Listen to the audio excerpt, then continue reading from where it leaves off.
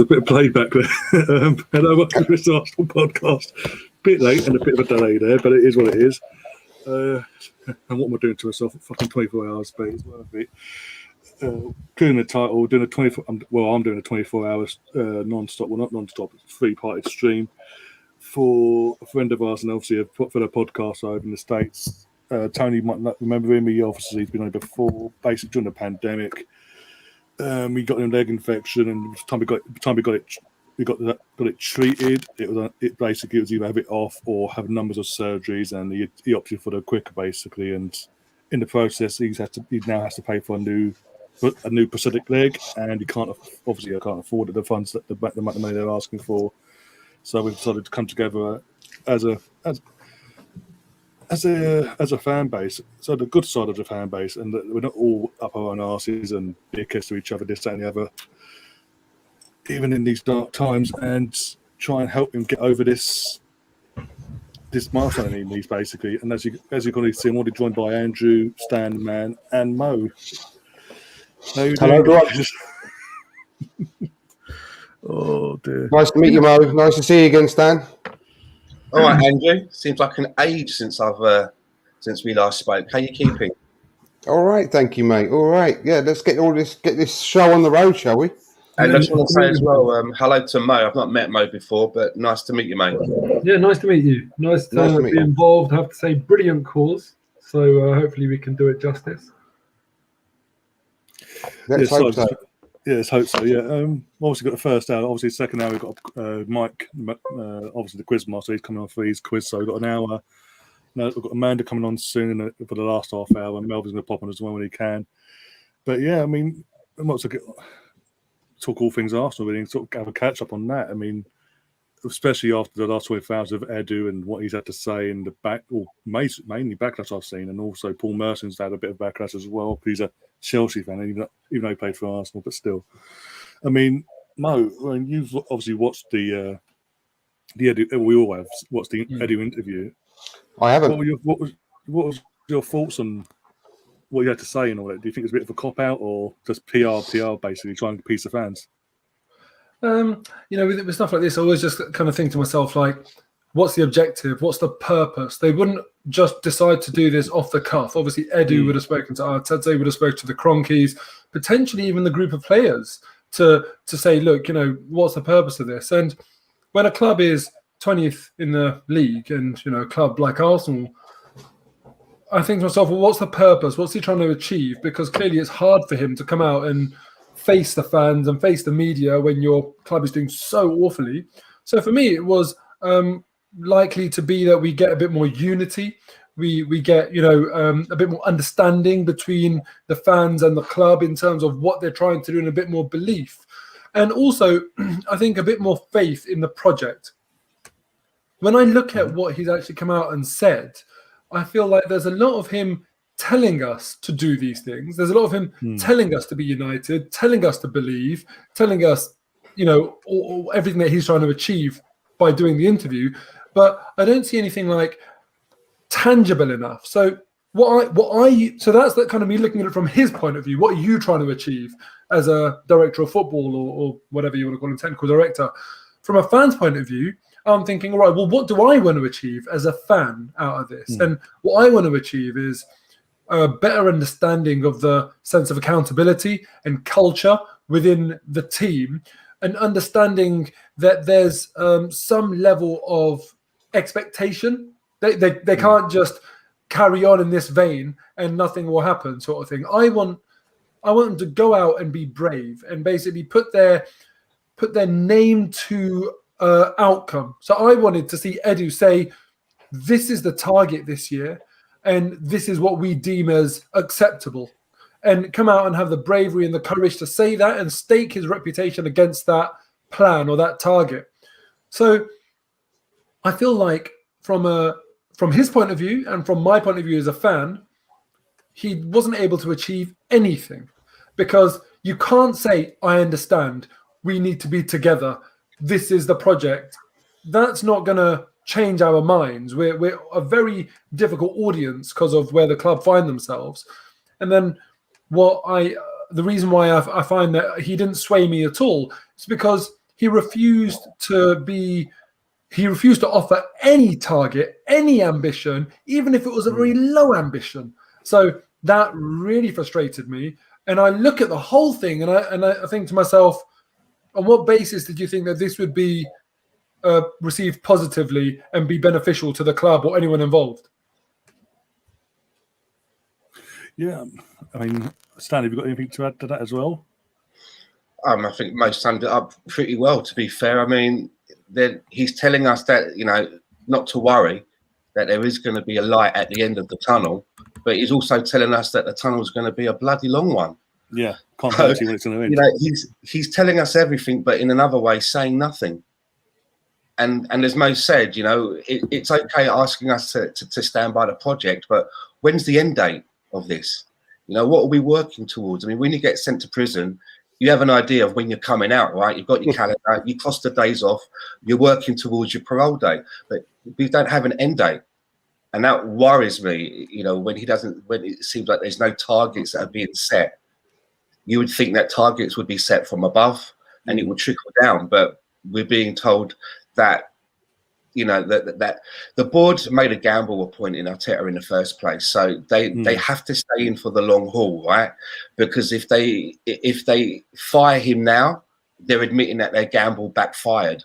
So they're in for the long haul, and for the board, I suppose, this has to work for them, because if it all goes pear-shaped, it's going to come back on them and their gamble that they've made. And it's a big gamble, right? Arsenal Football Club is a sizable wager to gamble.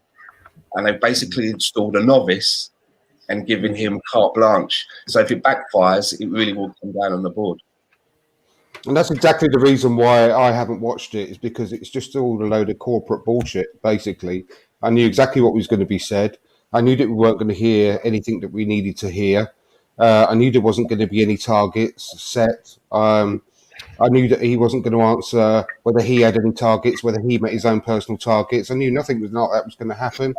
So I haven't actually bothered watching it. And that's the reason why, because I could tell what was going to be said before I'd even heard it. And, he wasn't even commit to like a target league position, anything, basically. So that's the reason why I abstained. He did say, I'm responsible for what we're doing. But you see, my frustration is, how do you measure someone's responsibility? Exactly. And he's completely neglected to be held accountable to any measure of his responsibility. That really frustrates me, because we as fans, we all hold players and managers, for example, to some level of responsibility through saying, Aubameyang, you have to get, let's say, 25 goals. Arteta, you have to finish top 6. We always do that. What makes him so special that he thinks that he has got that luxury of a huge institution like Arsenal to come out, sit there, face the world's media and kind of say, oh, I choose not to have any expectation on me to measure my success in my role. That's not the way it works. But that is a reflection of the rotten culture at our club, the fact that he comes out and feels that that's acceptable to do that. So, if I was Josh Kroenke, not on my watch, that would not be happening, that people can go out and sort of imply to the world's media that I am free to do as I want with no real repercussions. And again, that comes back to what we say about Stan Kroenke. And as a businessman, he doesn't show any intelligence of a businessman, let's be honest, in that side of things. I mean, he's been the full owner for 3-4 years now, give or take. And nothing's changed. Things are getting worse. Like the recruitment, there's clearly issues in recruitment. There's clearly issues with the fitness, the medical side of things, and this and that. There's so many issues behind the scenes that are not being addressed. And he's just happy. He's happy to just piss the money away. I mean, although he did well, he was part of Barcelona, so he must know what he's doing. That backfired. We'll go down the agent route. We'll tackle our bloody scouts, and then we hire new scouts 6 months later. There's no blueprint either to what the system is in place. I mean, they want to go down this sort of young route of 20 plus, 20, 23-year-olds. I've got a long future. This is fair enough, but they do need experience, and we got piled off as well in that interview of, well, we did try to get experience, but they didn't want to come. Well, there's a reason why they don't want to come. It's not just because of European football, because they see the mess that we are in at the moment as a club. No self-respecting player at this moment in time wants to come here, world class wise, and risk their reputation basically, and risk getting knocked out of the World Cup, their country's international team, like we've seen with Lacazette. When he came to us, he was a fully fledged international for France. Since he's literally been called up once, and then since then never been called up again for no reason whatsoever, apart from the fact he does, even when he was playing for Arsenal, scoring goals, he wasn't getting picked. And now other players will now see that and think, you know what, it ain't really worth it. Even with Arsenal throwing the money. This is another thing. It's not obviously Edu's fault. It's just a long-term thing that's happened. We're throwing big money, big money, in terms of wages, at mediocre players. Kolasinac straight away on a free gave him 90k. 300k for Mesut Ozil. You could say he sort of justified it maybe because of who he was. Apart from that, not really. Aubameyang, was it 300 or 250k, rising up to 300 and things like this. It's just players that we need to get off the books. We can't. I mean, Elneny, twice we got rid of him. Doesn't want to go because he doesn't want to take a pay cut. The only person that actually held his held up high was Willian at the end of the day. He took the pay cut. He literally sacrificed what was left of his contract and went back to Brazil. Everyone else is up. Well, we're happy here. We're happy here to sit back and soak up all the sun on the bench or the rain or whatever, because it's easy here. There's no pressure. There's no ambition. I mean, another thing I mentioned as well, we keep going on, is this non-negotiable bullshit that we ran down our throat for the last year. Yet we're seeing, obviously, we saw Willian going to broke what was at the time COVID regulations and all that. What was his punishment? No punishment. He got to play again. Yeah, Pepe gets a red card, gets hauled over the coals alive on national TV. Xhaka does the exact same thing. 7 days later, gets protected. I mean, and then obviously, and then he goes on to the Aubameyang North London derby, doesn't turn up, so he drops him and this, that, and you think, okay, fair enough, he's showing a bit of sternness there. But then Xhaka, somebody you don't want, somebody he doesn't want to be here, twerks with Mourinho on social media, and because you're not getting what you want, you activate a clause in his contract that extends his stay a bit longer with a pay rise. There's so much. There's so much wrong here, and to an extent, the big extent, Stan Kroenke and Josh are responsible for it because they're allowing it. They're allowing their money to get thrown at the wall basically and go down the drain and not be using the right areas at the right times. I mean, Melvin, you've obviously joined us, so we've a bit on like that. But what have you got to say about obviously what was said yesterday and what I've just said? I was like Andrew. Sorry, I'm late, gentlemen. No worries. I didn't bother to listen to it, read it, or anything because it doesn't. What matters is to me. What matters is what happens on the field and the transfer we've done. I mean, I'm not surprised that Amazon have chosen us to do a documentary on. It's car crash television, isn't it? I mean, they're perfect. I mean, it's like The Only Way is Essex on a football field, isn't it? I mean, we've got so many things that are going wrong that it must get everyone, even football people that are not football fans. I've got to look at this. This is unbelievable. They'll probably watch it once and think, what a lot of rubbish. I can't watch this again. And then go, I wonder what they did next week. How do they get on? They get beat again. Did the chairman really throw that money away? We have wasted more money than any other taking into account of inflation. I reckon we've wasted more money than any other football club in the top division ever. It's just unbelievable. And they said he was tight, the owner. Well, he's not been tight. He's actually spent the money, but spent badly. I mean, how did he get to the position he was in? He's a multi-millionaire. It's not all to do with his wife. He built up his own business as well, I believe. How did he get to that position and waste so much money and get it wrong? I mean, the Newcastle fans were spitting feathers about their owner because they weren't happy with what he did. What our owner's done is even worse. We've actually got to a position now, and I think you might have said it before, that we've got to bribe players with enormous wages to come and join us. We shouldn't have to do that, Arsenal. I mean, it's never been done before. Yeah, give good wages, give it what they're worth. And another thing is we pay players on what they've done, not what they're going to do.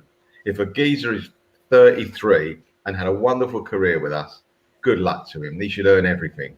But going on from 33 or 32 to 36, don't pay him more than you've paid him the last 6 years, because you're not gonna get value for money, are you? It makes sense. But we seem to do it, and we do it time and time again. And what's upset me over the last 3 or 4 years or 5 years, we don't learn by our mistakes. We do it again and again and again. And it's, when will this ever stop? I don't see it happening quickly, because it's got to stop at the top, and the top ain't going to change. Not as long as he's got breath in his lungs is he going to change it. It's like this is part of his jewels, if you like. He can't put a value on it. He doesn't need the money. So if it loses X, Y, Z, irrelevant to him. It's just something he's got. And if it goes down to 0, it's gone down to 0. Don't worry about it. We can pour more money in. And that's a sad state of affairs, I'm afraid. And can I just say one more thing as well? If we believe that Willian literally just walked away with without any money owing to him, then we'll be, more stupid than they believe we are. If we didn't pay him off at least half of what he was owed to walk away, I'll be absolutely gobsmacked. We'll just find out when we get a chance to have a look at the accounts one day in the future. You won't look at the accounts, Andrew. Exactly. I said if we ever get, that's what I mean. We'll never find out, but I bet you at least we paid him off half of what he was owed. Anyway, he's not such the kind sort of giver that we think he is, I'm sure. Well, at least he didn't sit around like some of the players are doing and just taking the money. Absolutely. At least he wants money or some money or whatever. At least he wants to play football. Yeah. It wasn't Willian that gave himself a 3-year contract. No. I'm not blaming Willian. I'm not blaming him. It's the club again. All I'm saying is there's no way. Anyway, you know what I mean. I'm not blaming him or anything. It's our fault entirely. But I'm sure we didn't just let he wouldn't walk away without a penny that he was owed for the next 2 years. It's another mess we've had to clear up. Basically, that's what I mean. Whether he gets paid or not get paid, does it really matter in the big picture? We've lost so much money. It doesn't matter, does it? I mean, it's irrelevant to what we're going to do in the next few weeks on the pitch. It's irrelevant, isn't it? Yeah. Yeah, and it looks like there will be a lot more money walking out of the door. We've got so many players now that are on the last year or so of their contracts, and Arsenal just seems so slow to get anything tied up. And just touching on what Ryan said a few moments ago, and there was quite a lot in what Ryan said, but I always felt that just touching on the extension of the Xhaka contract, what I don't understand is why it wasn't as if his contract was coming to an end immediately. We could have waited until the transfer window closed to make sure that nobody else might have come in and put a sniffer out or a little nibble to try and buy Xhaka. But I truly believe that one of the reasons that they gave him that contract before the window shut is just out of convenience and laziness. Had they found a new home for Xhaka, then that would have had to have pushed them into action. The club would have had to have gone out, and they would have had to have looked to find a replacement, and they don't want to do that. So it's a lot more convenient to just keep Xhaka where he is, right, and extend it. And he still had 2 years though, Stan. Sorry, 2 years he still had on his contract. Exactly, that's what I mean. I mean, why was there a rush to re-sign before the window closed? Anyone could have come in at the last minute, but if that had happened, Arsenal would have had to get up at their asses and find a replacement. And they don't want to do that. It's too much going on. They're like, not another problem to add to the pile. It's easier to just try and extend it. And Mikel Arteta told us when he came in that we shouldn't be convincing players to stay that don't want to be here. He said he talked to us about non-negotiables. Well, what he's done there, for me, it looks like a contradiction in what he says that his morals are. So, just touching on what the Edu interview, I'm glad in a way. I was a little bit shocked at some of the things he said, obviously not setting targets, but you know what? At least he didn't come out and just pay lip service, which is what they usually do. At least he didn't come out and say, we're going to get into the top 6. Europe's, is where we're heading, lads. At least he was a little bit honest about it, but it was a bit painful to hear a lot of it. I mean, I don't know what else to say on that, because otherwise start repeating ourselves and I'll start cheating. Go What about Another Saka one. scoring for England? That's good news. I was about to say, well, yeah, as of that, because obviously that's another reason why I was late. Got that out today as well. On his birthday as well, 20th birthday. Happy birthday to Saka as well. Yeah, fantastic. Yeah, first game back at Wembley after what happened and all the abuse and all that. He's obviously scored that goal, and obviously the most applauded. What's the final score? I didn't even bother to watch it. What's the final score? 4-0. Yes, Lingard scored a goal. Saka scored at the end. I didn't see who scored the first goal, but yeah. Saka got two assists and a goal. Saka did. Yeah. Yeah, he's Give up absolutely the man of the match. Good for him. Yeah. Brilliant. Yeah. And he got kicked off the park all the time. He got kicked all night as well, bless him. But if he didn't get man of the match, I'd be gobsmacked. He should have done. Yeah. Can I ask Mo a question, please, while he's here? Yeah, go on. Mo, I'd like to ask you something. What's your thoughts, Mo, on we're being told about the way that this project is going now? It's Project Youth. They're looking at players, that are at a certain age profile. We seem to be now staying away from trying to bring in quick fixes like players like Liechtensteiner, for example. What's your thoughts on where this project is going and looking at this age profile and trying to put our eggs in a basket further down the road rather than looking at results now?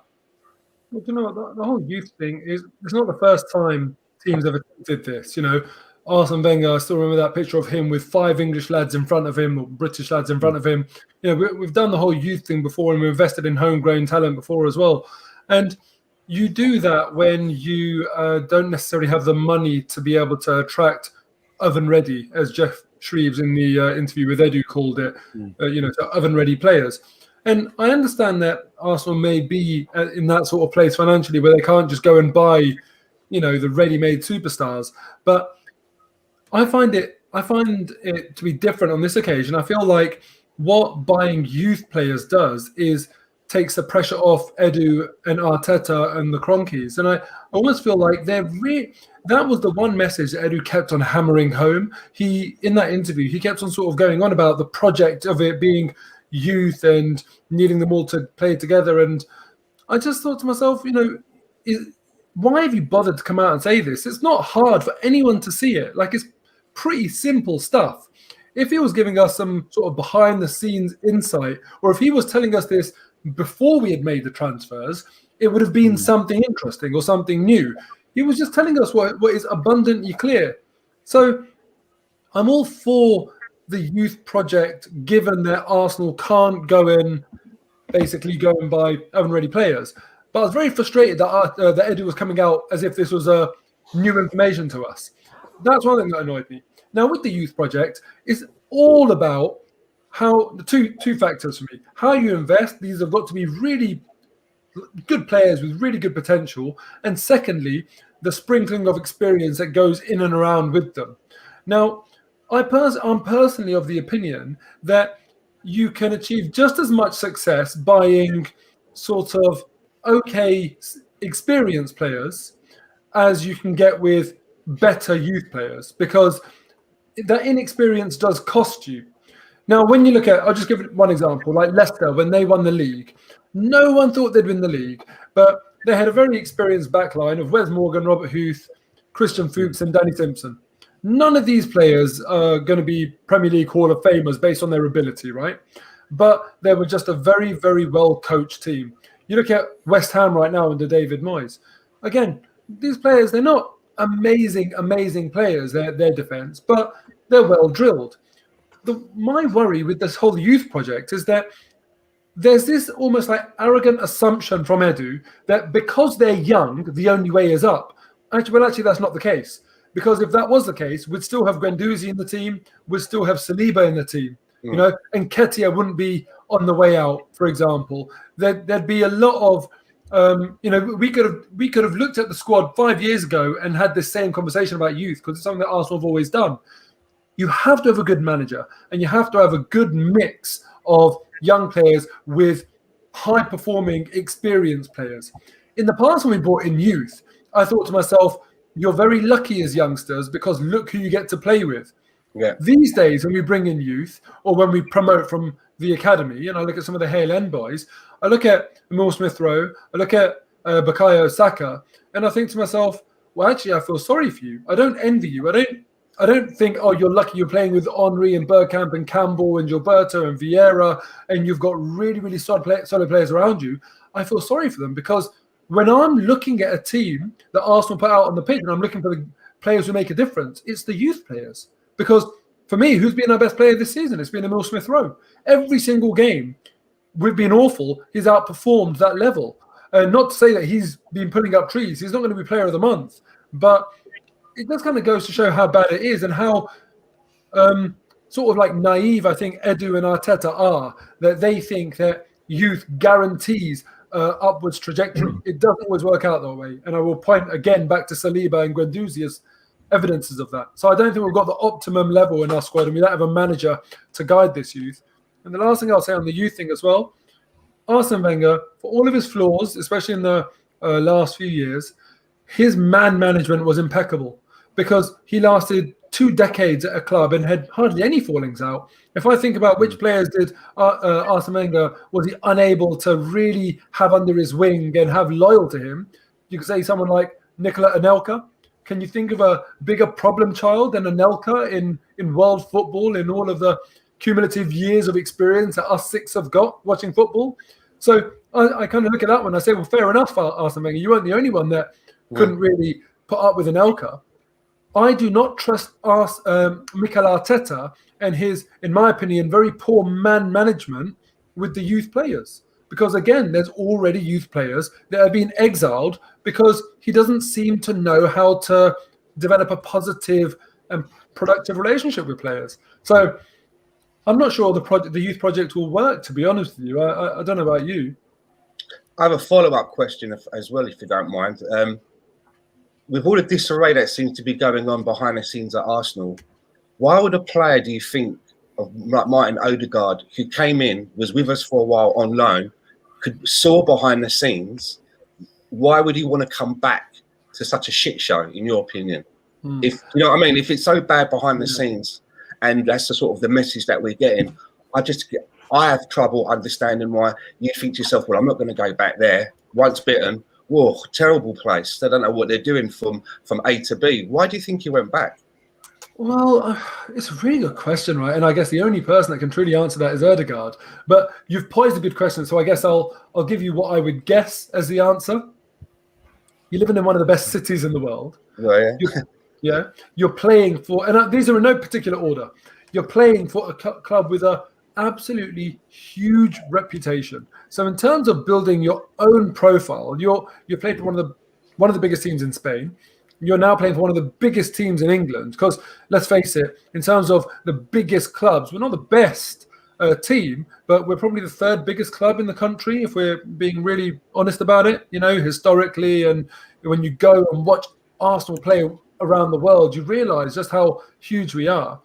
And then also you get both of those benefits. You're very well paid as well. So that's 3 benefits, all in return for very little pressure. So I look at it and I say to myself, would his international compatriot Haaland come to Arsenal? I don't think so, because for all of the 3 benefits that I've given you, I think he's probably thinking, no, I'm better than that, and I'm more ambitious than what I think Arsenal are. But for Odegaard, I don't expect him to drastically change our fortunes, and I think that this is perhaps just his level. He feels comfortable here and is happy being in more of a comfortable situation. That's my thoughts on it personally. Hello, everyone. Hello.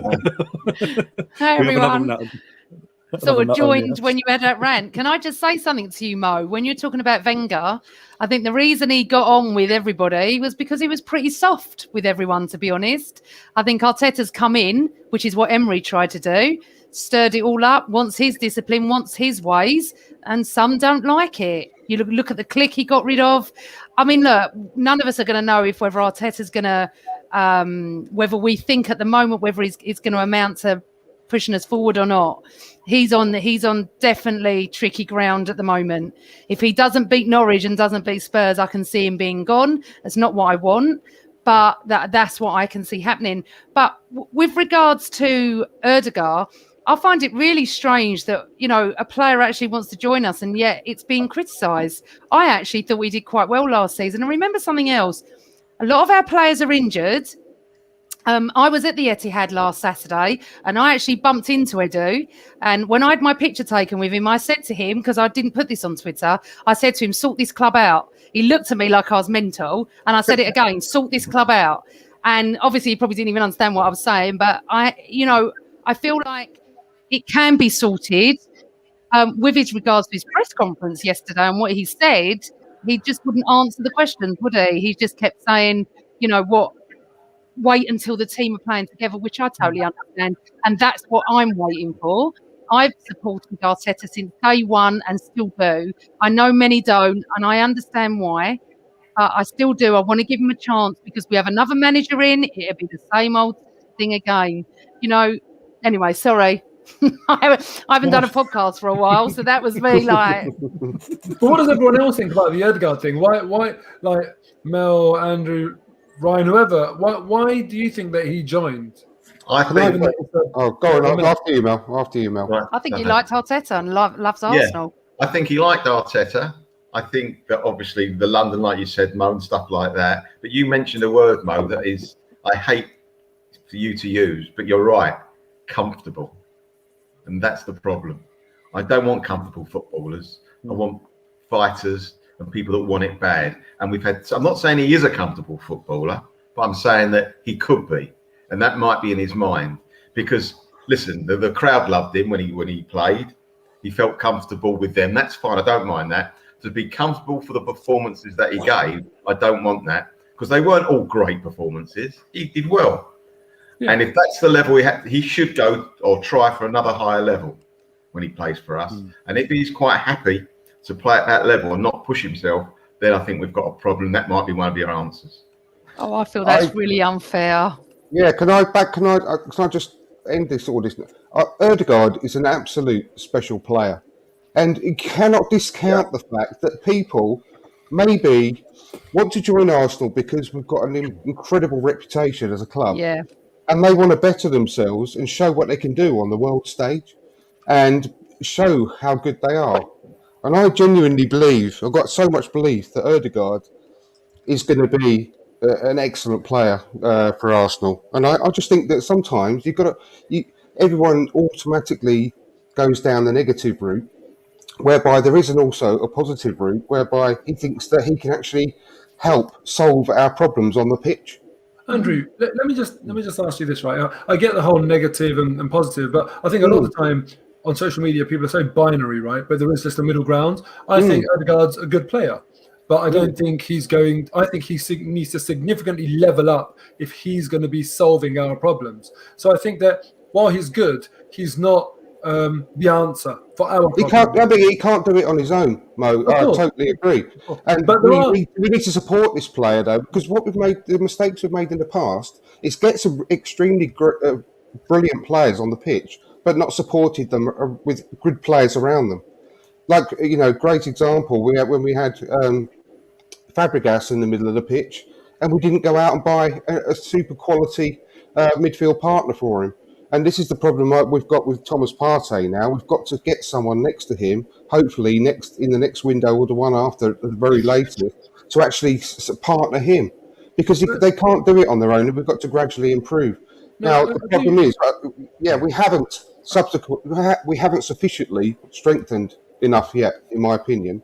But Martin Odegaard is one of those players who will be able to lift us as long as we continue this development process, because we're not there yet. Andrew, I hope you're right, but you said the word special player, and that's where I think I wouldn't put him in that category. You also mentioned Fabregas.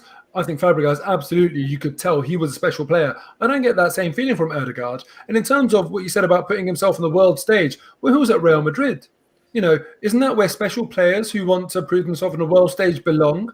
The fact that Real Madrid allowed him to leave, and also the fact that, to my knowledge, there's no sort of buyback clause or anything of that nature as well. I think that, as I said, I think Arsenal's potentially his level, and unfortunately, Real Madrid are perhaps a level above him. And, so, yeah, I like him as a player. And also I like him as a person. I think he seems like a really nice, relaxed guy, but I just don't see him pulling up trees, unfortunately. He's a leader on the pitch as well, I'm going to say. And he only played, I think, if I'm right in saying, 11 games at Real Madrid, something along those lines, in all the time he's been there. He's never been able to get into the team because, let's face it, they're not there at the moment now. They've gone off a cliff, the same as Barcelona pretty much. But he's always had amazing, incredible players that he's never been able to push his way into. But when he did have a season, because one of the only full seasons he's had, apart from the season he had in the Netherlands as well on loan, he was one of the best players in La Liga for Real Sociedad. He was widely recognised as one of the best players in the Liga during that season. He had some good statistics as well, so he showed what he could do then. But he never been able to break into the Real Madrid team. It's not because he's a rubbish player. I totally believe I'm not saying he's rubbish. I think he's good. Yeah, no, he's only going to get better. He's 22 years old. But exactly. The thing is, he's a leader on the pitch as well. We've seen that in the short period of time he had. But when he was with us last season, don't forget, it wasn't 6 months. It was only about 4 months he was with us in the end. And he spent half of that time injured after that shocking injury he had on international duty on his ankle, which was worse than people thought. He got rushed back like we normally do, and he wasn't quite the same standard afterwards. But the time he spent here, don't forget, he scored against Spurs, which is always going to put him in people's hearts. But I just hope that people just give him some time to settle. He will show what he can do over the coming period. But we're not there yet as a team. We've got a quite good starting 11 now. And whether Arteta is going to be able to get the best out of them, it remains to be seen. But whilst he's still manager, obviously, he still have my full support until the day he leaves. Because if he's doing well, then Arsenal are doing well. And why would Odegaard join Arsenal? Because we're the greatest club in the world, for crying out loud. I've got a question for you guys then, yeah? Who do you think has got the highest ceiling? Who's got more potential, Odegaard or Emil Smith-Rowe? To me, it's Smith-Rowe. Totally different players. They don't play the same way. I get they're different players, but just in terms of pound for pound, higher potential. It's a real tough one. That's a hard one because they're not the same sort of player. Yeah. No, but what I'm saying is that pound for pound. So we could even compare Haaland to Ramsdale, for example. I'd say Haaland has got higher potential. So I know it's very hard in football to get players that are exactly so identical that you can say that. But I'm just saying, given who they are in their own respect, who's got the high potential? They're both going to get in the World 11. That's what I'm saying. I don't think there's very much between them. In my opinion of where I think they could go in the game. Personally, I don't think there's very much in it at all. Why don't we actually cheer the fact that a player of his caliber actually wants to come to us? I think we should be a little bit more. I know it's very hard at the moment. I totally get it, and it's frustrating. And obviously, you all watched the game last week. Being at the game last Saturday and watching what we saw, very, very upsetting. They didn't see much fight. Half of them didn't even know what they were doing. Does that come down to the caliber of the player or the coaching staff? A lot of people will say this is down to Arteta, but he's played Chelsea and City, two fantastic teams. Seen both of them, and I think we've just got to give him a chance. We've got Norwich at home. That is massive for him. Yeah. Forget Tottenham. Norwich is beyond massive because forget if we haven't scored a goal, got a point, nothing. It's embarrassing. And thank God it's at the beginning of the season. But it's hard because I've supported him from day one. I just want it to work. He's had loads of injuries. Partey's injury has been massive for him. Because that midfield, the only thing that I will say, because I wanted to say this, I'm actually really upset with the club that they have extended Xhaka's contract. That for me, I don't get, I don't understand, and I don't want him playing for my club. But saying that, I will support him, absolutely support anyone that puts the shirt on. But I don't understand that. But just going back to Odegaard, the fact that he wanted to come to us. We don't pay the highest wages, remember that, and we're not in Europe, and we're a bit shaky at the moment. The fact that he wants to come should be applauded. Totally True, agree. but I can't, we do pay the highest wages, don't we? Well, No. I'm not sure he's getting the highest wages he probably could have got elsewhere. Look, we don't know what goes on behind the scenes. I've always said this. No one knows anything. Okay, why he came, how much he's paid and everything. Yeah. All I will say is I think one of our biggest problems, and has been since he signed his contract, is what is going on with Aubameyang. I mean, literally, I still do not understand that the week before he signed, he was world class. The week he signed, from then on, he couldn't hit a barn door. And I don't understand. Obviously, there was personal issues, but that has long gone. And I think that's our worry at the moment. Well, I don't get. Can I just interrupt and say thank you to the Arsenal Lounge for giving us £17.99. That's what we're here for tonight. Don't forget. Yes, to donate. Please keep the donations coming in. The link is in the description, Really and the guys Thank are keeping it rolling in the chat as well, in the link as well. So yeah, thank you for that. But in terms of what Amanda said about Granit, I think that's the whole situation. The whole sudden U-turn of Granit. Obviously, it was at the door. We all saw the memes as well. Like, oh no, he's gone. Oh well, we move on. And then suddenly there's a U-turn. No, he's staying, and not as he's staying, he's getting a new bit of a pay rise, a year of an extra option of another year as well. And it's like, well, hang on, we're meant to go. You're telling us we're going for lots of Bashoon or this, that, and the other, but then you're backtracking, and you're also this, as we were saying earlier about the non-negotiables. He's like, we've seen the video as well of him and Ian Wright having a chat, and one of Ian Wright's things is like, I don't want to have to convince someone to stay or to convince someone or try and convince someone to come. Well, hang on. Why is Granit getting such different treatment then? Because he was literally twerking after Switzerland got knocked out. He was on social media twerking with Mourinho, chatting publicly. He still is. Maybe he wasn't wanted. And maybe someone's just put in the chat, Demsek said that they signed him so they can sell him after when he signed his contract. Who knows what goes on in football? It's not making him any more sellable, though, is it? It's making him made him less sellable than if anything. Well, especially since then, his performances, because it got worse. Well, not just because of that, because he's going to be on a marginally more than he was before, and he's got a longer contract. So it's not going to make him easier to sell next summer, is it? And he still had 2 years left on his contract. I will never, ever understand that decision in a million years, because he still had 2 years left, for crying out loud. And the window was still open. I know. Why not wait until out the window and then just let him? I mean, just try and sell him with a year left.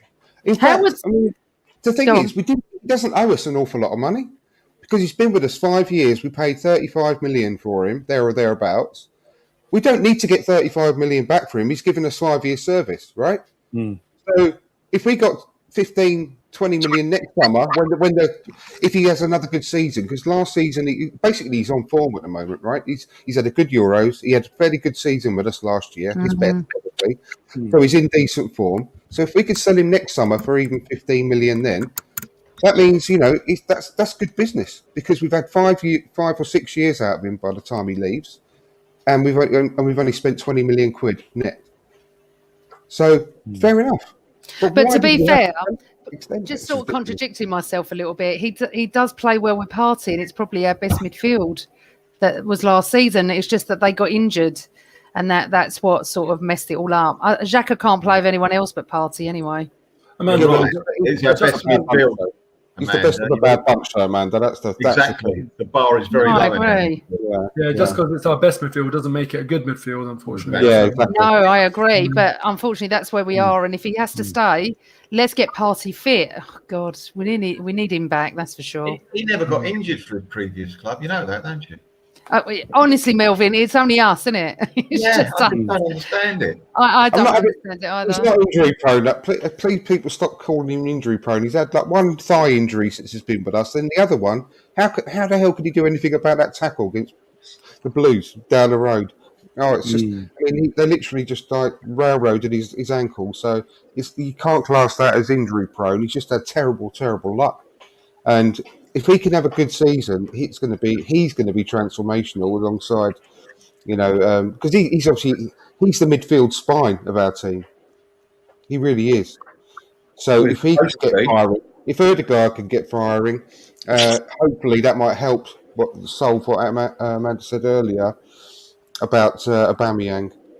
How does anyone feel about if Serge Aurier came? Oh, please, I'll be sick in my mouth. No. Yeah. Not a fan personally. I think no. I've seen him play some games where I think to myself, he looks like a world beater. He looks like, no one can stop him. And then when someone has got that much ability, where you watch them and they blow you away like that, and then you see them going from club to club to club, you realize there's something a lot deeper, a lot more to be said about that person. And I'd like to just avoid that character entirely. There have been pictures of him in the past, before he joined Tottenham, where he was pictured with an Arsenal shirt and sort of like almost begging for the move. Now, he was employed somewhere. That's just a disrespectful thing to be doing. And even when you're the beneficiaries, you don't care so much because, as Arsenal fans, we're like, like we were just saying, let's be happy that Odegaard wanted to come to us. We could have said that about Aurier back then. Let's be happy that he wants to come to us. But I think there's a certain way of doing things. And Odegaard conducted himself with class. He never spoke about it or did anything silly. Aurier, on the other hand, I think he lacks that class and that sort of professionalism. He makes I more agree. mistakes than Xhaka. If you think Xhaka makes mistakes, he makes 10 times more mistakes. It's a mistake won't happen every game. I'm normally like, I give players a chance. I don't want him anywhere near our club, so I'm glad you all said that. Because I don't. Again, that would be, for me, that would just be a very convenient signing and another display of the club just being lazy. Last thing we need is yet another right back as well. Well, we've only got 17 of them as it is, We're like collecting them and putting them on the wall or something. Just 17? So it's not more. Oh dear! Even Dempsey could chat saying even Alwar is a no go for him as well. He's the next Anelka, like what we was talking about earlier. His brother is a major issue in his career. So I don't actually want him anywhere near the club because he wouldn't last 5 minutes with the problems that he'd cause as well. We'd all be hating him. I don't know. He's a great player potentially, but no. The baggage that go around him, I really don't like the look of it at all. Yeah. We've built this player up. I mean, apart from the championships, he looked outstanding. He's a good player. Really good player. I didn't see anything else in him. I never heard of him before the championship, to be honest with you. But he was outstanding. I mean, if I'd never seen Xhaka, I would have thought he was a good player just looking at the championships. Was he the player that scored against Ajax when Spurs went into the Champions League? Was he in the last second, or is that a different Spurs player? That was Lucas Moura. Lucas Moura. Oh, got the wrong one. You got a hat trick, didn't you? Yeah, Moura. Got a hat trick. Lucas Moura. That was a night I wanted to get quickly. Oh my God, I know. Thanks for reminding me about that. I mentioned it on this Sorry. Nights after that. Wasn't that awful? That build up to that Champions League final. I had a bit of stick in my mouth that night and all, to be fair. It was like watching the third goal, their winning goal, Spurs. I watched it going so slowly. I was like on a different planet. I was going, no. And whatever I was saying or doing, it was like the demons were hitting me. No, that's bad. You remind me of that. The good thing that went in our favour was Liverpool lost the Champions League final the year before with Ramos and all that nonsense. So they were like they weren't going to lose that final. Although I felt Spurs were probably going to do it. Thank God they didn't. But anyway, moving on. We wouldn't be here now, would we? We'd be looking at the I'll be watching rugby. Tottenham winning the final isn't normal, Amanda. They ever won a cup final in 2008. I know. Anyway, FA Cup. I was 2 when they won their last FA Cup. That's how long it's been for them. Oh dear God! Can I ask you guys a question, please? Go on, yeah. In the 3 league games that we've played so far this season, we've played terrible. There's been times when the team doesn't even look like they've played together before. But in the middle of all of that, we played against West Bromwich Albion, and yes, I know that they didn't field their strongest team. But when I watched that game, we were playing football. Arsenal looked like they were playing football. There was some organisation, that people were on the same page, and I wondered why there was such a vast difference in the way that we looked like we had some organisation against West Bromwich Albion to looking like there was none. in hardly any of the other league games that we've played. I was there, and I could tell you that they were playing such a high line with their under-18s team, West Brom, that we were just exploiting it time after time after time, and it made it look extremely exciting. And it was. It was amazing to be there. The atmosphere was incredible. Amazing to be back in the away end again after all this time. It was electric, and our fans were amazing. But it looked easy because it was easy at the end of the day, mate. They were literally defending on the halfway line, and it was just a piece of cake to pass through them with ease.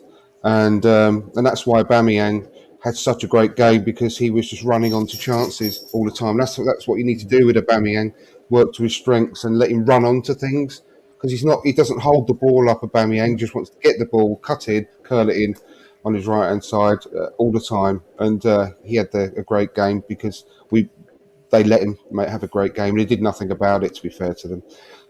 It was just men against boys, quite literally. But you know what's interesting? Do you remember the first, I know it sounds funny, but the first 6 minutes at the Etihad, we're all over him. It was bizarre. It really was. I was like, I was sitting with the Man City lot, and I was gobsmacked, because I'd said to them all, if you don't beat us by 7-0, you should be disgusted with yourselves. And they went, oh, don't be ridiculous. You've just beaten West Brom. And I went, no, seriously. You won't even have to get out of first gear. And obviously goal after goal. And they looked at me and I went, well, you should really have got 7, shouldn't you? I said, but at first 6 minutes, we looked all right.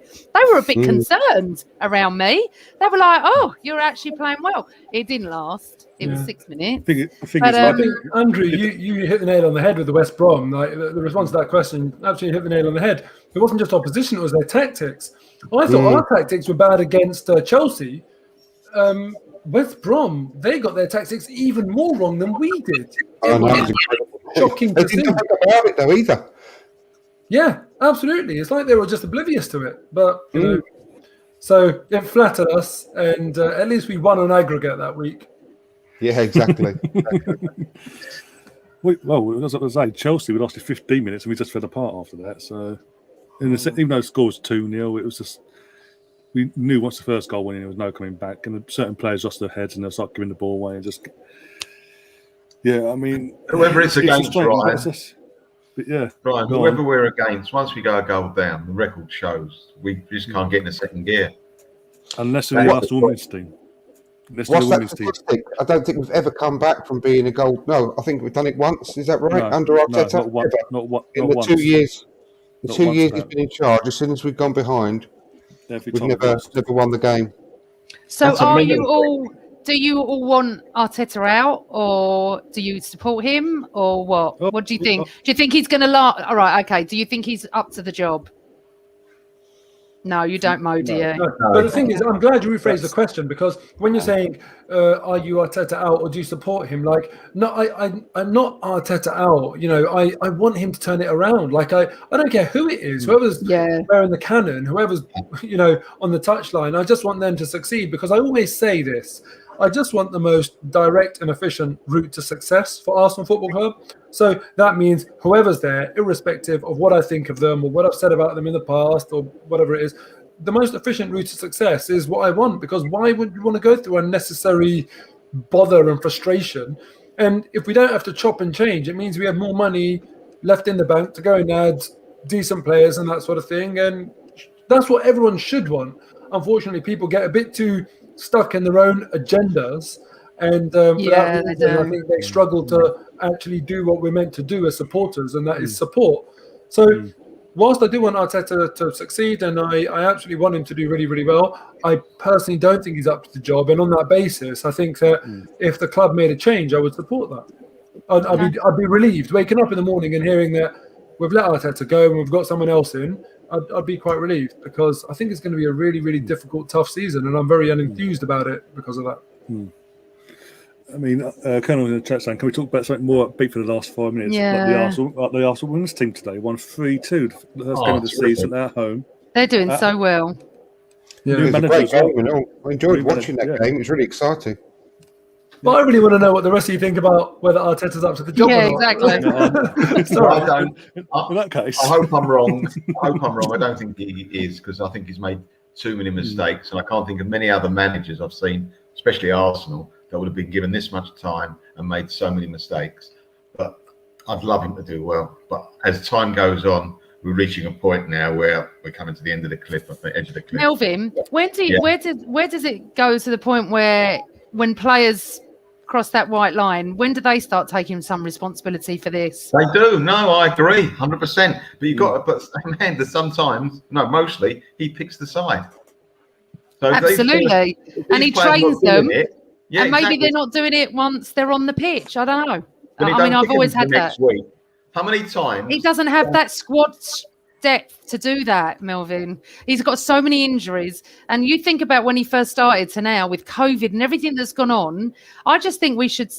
I know you all support him, and I understand exactly what Mo's saying. I absolutely... No one cares who's in charge as long as we win. We just don't care. There's no agenda against Arteta at all. You might not like his tactics and who he plays and whatever, and subs and everything. I understand that, and I'm glad I rephrased it, because I know it's not an Arteta out thing. It's just who's the best manager, and everyone's entitled to their opinion.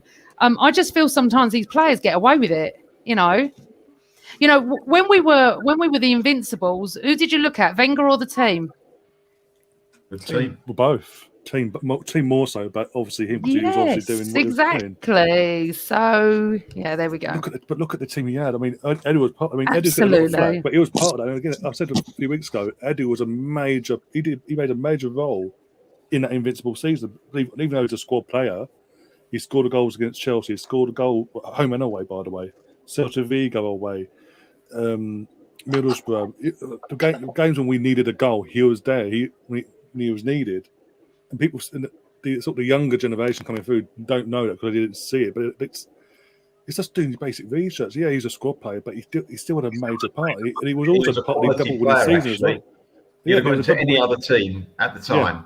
Yeah. I was genuinely gutted. Player, and he was unlucky. He didn't play a lot more for us, a lot more games for us. Yeah, I was genuinely gutted when we let him go in 2005 because I thought he was that good. He was that good of a squad player.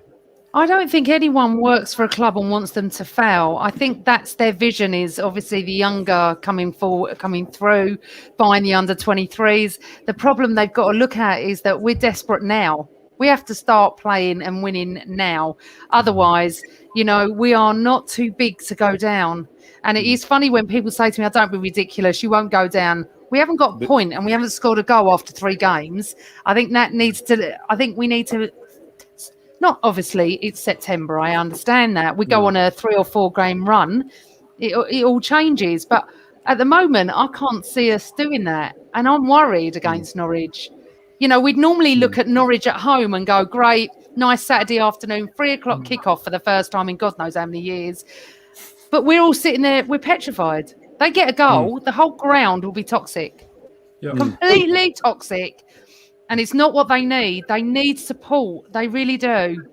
That's, I think, a lot of their problems, and we're talking about Arteta here, is the fact that when the biggest part of why you pay so much to a manager each year as a salary is for those moments when you go a goal down and what they can actually do to help bring that around. Not just by standing on the side of the pitch billowing, but when, for example, against Man City, Xhaka himself off the pitch. He didn't make any changes until half time. We had another 15 minutes of the half to go, and we technically had no midfield. We just had a load of number 10s running around in the middle of the park. And you know what Man City did? They rip you apart with their midfield, dragging you left, right, and centre, creating the holes, and that's how they score their goals.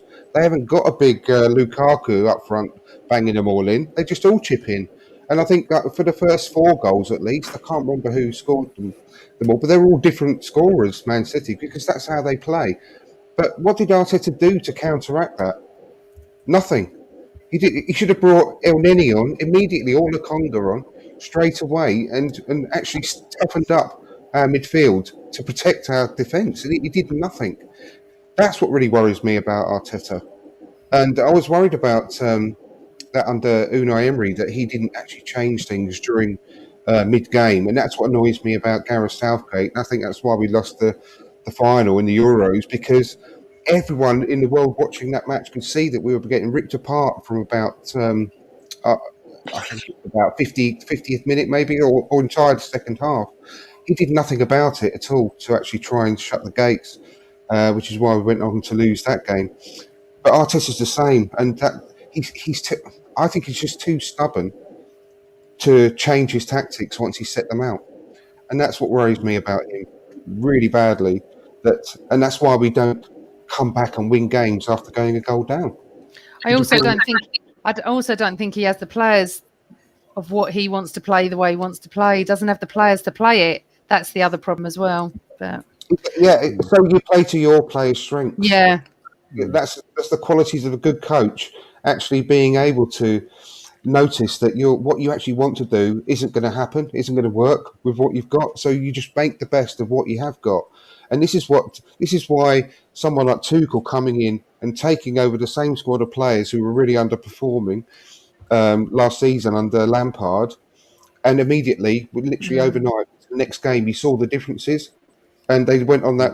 I don't think they were lost a game since then, did they? After one or two games, maybe, and they weren't letting any goals in all of a sudden with the same group of players that Lampard had. It's all about. We beat them. Yeah, that's right. You did. We did. Thank you very much.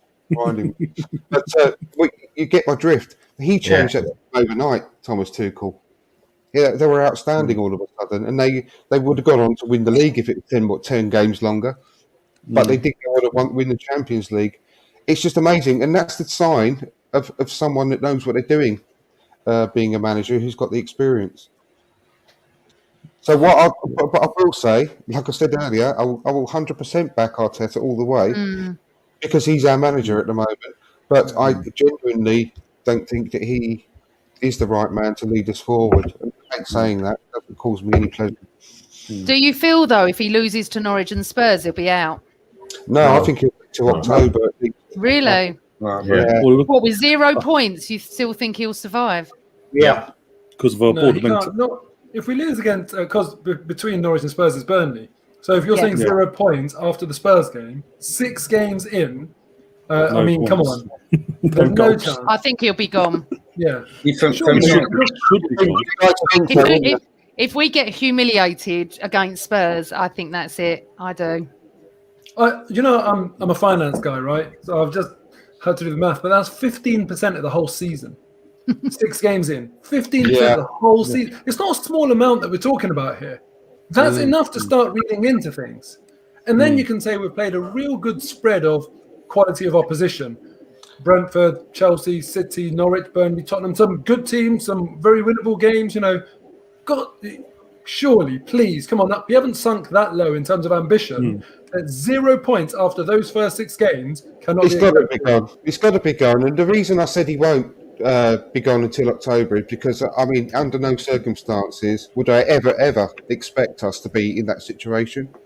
I'm 100% sure we're gonna batter Norwich on Monday, but that's what we're going to do on Monday. Monday, Saturday. Next Saturday, not Monday. Apologies. I'm absolutely positive we're going to batter them, but that is the least we can expect against Norwich as a fan base. If we did lose by some miracle against Norwich, which it's not beyond the realms of possibility, but he's had 2 weeks to prepare for the game, for crying out loud.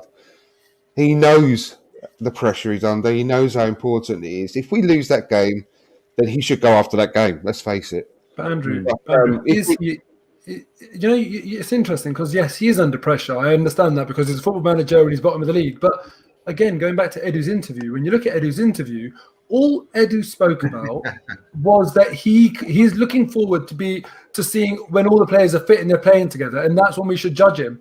If I'm the manager, that takes the pressure off me because I'm like, oh, well, until then, I don't think there's enough pressure on him internally. Mate, honestly, I've been banging the drum about getting in Luis Campos ever since the day he left Lille, and he's the guy we need into the club. He will be the best signing we could have made in the last decade if we can get him into the club.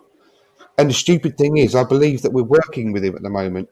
For his network of scouts, he's actually connected to the club in some kind of consultancy basis. We're utilising his scouting at the moment.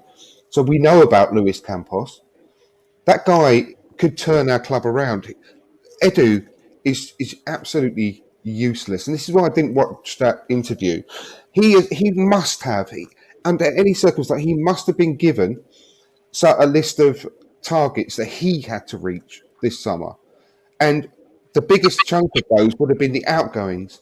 And I had a guy on my well-connected guy on my show on Wednesday, Sammy from the Daily Gooner, and he said, I can't remember how he knew this information, but he said that through a network of agents across the UK, none of them were saying that Arsenal were pimping out their players and pushing out their players to clubs, saying, look, these guys are available.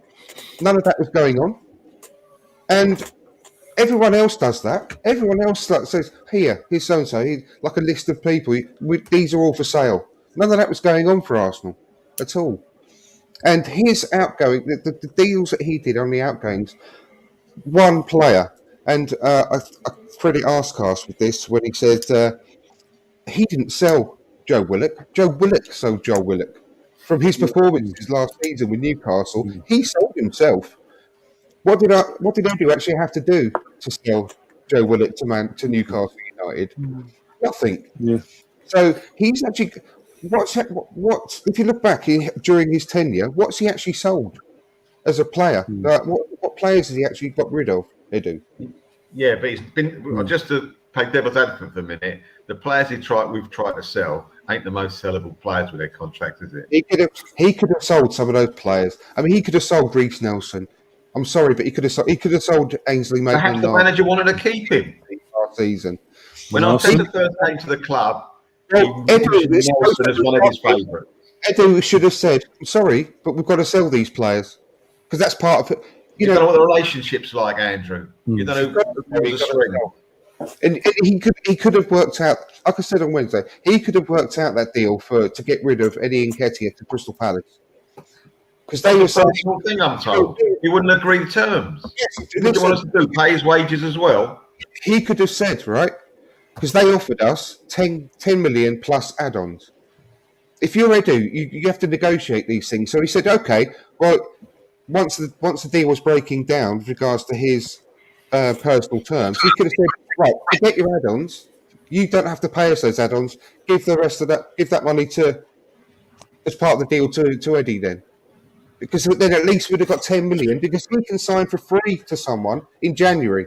So it's either getting 10 million now or risk losing him for free in January because he can sign a pre-contract with the German club then.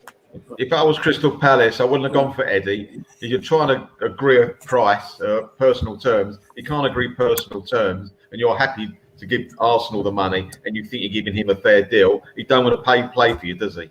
It's as simple as that. I'm talking about Edu's job here. He has to work harder, mate. I'm not denying anything that you're saying, but he has done a rubbish job of selling our players. But Andrew, I think you make a good point. But then I'd put it back and say, well, can anyone say what Edu's best achievement in the role is to date? Martinelli, perhaps. But was Kajigal, wasn't it? Oh, was it? I thought it was. Yeah.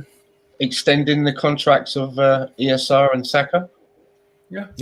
Good shout. That was a no-brainer, wasn't it? Yeah. Had he not done that, he would have got the sack, surely. So, sure. Can anyone beat that? Can anyone trump that? Because I don't think that's a great achievement in how long he's been here. It's the only thing I can think of.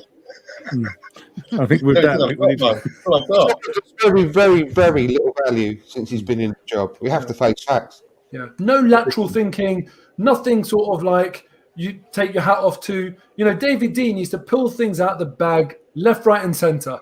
And you'd say, do you know what? Yeah, this guy, he knows what he's doing. Yeah, but Mo, that was different days, different times then. I knew David Dean quite well, and it's just so different, the mid-80s to now. Even when Wenger's, it is so different. Sure, but still, top four was never an issue.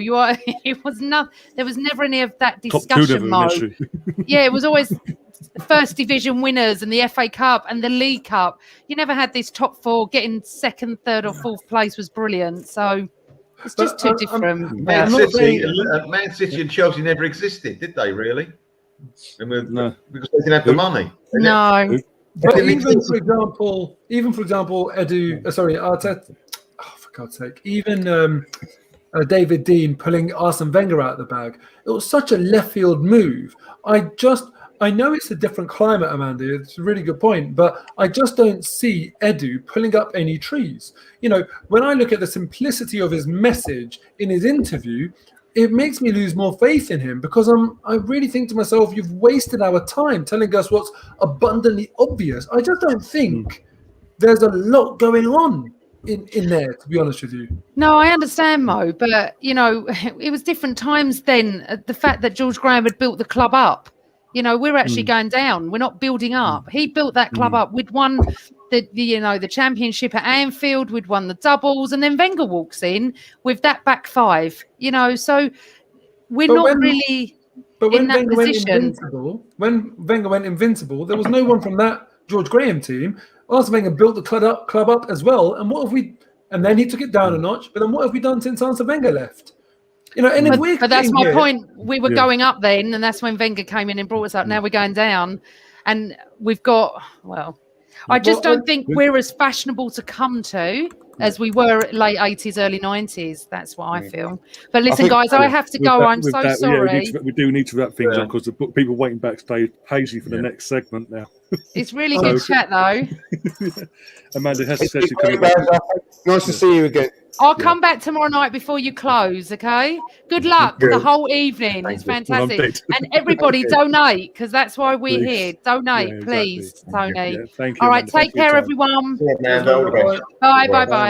Bye. Yes, thanks for having me on, Ryan. Nice to have met Amanda and Mo for the first time. Before I go, I'd just like to remind everybody why we're here. We're here for Tony. Some of you may not have known, earlier on in the year, he got an infection in his foot, went into hospital, and originally the doctor was talking to him about just having a toe off. But then the doctor said that he wanted to have a second opinion on that. And then they made a decision that they were going to take his leg from the knee down. So, you know, we're talking about a guy that's had both his legs for him for most of his life, all his life to his 30s. And now all of a sudden, you know, he's now down a leg. And I've got to tell you, I've known Tony for quite some time. You can find him on the Arsenal fan circle. And you wouldn't think, right, by his attitude that he's just gone through all of this. He also lost his grandmother who he looks after, who depended on him as well. And you watch him on the podcast, and I talk to him sometimes on messages, and he is a little bit of an inspiration for me because, you know, we all have these bad days at work, and you come home and you think that everything's going shit for yourself. And then I see what's happening with Tony and how he's handling it. And it makes me feel a bit stupid, actually, for just feeling sorry for myself, you know, when these little things go wrong. So if we can all put in a $5 or a $10 and go some way to helping Tony get his new peg, it's really going to help him get out and about. And he has quite a big property that he has to look after as well.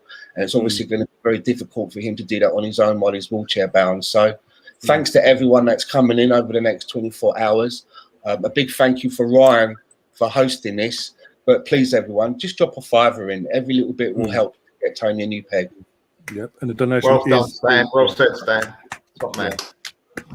And as I said, the donation is in the description for all 3 set of links we're going to do tonight. And the guys in the chat will be continually putting the link in the chat as well to keep the new people up to date as well. So yeah, anything you possibly can. I know it's hard to answer us all, but as I said, $5, $10, anything. But yeah, thanks, Stan, for coming on, and appreciate your time. I hope I'll get you back in the next 24 hours. See you quite a few times in the next 24 hours. I'll be back on this link at some point over the next 24 hours to keep company down. I'll be see you later, Stan. Nice to see you again, mate. Take care, everyone. Yeah, and Mo, thank you as well for your time as well. No, yeah. Lovely to meet you. Been real. Yeah, likewise, Andrew. Likewise. Hopefully, I'll see you at an away game if you're regular as well at some point. And hope so. Have a little chat then. All right, pleasure. Best of luck. Really hope it goes well and we get that prosthetic for everyone. So, all right, take care. Take care. Right. Bye. Right, now I can bring the other guys. It's literally been bloody hell. We're a bit late. 20 minutes. Yeah, 24 hours to kill. I've got 24 hours to kill. Give me time. Yeah, but pick on. Oh dear. Don't laugh, you cry. Just bring everyone in now. Here we go. If it lets me. There we go. Here we go. Now I've got the veins mic'd. So, top. Can you hear me, So, Ryan? Yeah, I can hear you. Can you hear us? Yeah, but I've got a microphone problem, so I'm glad you can hear me. Right. Good evening, all. Mark, if you Good want to take evening. over and sort of introduce the quiz and all that, and let all the new people know what it's all about. Yeah, absolutely. Well, hey, everybody. Thanks for tuning in, and thanks for the opportunity, Ryan. I super appreciate it, and let's all just keep our focus on Tony today and encourage people to give when they can, even if it's just a small amount. It all adds up. So anyway, we've got this Who Am I quiz that we've been doing for a few years. All these guys know about it. I'm just going to run through it super quickly for the people watching that have not seen this quiz before. It's a little different. So what happens is we've got 38 questions, like a 38-game season, broken down into 4 questions per month, so to speak. And each question is either an Arsenal question. The first one's an Arsenal question, someone that's played for Arsenal or plays for Arsenal. And then the next question is world football, which is essentially somebody who has never played for Arsenal, doesn't play for Arsenal. And we flip-flop back and forth, Arsenal, world football. I read out 5 clues one at a time, and I'll pause in between. And these guys will shout out the answer when they think that they know what the answer is. At that point, the question is over, and all the other guys will get points based on thumbs up and thumbs down. And if I can ask you guys a favour today, if you could keep your thumbs up and down just for a little while longer. I know Danny loves to do that, and so because I've got a lot of people on the screen, I've got to figure out who's who. So be patient with me. And then the point system is, let's say for example that Danny answers correctly, he gets 3 points if he's right. If he's wrong, he gets none. Everybody else gets 1 if they're right, and 0 if they're wrong. If any of these guys want to chime in after the first clue, during the first clue, they get 5 if they're right, but they get -2 if they're wrong, to discourage them from doing that all the time. Do we hear that, Ryan? Well, just me. All right, you guys want to? I'm only here to finish last. Yeah, this is a tactical game. You can actually win this quiz. I don't think it's been done, but you can win this quiz by never answering a question, just doing this correctly every time. So it gets tactical. But we got quite a few winners on here. A lot of these guys have won before, if not all of them. So let's crack on. Let's get with it. This is the first question in August, which is an Arsenal question. Question number 1. Clue number 1. Over 500,000 followers. Arsenal question, yeah. Arsenal. Over 500,000 followers. Clue number. That's Danny, isn't it? That's Danny. He's on 498,000, so it's not Danny. Sorry, Danny. All right, clue number 2. Plays with Pinkhead. Plays with Pinkhead. Black and blonde. Who's Pinkhead? Clue number 3. Name is both a boy's and a girl's name. Gail Clichy. Gail I was going to say somebody else, and I think I might be right, and I'm going to be gay. Pinkhead is Rappione, isn't it? And the person's Alex Scott. I think it's Tobin Oh, giving Heath. it away. I think it might be Tobin Heath, actually. I was going to say Tobin Heath, but anyway. That's who I was trying to think of. So I'm going no anyway. Yeah, thank you for that. Great start. I've got off to my best possible start here. Yeah. Thanks, Danny. Okay, we'll find out if it's Gail Clichy. Gail is a girl's name, and I suppose it's a boy's name as well, right? So anyway, let's find out. Clue number 4 is last name is same as the name that partnered Graham Sharp. Graham Sharp. Right. It's Tobin bloody Heath, isn't it? Thanks, Andrew. It's cost me 3 points. Clue number 5, new signing. Richard's right. He gets no point, but he gets his 1 point. It's Tobin Heath, who's just signed for Arsenal. He gets the moral victory. I don't want a moral victory. I want 3 points for a victory. That's what I want. Who did you say Pinkhead was, or whatever it was? Rapinoe. Megan Rapinoe. Oh, of course. Yeah. Of course. Absolute tool of a human being. Can people stop shouting out wrong answers? It's kind of annoying.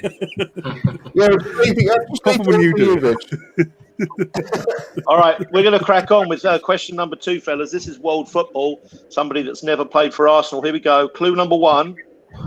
He's often enjoyed his holidays. Okay. Sorry, this is not Arsenal, you said, yeah? No, it's not Edu. He texted me earlier and told me he likes holidays. All right, clue number 2. Arsenal would have loved him, but they couldn't afford him. Well, that could be anyone. Anyone half decent. Anybody who's 4 out of 10 player, that is. My head. Some people don't enjoy their holidays, though, Richard. Some people really hate holidays, right? I hate holidays. Yeah, they some people do hate holidays, yeah, but most footballers don't, do they? Because they're always on holiday in the summer. So, yeah. What do you want me to do? Give you the player's name in the first clue. That might make it a little bit easier. Oh, come on. Yeah. All right, clue number 3, chaps. Clue number 3. He was the best player at his club, but now he's amongst many other very good players. Jack Grealish. Okay. Good shout. I was thinking Harry Kane, the holiday thing, Harry Kane, because he extended it, didn't he? Yeah, but he's still at a shit club with shit players around him, so it can't be him. That's a bonus point. Okay, cheers. I love that. That makes up for the 2 points I just lost on the last question. All right, Danny likes it. I mean, it could be on that third clue. It could be Jack Grealish. Melvin likes it. I'm going to like it. Yeah, I like Jack Grealish because we know it's no one at Arsenal. He's a cool dude. I like him. Sam likes it. I can't remember the second. What about Ryan? Did Ryan like it? Yeah. And Andrew? Yeah, I'm going yes. Okay. All right then. Well, let's find out if it was Jack Grealish. We get a bonus point if we can figure out what Melvin's eating. I wish I knew what I was eating. Clue number 4, fellas, is big calves. Clue number 5, most fouled player in the Premier League last season. Yeah. So well done to Liam. He has snuck ahead. Well done, Liam. Yeah, Liam. Good shout, that. Jack Grealish, good one, yeah. All right, here we go. Cracking on. Question number 3, Arsenal question. Clue number 1, 5 years at Arsenal, 4 appearances. Oh, bloody hell. Jesus Christ. 5 years at Arsenal, 4 appearances. Not good, fellas, not good. There's a few of that. Yeah. All right, clue number 2, averaged 13 appearances per season over his whole career. Oh, dear. Bloody hell. How crap was he? You what, in a minute, be one of our better players. Yeah. I reckon he'd be in our team now, wouldn't he, by the sound of it? No, it'd be a record signing now. One of his 4 appearances last week against City. All right, clue number 3. His first name is the last name of one of the heroes of 1970. That's not an Arsenal-related clue. Think what was a big footballing moment in 1970.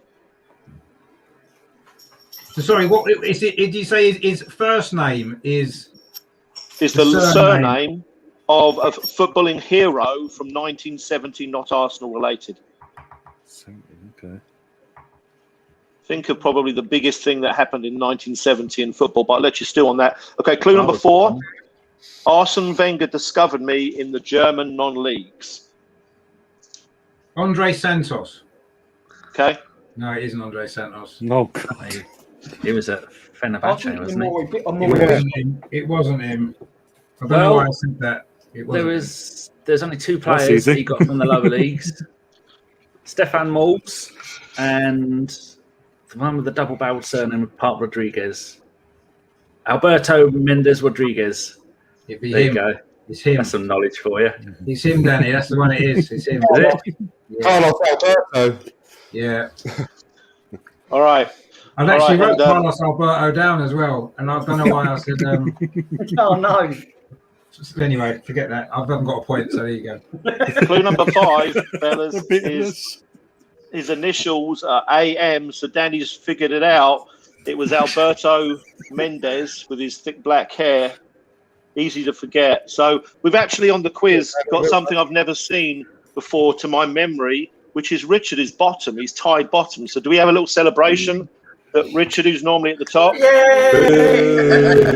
the bottom. Sorry, Richard. It's a marathon, not a sprint. That's all I'll say. Can I get Betfair, please? I've got some good odds now on Richard. Betfair. Little fun note regarding Alberto Mendes. I was actually on the tube with him on the way back from an Arsenal game once. That's back when some of these fringe players could get on the tube and nobody knew who he was. And I was like, that's Alberto Mendes, isn't it? No one knew who he was. Was he busking? Poor lad. As he was on the tube. He went on the tube at Arsenal station. He went on the tube. It's like anyone else. Went on the tube after a couple of hours after the match, and that was it. Did he have a T-shirt on with I am Albert Mendes on it? No, because I could tell it was him, but no one else recognised him. All right, fellas, let's crack on with the world football question. Last question in August. Question 4, clue number 1. I'm not married to a Barcelona player.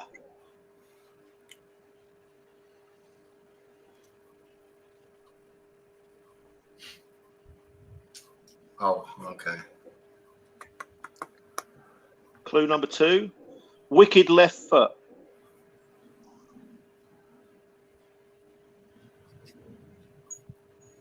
Clue number 3, played for 4 years in the Midlands. Jordan Shaqiri. Okay. Yes. Like it. Oh yeah, well done. Well done, yeah. Very clever. It's right at the back of my tongue. Melvin, what do you think, man? Small and humble. Yeah? Yeah, he's agreed. Yeah, he's agreed. Okay. His thumb was off camera there. Yeah. Okay. That's better, isn't it? Is that better? That's it, Melvin. You stay there. Well, you're a legend, Melvin, now.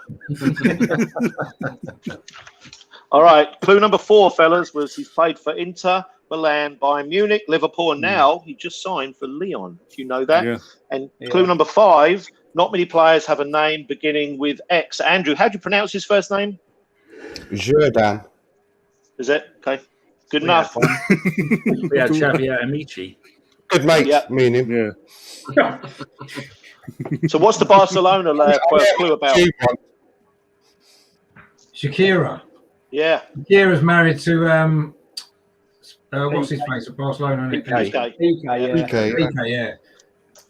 When you made that one up, Mike, did you give yourself a little high five? That's very good. Thank you. I thought you'd like that one. It was very good. All right, scoreboard, fellas. Scoreboard time. Let's have a look, see if Richard's still bottom. He's actually officially bottom by himself. He's got 3 points, but of course he's not far away from everybody else. Danny, Ryan, Melvin and Sam have got 4, and Liam is a couple ahead. No, I'm sorry, Andrew's got 5, so Andrew's in second, and Liam is 1 ahead on 6. Cool. So there we go. After my particularly poor start, that's not too shabby. Not too shabby. All right, September, fellas. September. This is an Arsenal question. Clue number 1, question 5. Clue number 1. I'm not far off 100 years old. Bloody hell. Pretty impressive, actually. Jesus. Spent most of his career at Preston.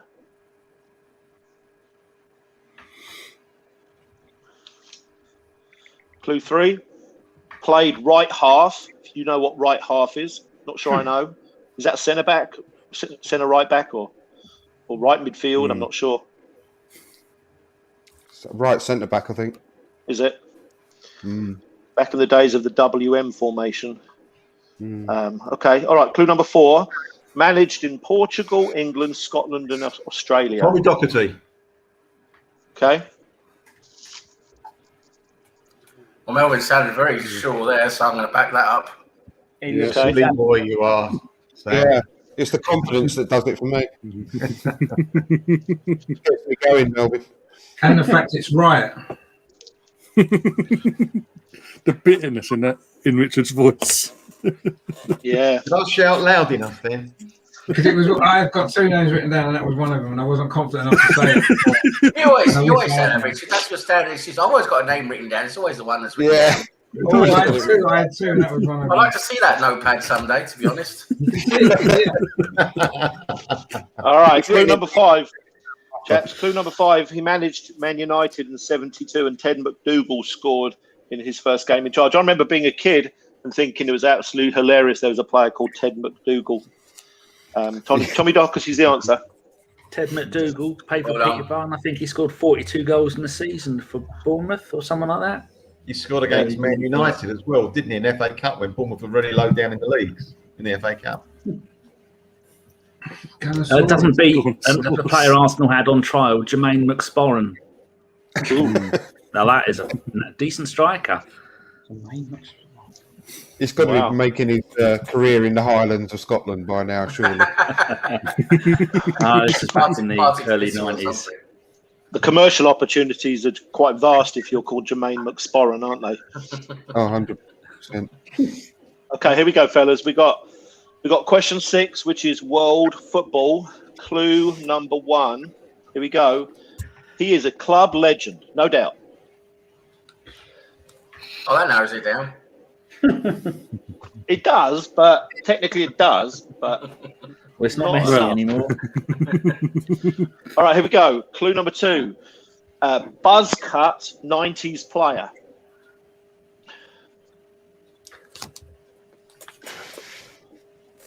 Who's a legend with not much hair? Clue number 3. Scored more than 1 in 2 goals for the club he played nearly 500 games for. Steve Bull. Okay. Ooh. Could be. For Wolves, yeah. He sort of played in the 80s, didn't he, I suppose? I don't know. He had a buzz cut in the 90s as well.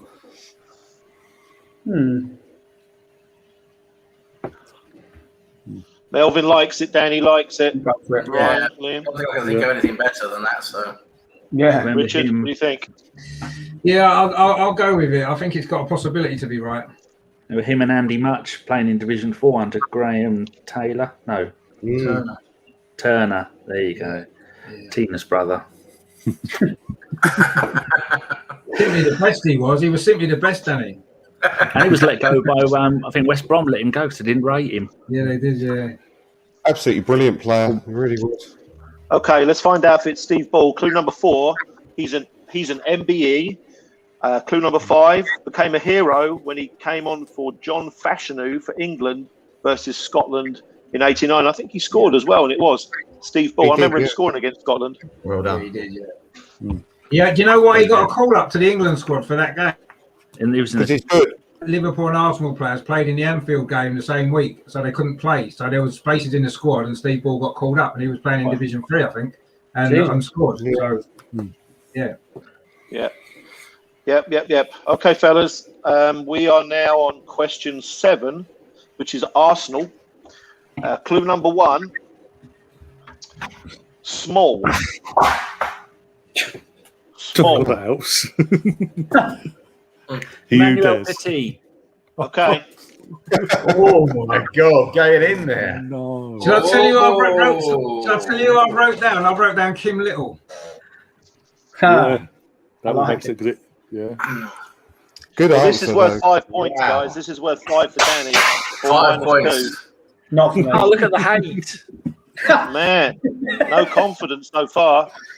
I'm saying no because I think it's Kim Little. I want it to be Kim Little, so I'm saying no. I think it's a very good guess, but I'll have to. Blinding guess. I hope. Though I've gone down, I hope he's right. I hope it's right. I've gone down, but I hope it's right as well. Yeah, I hope it's right. All right, fellas. Well, here's the deal, right? So you guys are either going to jump ahead of Danny, who's going to lose 2, or he's gone flying ahead of you. So let's figure this thing out here. Clue number 2, all-round midfielder. Clue number 3, outspoken about the current regime. Clue number 4, when he was signed, he was a left back. Yeah, He was signed. Yeah. And clue number 5, him and Pat. Quality. Quality. Well done. Fair play. And his name's a porno flick. And his name is one of them. Emmanuel. Emmanuel Small. Yeah. My brain don't work that much anymore. So Danny's wondering all these years why he bothered paying attention in French class, and now it's paid off, right? I actually got sent out of French class by Miss Yato because she said, "What is la piscine?" I said, "The toilet." So the swimming pool, yeah. And I got sent out for that. And then I got 10 pages of lines on the contents of the inside of a ping pong ball. True story. Horrible woman. Oh, that's brilliant. She made a lasting impression on you, Danny. She made a lasting impression on you, which is what it's all about. She drove an American Grand Cherokee Jeep as well, so a racist as well. You still in touch with her? No, I think she stank as well. Danny, don't hold Let's back. cut him off. Let's cut him off before this gets worse. She's tied up in the dungeon. Oh man! You don't hold any grudges though, Danny, so that's nice to hear. Good. Horrible woman. Hated me. But it's all paid off, Danny, because you're winning right now. So blessings to your French teacher. All right, chaps. We're going to go last question in September. World football. Clue number 1. My new club rarely buy from abroad. Oh, okay. Cornet. Okay. Wow. Oh, that's a good call, actually. Thinking about it, yeah. It's worth 5 or -2. He's been inspired by Danny. Yeah, that's it. I thought, fuck it, we'll go Yeah, for fuck it. it. Why not? I'm saying no, because I've never I'm heard of saying them. no as well because it's too early. That's one clue. I'm not even having that at all. I'm going to go, yeah. Yeah. All right. Everybody disagrees apart from Ryan. Yeah. Okay, let's find out. I believe his name is Maxwell Cornet. So let's find out if it's Maxwell Cornet who signed for Burnley last week. Okay, clue number 2. Just one Italian ice cream. Oh, Just one connection. Thank you, Ryan. Clue number 3. He pointed to the wrong badges in his official photo, which was rather hilarious. And then clue 4, first name is an R&B artist, and clue number 5, Leon to Burnley. He was doing this in the photo, pointing to the Umbro badge, and then he pointed to the sleeve sponsor. Completely ignored the badge. Yeah. That's 5 points for Liam. Haven't Burnley got a lot of foreign players like Vidra and Chris Wood and players like that? They brought a load of players from abroad. I mean, I'm talking about players that play on the continent. They've got a few UK players. They bought them from hardly the any. UK, didn't they? Yeah. Ah, so you mean yeah. Brian from? Yeah. Oh, right, okay, Yeah. yeah, okay, I bet you. Great answer. Well done. It was a great answer, yeah, brilliant. Brilliant. All right, points are a little separate now. Danny was top of the league for just 1 week, unfortunately, but just one Cornetto. So we've got Richards on 5. We've got Ryan on 7. Sam on 6. I'm sorry, Sam on 6, Ryan on 7, Melvin on 8, Andrew on 9. So we've got the step ladder thing. Danny on 11. Liam 2 ahead, fellas, on 13. He went from 8 to 13 there. So Liam has taken the lead. Champions League, man. All right, here we go. Arsenal, fellas. Arsenal question, October. First question in October. Question 9. Arsenal. Clue number 1. Statue soon. Ooh. That's got to be tempting. Statue soon. All right, you're going to get it on this one, so be quick. This might be VAR, Ryan. All right. Clue number 2. Lobbed Southall. Ian Wright. You're right. Yeah. Bugger. That was Liam. Okay. That was technically my first ever game I went to, by the way. Do we need VAR? Technically. No. I think it was Liam. Yeah. Wait, Yeah, don't start this VAR now, Ryan. Don't.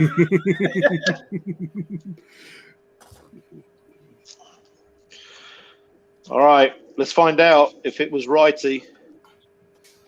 All right, let's go with clue 3. Should have played more for his country. Clue 4. He revealed his vest too early.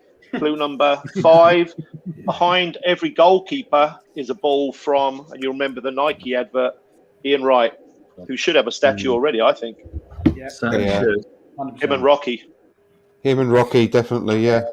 To be fair, there could be 100 statues outside the ground if we want to go through all the legends that there's been in history. Do you know what I mean? We could just have hundreds of them all over the place. More statues than fans there'll be by the end of the season. And still be a better atmosphere. Yeah, well, exactly the same, isn't it?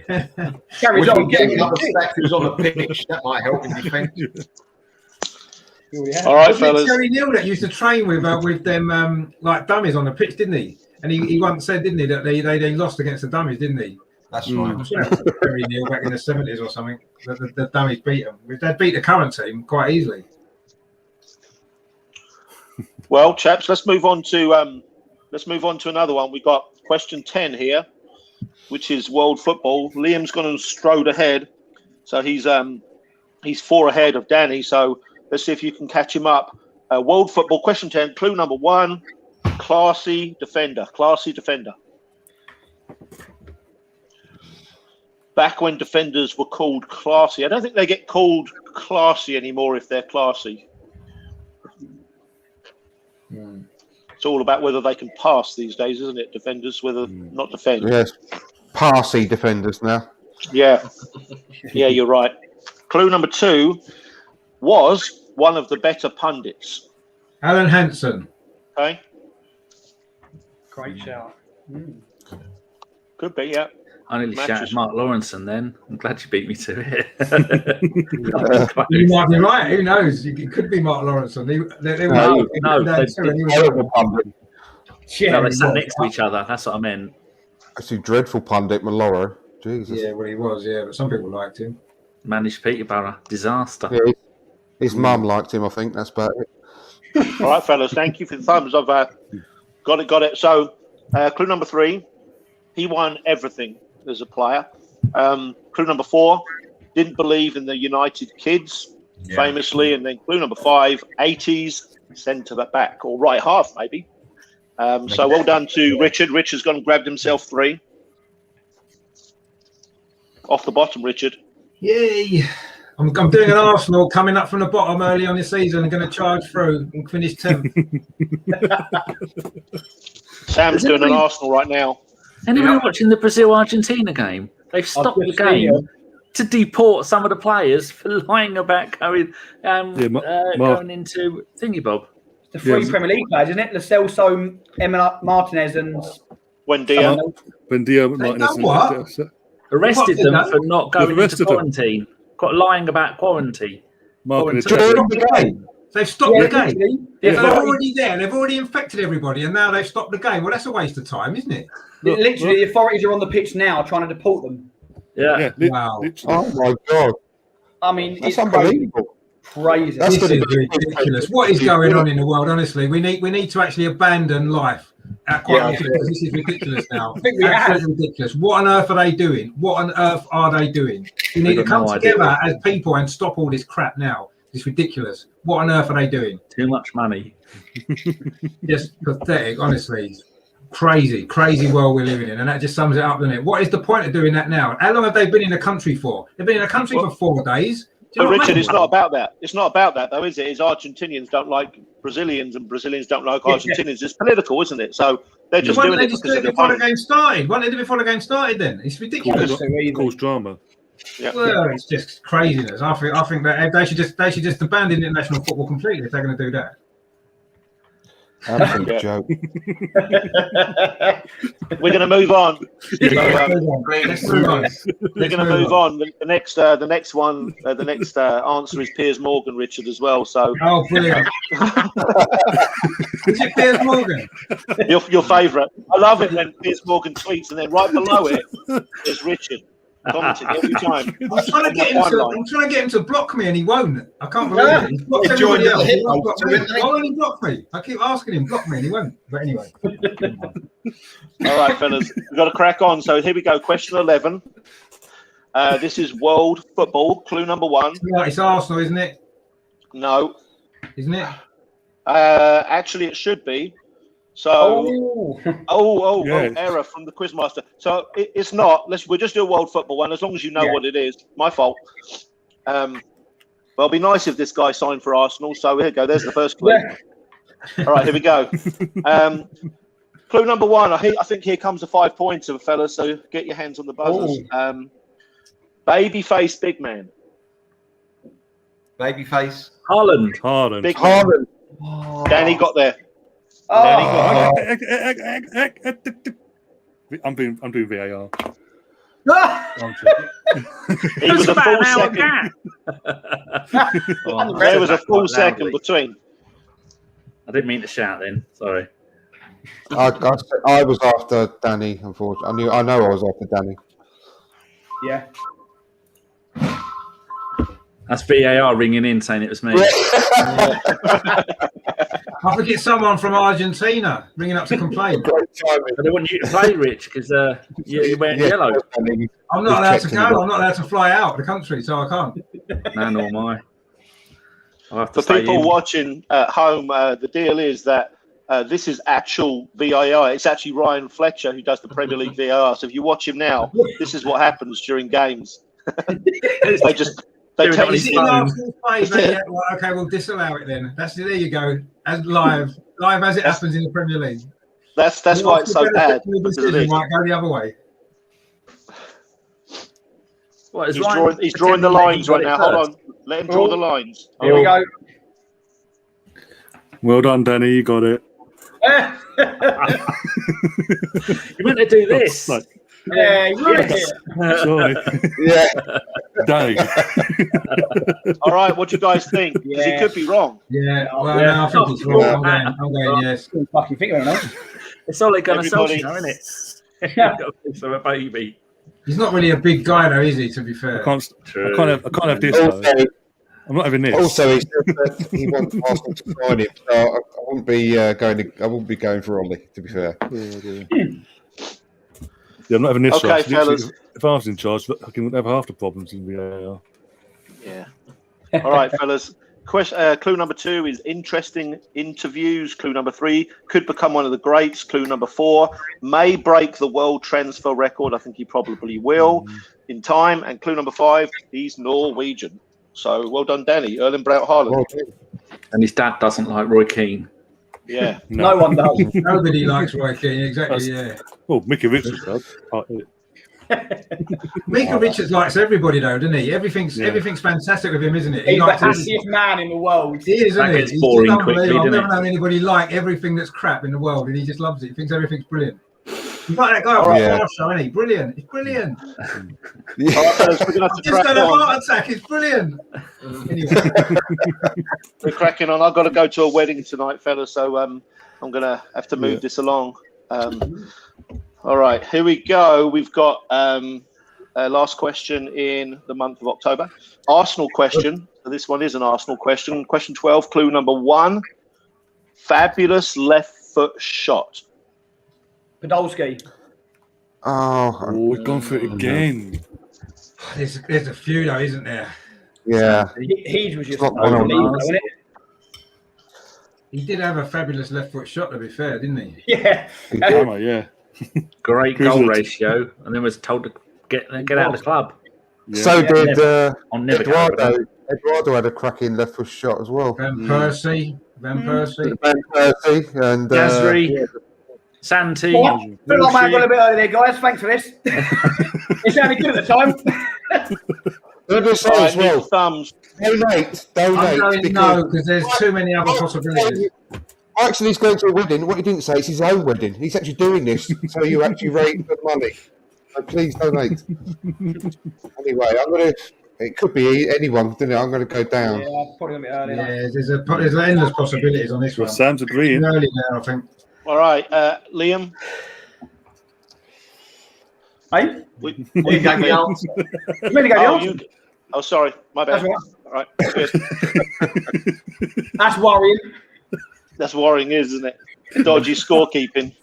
Is there a film quiz later? Yeah, Yes, Sam's doing I'm holding it. it. Yeah. Wait, is that after this? No, it's 11. It's going to be 11:30. Yeah, 11:30. Probably will be after this, then, won't it? By the time this is finished. Give or take. What time's breakfast? 4 a.m. All right, chaps, we're going to have to find out here.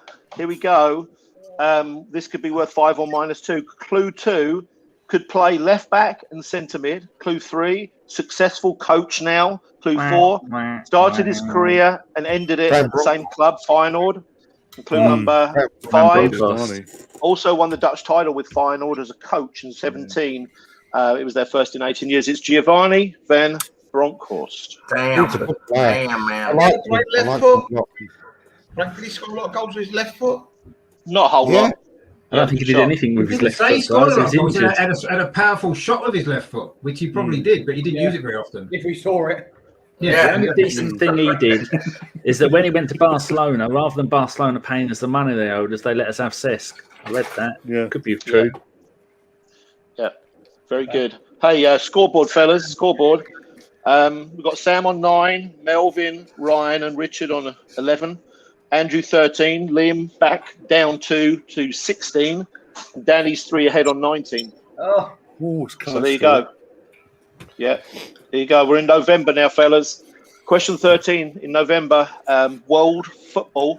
Clue number 1. Just moved. Oh, it's tempting. I can't go. No. Clue number 2. Seems to have been around forever. Clue number 3. Elite centre-back. Varney or the Man United geezer, Varney or something with his name. Varane. Okay, we'll let you have that. He shouted Ronaldo then, Ryan. Varney. Oh, no. He's from Oxford. He might be wrong, so you don't know. Rafa Varane. Do we like that? Can't we have any other big centre back? Oh. What was the clues you gave before you answered? Just moved. Seems to have been around forever, and elite centre back. Okay, yeah, I'll go for a forever.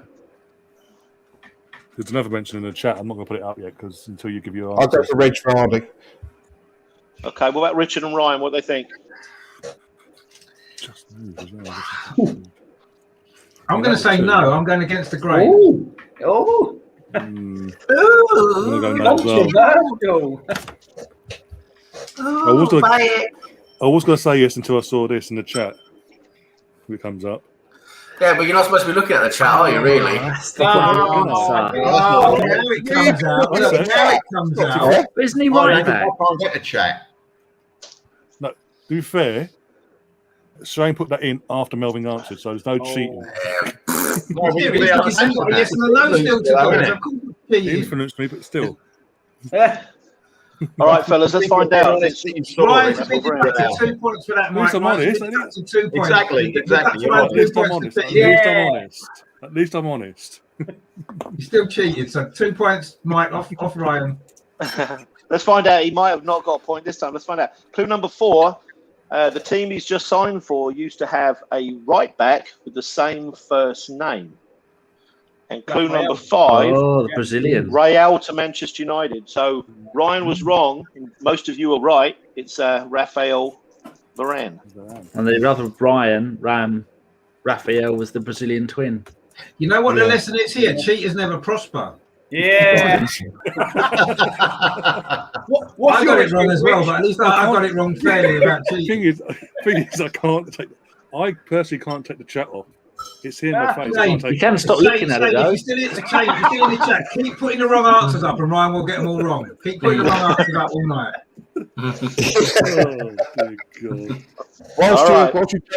Whilst you're donating, put all the wrong answers on. Yeah. All the wrong answers. Remember to donate, everyone. That's it. Remember to donate. Ryan's the only one that can see the chat, so put all the wrong answers in the chat, everyone, just to confuse him. Actually, put loads of different answers. Just throw random names in every single question, and Ryan won't know which one to go for. Oh, man. Here we go, fellas. Arsenal question 14. Clue number 1. Humble, happy, and friendly. And he plays for Arsenal. How did he manage that? Clearly, That's right. That's what he was like before he joined Arsenal. Oh, yeah. He's probably an old Arsenal player from 1930s or something. Okay, clue number 2. Had a stunning youth career and a good pro one. Kevin Campbell. Okay.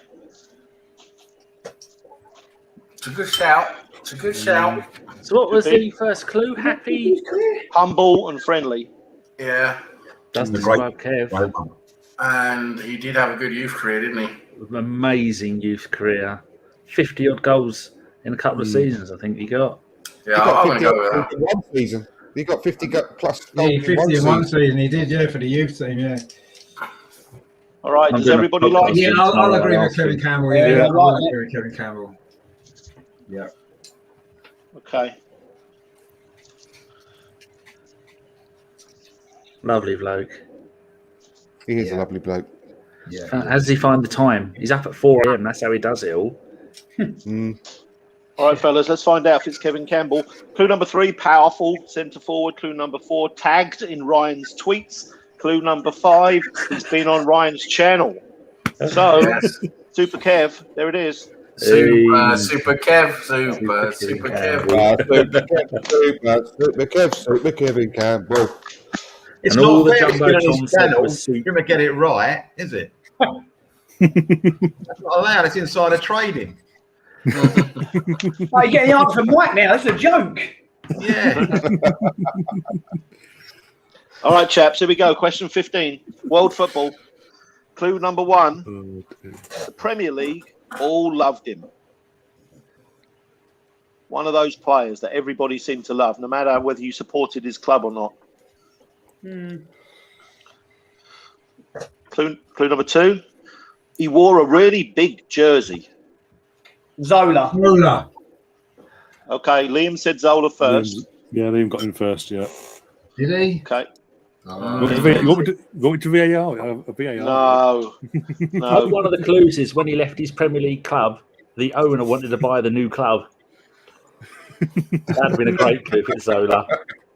Try and get him back. He said, "I'll buy the club." And I said, "Fuck off." There's a few though with big shirts. There's a few. Yeah. Danny likes it. What do you think, fellas? Yeah, I'm liking it as well. Well, I'm going to agree because it does make sense. But I'll just say the name I had in my head was Juninho. Okay. That's true. Did everybody love Juninho though? I don't think anybody cared. Yeah, everybody loved Juninho. Everybody loved Zola. Nobody cared about Juninho, did they? Laughed at him for crying when he got relegated. I cared about Borough so much.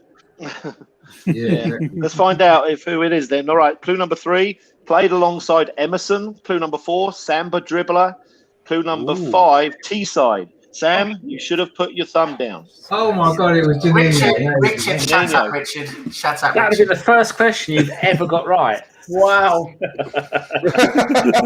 was going to go for it. He got ahead of me. I was going to go for Juninho. He got ahead of me with his Zola. Great answer. Could have been Zola. All right, fellas, here we go. Last one in November. We've got question 16. Arsenal.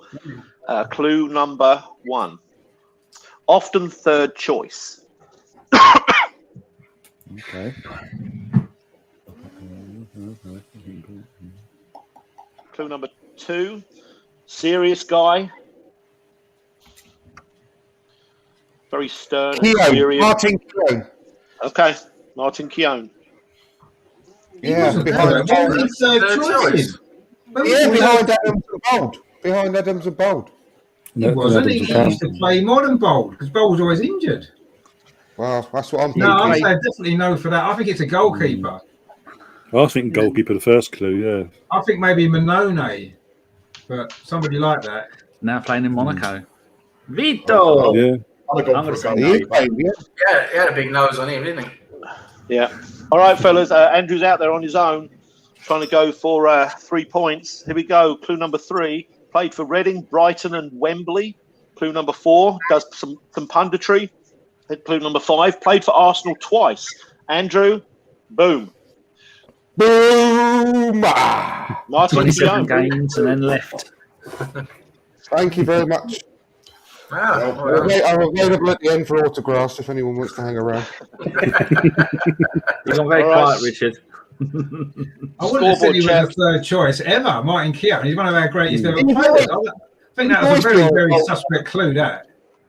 He was always behind Bolden Adams. He was behind Bolden Adams if they were fit. He always was, yeah. He played more games than Steve Bold. He was picked a lot more often. That's not the clue, though, was it? His career lasted longer, that's why. He played in midfield as well, didn't he? He played in midfield for a season, Martin Keown. It was for choice of Campbell and Adams when they were available as well. Yeah. And then Campbell and Torre. At the end of his career, he might have been. At the very end. You're arguing with the quizmaster. That's never going to end well. That was a very suspect clue, that. Shocking 10 points. All right, fellas. Scoreboard end of November. Here it is. We got Sam on 11, Richard on 12, Ryan on 12 also, Melvin on 15, Liam on 18, Andrew now has boosted up to 20, and Danny's one ahead on 21. Get in there, my son. Could be Andrew's first win. Is that right, Andrew? It would be, yeah. I'm going against some guy. Okay. All right then, fellas. Here we go. We've got world football. Question 17.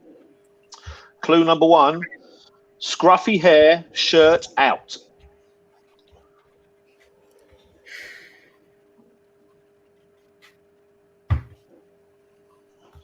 Clue number 2. Sweeper. Back in the day where there were sweepers. Clue number 3. One club man. Maldini. Paolo Maldini. Okay. I was just thinking that. Because I was thinking it. Yeah. He played mostly left back and his hair was far from scruffy. I think it's a German player myself. Could be Nesta as well. His hair was good. He was a handsome fellow, wasn't he, Paolo Maldini? I reckon he had trouble pulling Maldini, don't you? I reckon he had a lot of trouble. His hair was, it's just wrong. His hair was never scruffy. It's wrong. Even in the shower, they tell me it wasn't scruffy. No. Well, what about his pubes, Mal? All right, chaps, let's find out. Here we go. I think he's lazy, but... Clue number 4, played 532 games for AC Milan. 532 games for AC Milan. Played alongside Maldini. Clue number 5, missed a penalty in the 94 World Cup final. So Liam, you would have got 3. Yeah. Razy, yeah. Razy had the scruffy hair, and Maldini was the male model, wasn't he? To be fair. Razy's my favourite defender of all time as well. So annoying. All right. Boris Johnson. Boris Johnson, I like that.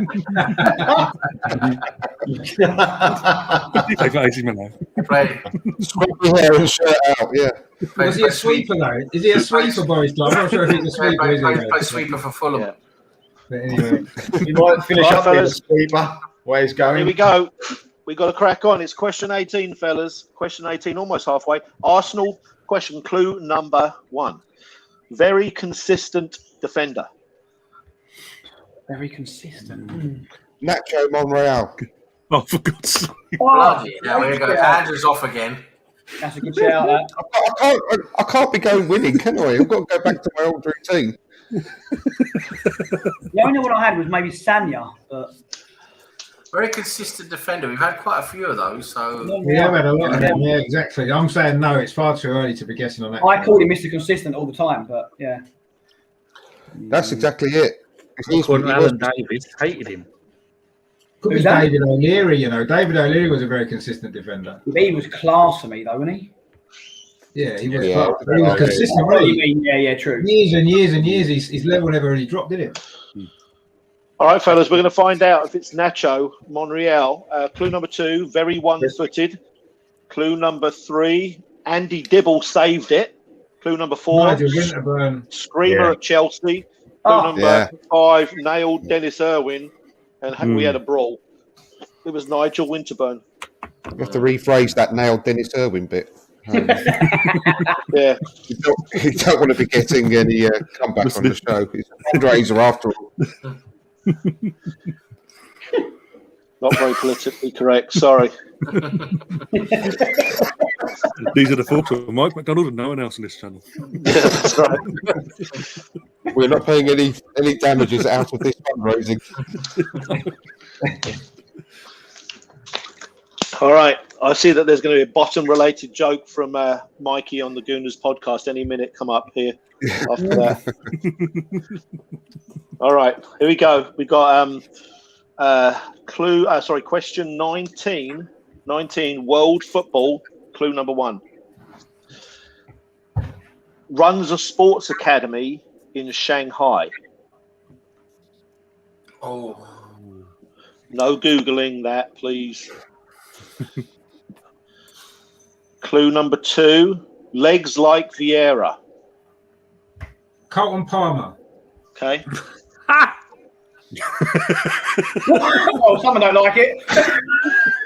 Oh, he looks serious, like he knows something. You just went for Carlton Palmer because the legs.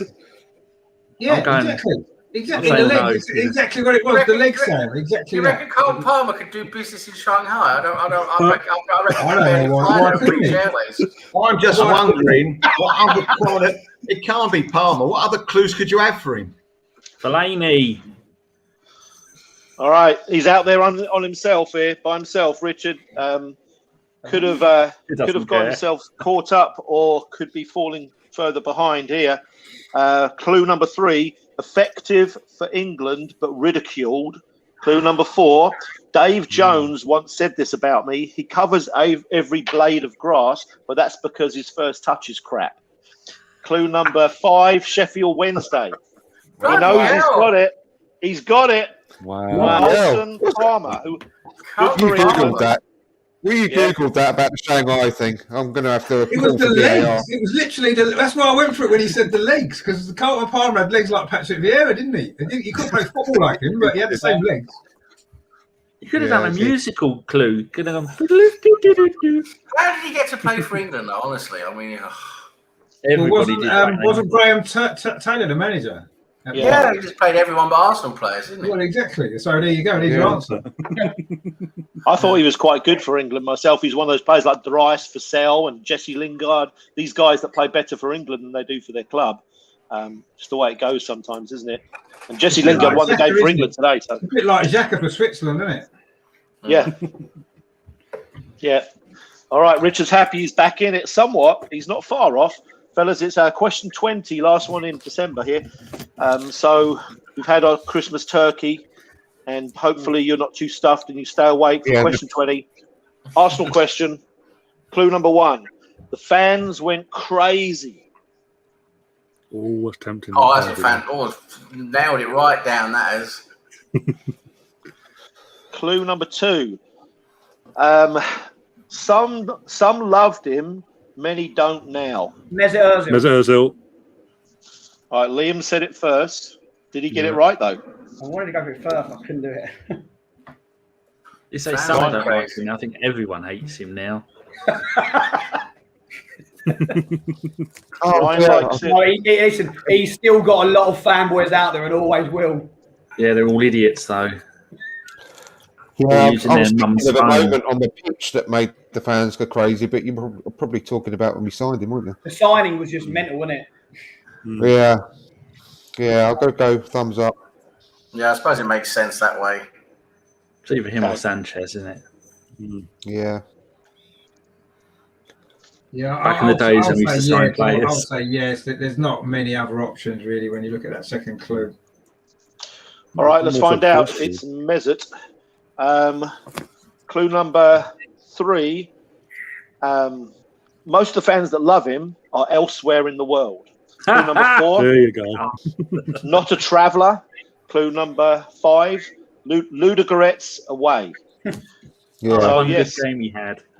Mesut Ozil is the answer. It's hard to make clues for Mesut Ozil because he's such a world famous player, and you guys will be glad to know he's not playing away games for Fenerbahce. I don't know if you know that. He's opting out of those as well. Is he? Yes, quite funny. What a surprise. He didn't play many away games for us, though, did he? Apart from Ludogorets, that's about it. That's my point. But Newcastle away, they played 1 in 6 or something away at Newcastle. Yeah, I know. Yeah, it's a bit too far to go, isn't it? Really, let's be fair. It's like 300 miles out, Liam. Yeah, I don't blame him. Yeah, he wants to go to Newcastle. You know what I mean? Rough area. I'd stay home. Don't get Sam started on Newcastle or Birmingham or Coventry Midlands in general. all right, chaps. Here we go. Scoreboard time. Sam's on 14. Ryan 15. We've got Richard and Melvin on 18, a little further ahead. Then we've got Andrew on 19. Liam 22. He's jumped Andrew there, and Danny is still one ahead on 23. I thought I had 20 last round. You lost 2. Yes, of course I did. Yes, yeah. Sorry. Yeah, I was the Christmas turkey. I was the Christmas turkey in December. We're in January now, fellas. We've got a world football one. Question 21. Clue number 1. A fishing boat. There's a few I can think of for that. That's a great clue. Yeah. Clue number 2. Highly controversial. Oh. Eric Cantona. Okay. Ooh, That's what I wanted to say. I didn't have the guts to say it. When the seagulls still follow the trawler, all that sort of stuff. Hello, Ian, Owen, Owan, Jan, whatever the fuck his name is. All right. Does everybody like it or lump it? That's what I was thinking. So I'll say yes because it sounds good. The only person I would that was Gaza, but no, I don't think he was on a fishing boat, Gaza, was he? He used to go fishing on the side of the already definitely been on a few, maybe. Well, yeah, possibly. All right. Clue number 3 was actor. Clue number 4. He was the main headline on the BBC News, but for something that he did wrong. And clue number 5 was collar. Yeah. I'm back in it, baby. I'm back in it. Eric Cantona. I've got to be more gutsy. Yeah. All right. Andrew is just a couple behind now, so that's it's making it competitive at the top. Here we go. We've got Arsenal question 22. Clue number 1. We could do with a goal-scoring midfielder now. I agree. Yeah. Yeah, can we have the clue to the question rather than just statement of fact? Yeah, true. Actually, goal-scoring midfielders are a whole lot rarer these days, aren't they? So than they used to be. All right, clue 2 is Belgium. Nasri. No. Belgium's not. Nasri's not Belgium. I was going to say. It was Anderlecht. David Platt. I was going to say David Platt. I was thinking David Platt. I've got David Platt and Aaron Ramsey written down. Danny said Nasri. We're voting on Nasri. Well, we're all saying no then, aren't we? Well, he finished his career in Belgium. How am I supposed to know that's the wrong answer? Liam, what do you think, man? No, I'm going to agree with him, though. Oh, for God's sake. He went to Anderlecht with Company. Yeah, true. But still. And that worked out well for both of them. What happened to Company in the end? Is he still It's there? definitely David Platt, the answer. It's definitely. Yeah. Company's the Anderlecht manager, isn't he? Nailed on. All right, fellas, let's find out. Here we go. We got clue number 3 is the Bruce Rioch era. Clue number 4, player manager for Forest. And clue number 5, he had Arteta's job at City a while back before David Platt, who scored against Belgium, and we all went crazy. We did. Back in the days when I liked England. They were good days, 1990 World Cup and that. Quality. I even had the shirt. Yeah, I did, yeah. Did you have the home one or the away one? Oh, only home. I don't do away shirts. Oh, well, Arsenal ones are okay sometimes, but no. Pale blue England back then, wasn't it? Yeah, the pale blue one was a quality shirt. That was unbelievably good shirt, that. All right, fellas, we're going to crack on with an Arsenal question here. Question 23, clue number 1. Mispronunciation of American sandwich meat. Is this Arsenal? Yeah, Arsenal. Okay. Last one was Arsenal, wasn't it? Yeah, we had 2 Worlds before in a row, there, didn't we? So obviously there's been a mistake somewhere. But Sorry. He's done a good job anyway. Thank you, Richard. Give you another 7 points, man. You know he didn't mean that. It's the most insincere thing he's ever said. Danny, I'm offended by that. And that was also insincere. All right, so clue number 1, that was a bit far-fetched. You guys will see it later, but clue number 2, versatile signing.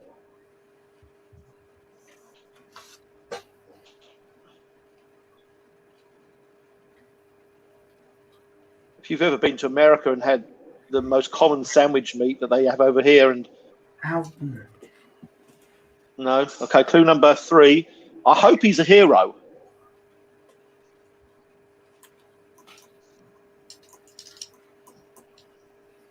I'm so surprised on that one. Oh, is it the new Japanese fella, Tomiyoshi? Okay. Tomiyasu, is it pronounced? Tomiyasu, whatever, yeah, him, yeah. Okay. What kind of sandwich meat's that? Yeah, I don't know. Is it bologna? I've never been to America. It's just a guess for the other clues. Yeah, no, it's very similar. Even in America, they call it salt beef, so it sounds the same, doesn't it? Oh, even more lost. There you go, then. It's probably right. What are you going down for then, Melvin? What are you going to go? You've got right. You come ahead of us. Tomiyasu. I think Tomiyasu is like, it sounds like a food substance, doesn't it? From somewhere. Japan, probably. Does anybody from Japan watching? We're all very sorry. Andrew, what do you think, man? It does. It does sound like a apologise for our ignorance. Yeah. All right, fellas. Let's find out if it's Tomiyasu. Clue number 4. Hopefully better than the last adventure we had with someone from this continent. Clue number 5. Upgrade. Well, I'm not so stupid now, am I? Upgrade on Callum Chambers. The answer is Taka Hero Tomiyasu. What's that got to do with meat? Okay, let's explain. Who did he sign him from? Oh, Bologna, for fuck's sake. Oh, in America, they mispronounce it. They call it bologna, right? Bologna sandwich. The question was fucking bologna. Yeah, we get that a lot over here. It was beautiful bologna, though, Daddy. You know we get that a lot. I just want to apologize now for everyone calling me stupid, actually. Thank you very much. I agree. I got it. I agreed. Well done, Sam. See, Sam knows. Sam understands. You're complaining. It's a quiz. You need to catch up. You're complaining. No, I'm pleased I got it right. I just didn't like the abuse I got for guessing the right answer. Get off Twitter, mate. Don't like abuse. All right, fellas, we got one more question in January, and I hate to tell you, but Mr. Richard is 1 point behind the lead. So it's a little ominous here. There we go. We got world football, definitely world football. All right. Question 24, world football, clue number 1. If they change owner, he'll probably get fired. If it was Arsenal, it'd be an obvious one. Steve Bruce. All right, VAR on that one, Ryan. I think because I heard Melvin and Richard. Yeah, you're having a laugh, isn't it? I think it was. I was marvelous. I think it was Melvin, but we'll check. Great shout. Everyone make a cup of tea, go and have a bath, wash your hair, take the dog for a walk. Ryan's doing VAR. Yeah, Mike, you go to Redmond, come back, and we'll let you know. What's the latest on the Brazil game? Is it going on, or they abandoned it? As it stands, they're playing. I don't know. Oh no, they're not. No, they're doing a 5-a-side thingy. They've put a goal in the middle of the pitch, and it's just the Brazil team playing against each other. So that's not Soccer Aid from yesterday, Danny. Oh, yes, shit, yeah. Lee Max just got a hat trick. He signed for Man United.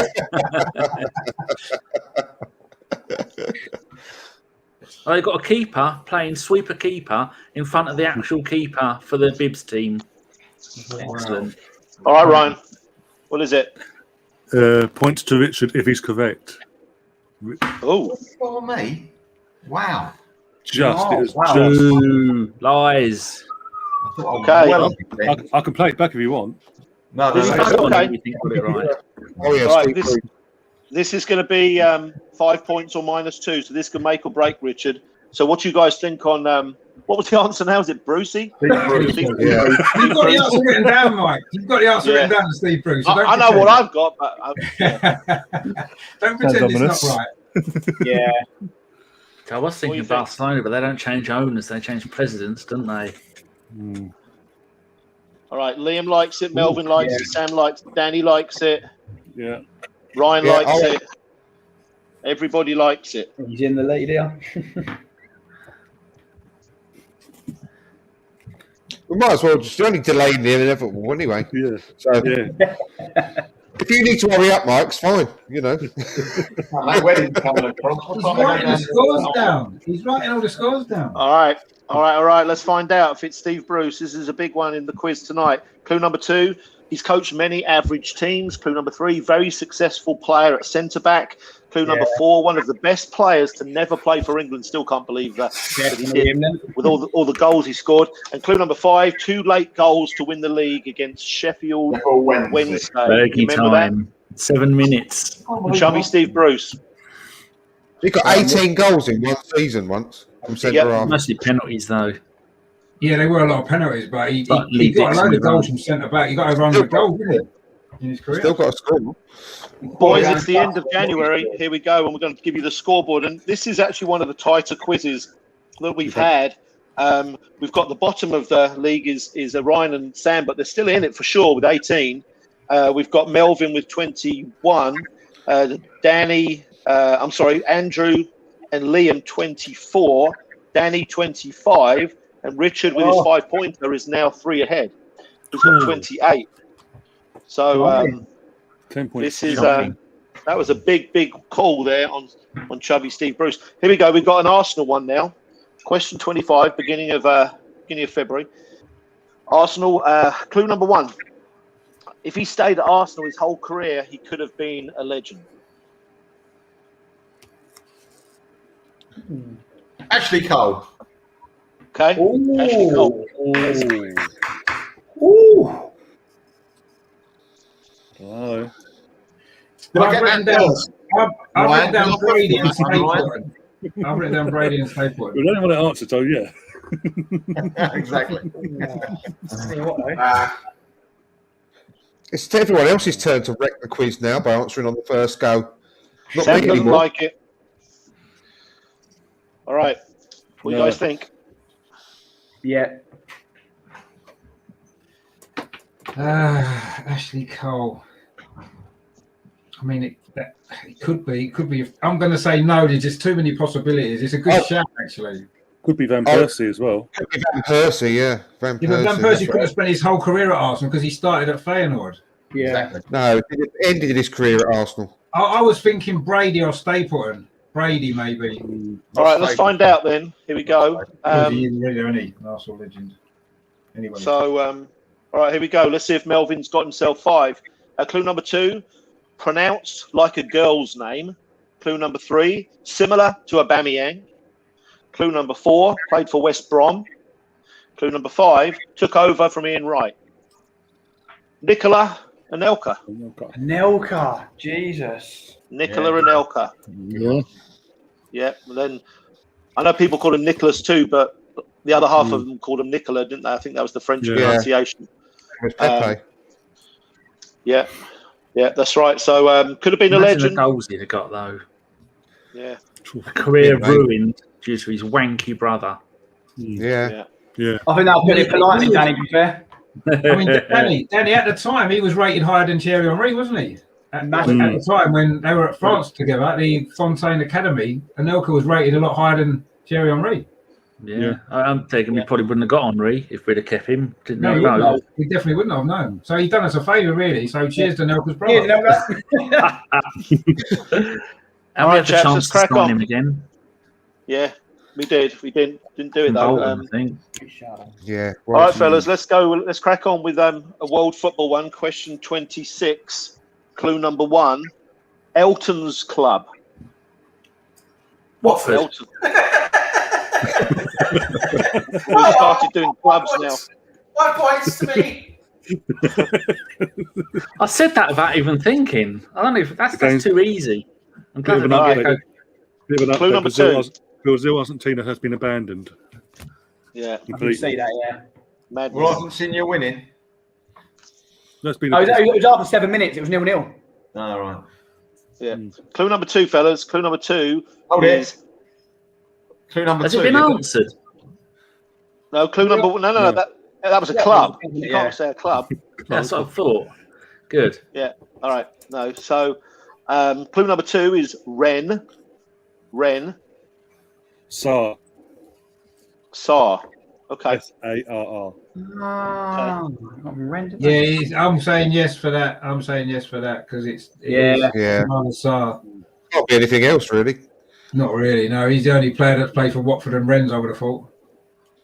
I don't know of. I could be wrong. Never know. Unless you're talking about the bird, WRES, of course. Oh, yeah. Oh, it'll probably be Luther Blissett then. All right. Yeah, Clue number 3. Well, Lots of players with this surname around. Clue number 4, lightning fast, and clue number 5, right winger. That was a good shout, Ryan. Well done. Ismail Assar, the guy at Watford, who won't be at Watford much longer. I'm sure of that. No chance. Who do you want to thank in the chat for that, Ryan? Unfortunately, I have one. The last comment was a Nelka from the previous question. After you've all answered. You're just deleting them. All right, fellas, here we go. We've got an Arsenal one, question 27. Question 27, here we go. Clue number 1. Not many had faith. World football, yeah? Arsenal. Okay. Clue number 2, loved the Emirates grass too much. What? Can I also say, on the first question, did you say not many have faith or had faith? Not many had faith, and I'm going to expand on that a little bit. It's one of those guys when we signed him because of, when you signed him and you looked at him, your faith sometimes just went a little bit away just because looking at him. Isn't that might most help of you our a little players? Everyone after 2004. All right, clue number 3, behind the line. Clue number 4, short neck. Ospina. Okay. Light to the grass, yeah. Yeah. No neck. Behind, he used to stand behind the line sometimes when he's goal kicking. I can't remember anyone else, so yeah. I'll say yes then. I don't really understand any of them clues, but anyway. Not easy, yeah. He always went down injured, didn't he? Always injured. Yeah. That's why he loved the grass. Yeah, exactly. All right, clue number 5, plays for Valderrama's country. So it is David Ospina. And so let me explain the clues. Not many had faith. It's just the short goalkeeper thing. Yeah. Second thing, love the grass. Every single game without fail, he goes down injured and lays down on the grass, doesn't he? Time wasting. Yeah, and then behind the line, he was the one that would always, when the ball was in the 6-yard box and someone's trying to finish it, he was actually in the goal too often. So anyway, yeah. Good stats though. I mean, you look at the number of goals he conceded and clean sheets he had. He's right up there. He wasn't bad. Yeah. Yeah. Played loads and loads of Colombia. He's like 100 caps for Colombia, and they're no mugs. So, anyway, didn't work out as well for us. Last question in February, fellas. This is world football. Clue number 1: a wand of a left foot. I'm not doing it. Clue number 2: his son plays in Scotland. Oh, I know this one. This world football, yeah? Yeah. Clue number 3. Played for Real Madrid and Barcelona. Clue number 4. Hagi. He was called. What's that? Hagi. H-A-G-I. Hadji, yeah. That's definitely gone in the chat. He doesn't even know the name. It's definitely in the chat one, that, isn't it? He played for People in the chat. Rangers, didn't he? People in the chat for Ryan, could you spell your answers phonetically? Yeah, Archie plays for Rangers. I mean, no, doesn't. I've got no idea. How do you play for Real Madrid? I'm going Hagi. by the Scotland. I don't think he did. Connection. Romanian legend. I don't think he played for Real Madrid. You know, I think he played for Barcelona, but not Real Madrid. I don't think he did either. Nah, I've got my. Do I get to say my guess, even though you can say your guess? Yeah, my guess is Figo. Figo's son isn't playing in bloody Scotland. You don't know that, do you? You don't know that. Well, I was going to say Jan Argafiotov plays in Scotland. Jan Argafiotov has definitely not played for either Barcelona or Real Madrid. And he didn't have a wonderful left foot. But Hadji He played was left-footed, wasn't he? Right, let's crack Apart on. from all of him, apart from those flags. All right, what about Andrew and Melvin? What do they say? No. I said down. Okay. All right, then. Let's find out if it's Hadji. All right. Clue number 4 was the Maradona of the Carpathians, is what he was called. And clue number 5, Romanian legend. And it is Georgi Hadji. He did play for Real Madrid. When did he play for them then? I don't know. I remember him in the Barcelona kit. I think I remember him in the Real Madrid kit, but I guess I picked that one off Google. So he was a fantastic player. Didn't he get sent off against us in a cup final, didn't he? Was it him? He got sent off for Galatasaray, didn't he? He got sent off, didn't he? Yeah. More like, yeah. Scoreboard check, fellas. End of February here. Going for you. Yeah. He did Everybody play in for the Real Madrid. 20s now. 1990 to 92 Real Madrid and Barcelona 94, 96. Right, That passed by completely, that did. Fair play. All right. So we got a new guy in the relegation zone. In Melvin's got 21, but Sam's one ahead, 22. Ryan's moved up to 26. Liam 27, still in the race. Andrew and Danny are 3 behind the leader with 29, and then of course Richard is on 32. So we got a few more months to go. About 10 more questions, so it's getting interesting here. Arsenal question, fellas. First one in March. Question 29, Arsenal. Clue number 1. His career was severely interrupted. Rosicky. It's not. It's Leslie Compton. Could be anyone, really, with Arsenal. It's Les Compton. It's Les Compton. Career interrupted. That's like, what, 20 players, isn't it, we've got? It could be Diaby as well. Disrupted by the Second World War. It's nothing to do with injury. It's Les Compton, I'm telling you. I'm telling you right now, it's Les Compton. I'm going to be gutted I've lost 5 points. Putting an official complaint then. I'm writing an official complaint now on my notepad. Oh no, Texas, I mean, seriously. All right, Danny and Ryan, what do you think? Sorry, I'm going to go. It's not Rosicky. Okay. Too obvious. Eduardo's been mentioned as well in the chat. Ramsey. Yeah, Did you say interrupted did you specify injury though, or did you just say interrupted? He said interrupted. Interrupted. But career was severely interrupted. It could be Reg Lewis. It could be Reg Lewis as well, but I'm going to still stick with Les Compton. All right, let's find out then. Remind everyone to donate as well. Donate, please. That's why we're doing this. Please, everyone, donate. Yeah. And if it is Les Compton, donate an extra $5 if it is. All right, Melvin could be back in the game.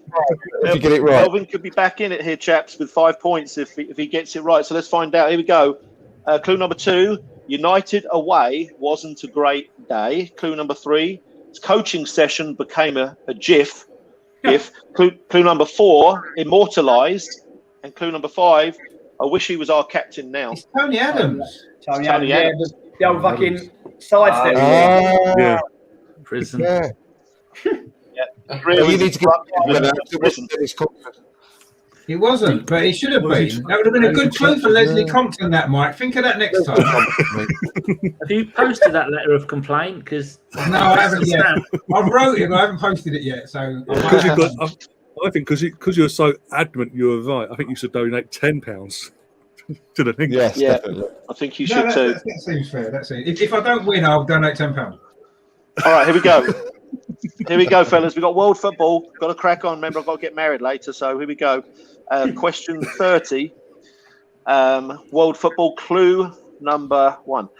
Played more games for the Kansas City Wizards than all the other clubs he played for in France, Scotland, and England. No Googling Kansas City Wizards players.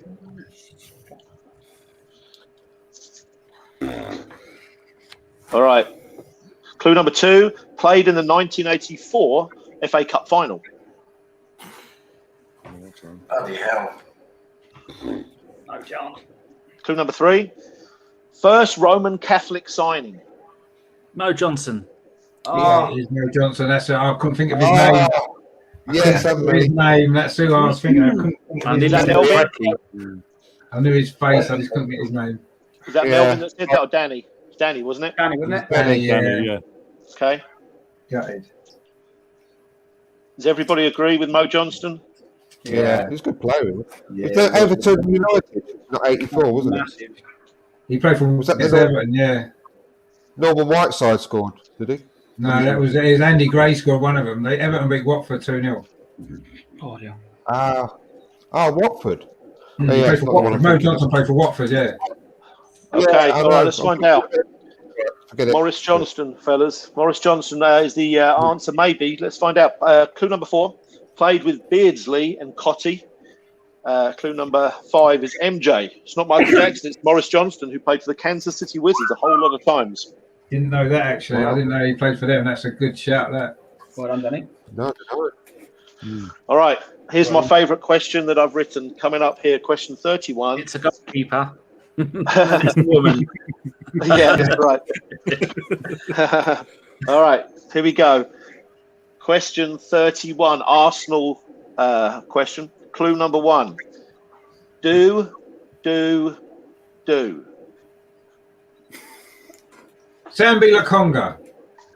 Oh, Okay. God. Is that Richard said Sambi Lakonga? Yeah, I just think that goes well with that do, so I'm going to say that because I quite like it. Sambi Lakonga, do.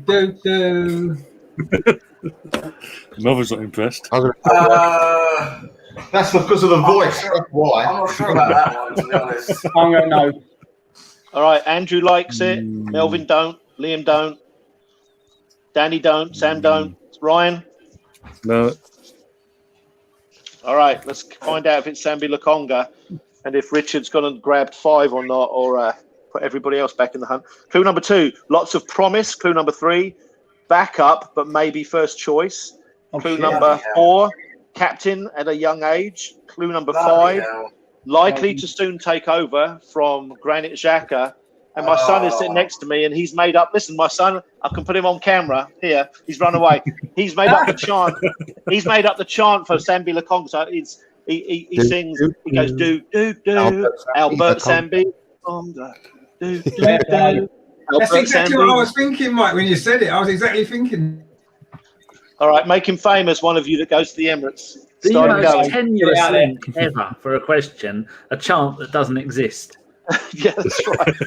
It's existed in my mind, Danny, since he signed. got it. And it's obviously existed in Mike's son's mind as well. So there you go. I actually tried to sing that at West Brom, believe it or not. No one else joined in. I felt so ridiculous, but I don't care. I was enjoying myself. Yeah. I would have joined in if I was there, Andrew. I'll definitely. Question 32, chaps. Got to keep pressing on. Well done to Richard there. You're going to have to catch him up here, fellas. This is world football. Question 32, clue number 1. He joined the enemy. Oh, dear. Okay. Clue number 2. Considered one of the best ever in his position. Clue number 3. His son is pretty good too. Clue number 4, red nose. Schmeichel, Peter Schmeichel. Okay. Yeah. Oh, yeah. And I'll say so. Yeah. Nice. To join the enemy. Man City. Man He went to Man City, didn't he? I was thinking Spurs. That's what I had for first, but I was thinking FIFA, but Madrid. Shout that Peter Schmeichel. I'm liking that. Yeah. Well, he went via Villa though, as well. Yeah. That's what Yeah, but he still played for Man United and Man City, didn't he? Yeah. Yeah. But Man City All right, fellas. Let's find out if it was Peter Schmeichel. Clue number 5, Euro 92. Yeah. When Denmark didn't even officially qualify, right? But they won it. Peter Schmeichel is the answer. Well done to Andrew, who's got a lot of questions right today, but he's still not quite in the lead. So here's the scoreboard, chaps. We've got to find out that Melvin has got 21 because he lost a couple in that month. We've got Sam on 25, Ryan on 29, Liam's on 30, Danny 34, Andrew 35, and Richard is on 40. So he's 5 ahead. Jesus. Wow. With, I think, 6 questions left. So he's catchable, but someone's going to have to do a couple of big ones here. So here we go. We've got April. April coming up. Here we go. We've got Arsenal question 33, clue number 1. Started by playing all over the pitch.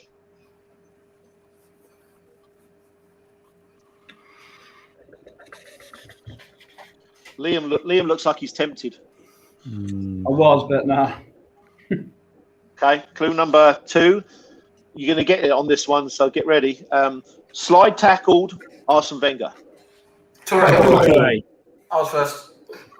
On VAR. That was Sam or Liam, I think. Yeah, I don't know. I was first. That was going to be my 5-point answer, and I chickened out. That was a tough one, isn't it? Yeah. Oof. What was the first clue again? I thought it might have been Sam, actually, to be fair. I think it might have been Sam. Don't do it to me. It was me. I just thought I heard Sam first, but it might have been because he shouted louder. I'm just quiet, that's all, Rich. Anyway. Yeah, that's pretty what it is, mate. You need to shout a bit louder, that's all. What was the first clue? It was started by playing all over the pitch. Played all the positions when he started. And that would fit I'm if really it's annoyed him. with myself.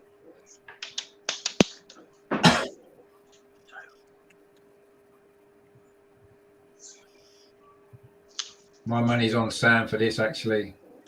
Better be, because not too long off, I know where Ryan lives. I thought you were asleep until you answered, to be honest. Me? No, I was relaxing, mate. Poland have just beaten San Marino 7-1. I know you guys were waiting. Sorry if you recorded that. I know you wanted to watch it later. I was on tenterhooks for that result. Adam Buska hat-trick. Never even heard of him. I can't believe that. It's time for us in January. He plays for the Revolution. They're in England's group anyway, aren't they? So. I'm going to have to play this back because I cannot make out who gets it first. But I'm going to play it back to you guys and you can decide between yourselves because I have no clue. It's the only fair way I can do it.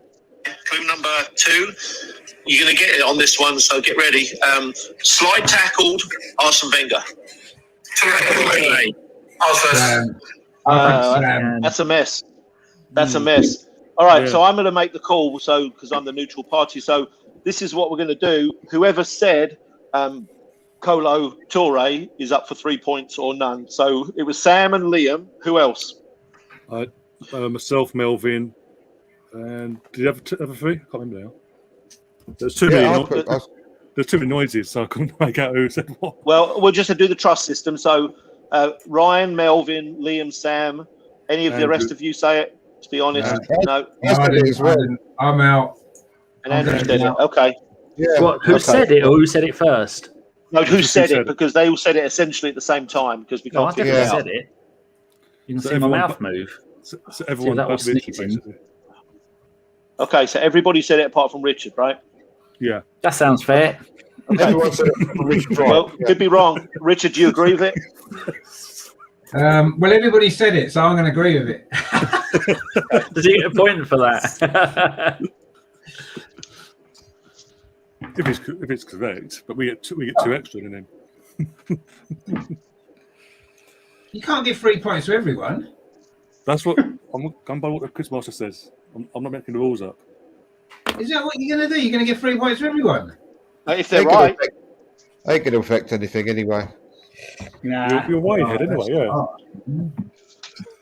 All right, here we go. Let's find out if it's right. His brother had a famous. His brother and him had a famous chant. Clue number 4, he's at Leicester. Clue number 5, invincible. So it was Kolo Toure. So you could have saved a lot of time. You've got a wedding to go to. You said you're all wrong and move on. Yeah. Yeah. You could be there by now. After reading out those clues, I think you would have lynched me because I think you know. So, all right then. Here we go. We've got another one coming up here. Question 34. This is world football. Clue number 1. Phlegm. Oh, Jamie Carragher. Rijkaard, yeah. I was going to say Rijkaard, you bastard. Well, I think it was Liam said Carragher first, is what I heard. Yeah, it was. It was. So we're voting on Jamie Carragher. And we all know Jamie Carragher had a moment and Frank Rijkaard had a moment. So Ryan says no, Richard says no. It's between those two, isn't it? Melvin said no. Andrew said no. Sam and Danny? No. Computer Sam says no. Everybody but Liam. Computer says no. Cheers, guys. Is it a 5-pointer as well? Yeah. There's Rudy. Rudy as well. Yeah. There's a few options, really, isn't there? There's a few options, but I'm just going with everyone else. I just thought first when it came into my head, Liam, when you said Jamie Carragher was the way he speaks. Spitting everywhere. That's what I thought about. I forgot about the car incident. Oh, it might be Harry Kane then. It might be Harry Kane. Let's find out. Let's find out. Okay, all right, here we go. Clue number 2. Me and my 2 countrymen were rather good at this club. Clue number 3. Not Stapleton. Clue number 4. Coached at Barcelona. Frank Rijkaard. And clue number 5. Rudy Völlers' hair. Is where the phlegm went. Yeah, you could have been right though, Liam. Could have been. Had to go for it. Yeah, could have been. All right, so we've got, we're up to question 35. This thing's still in the balance, fellas. So here we go. Arsenal question 35, clue number 1. Scored pivotal goals. Oh. Bite your tongue just in case. Wiltord, Sylvain Wiltord. Okay. I've got to go for it, haven't I? He did score pivotal goals. Yeah, I don't remember the one though, really. Yeah, I was thinking either Freddie Ljungberg or Aaron Ramsey. Ljungberg scored loads in that season. I'm saying no because I think it's either Ljungberg or Ramsey. Didn't say it could be for France, and you've all said no. He scored the. Did he score the winner for France? No, he scored the equaliser. Trezeguet scored the winner. Yeah, he scored the equaliser, and then Trezeguet was set up by Perez. Still crucial, I suppose, isn't the equaliser? Yeah, still counts. Yeah. I'm still saying no. I'm still saying no though. All right, let's find out. Let's find out if it's 5 or -2. Clue number 2, not Parler or Kennedy. Clue number 3, only played 93 games in his entire career. Clue number 4, started in the 1998 Cup final. Ray Wiltord. Clue number 5, coached in Liberia. Christopher Ray, spelled differently than Ray Parler and Ray Kennedy. Yeah, he did score some pivotal goals actually, didn't he, that season? Yeah, I was at Bolton that night. Bolton winner, Wimbledon.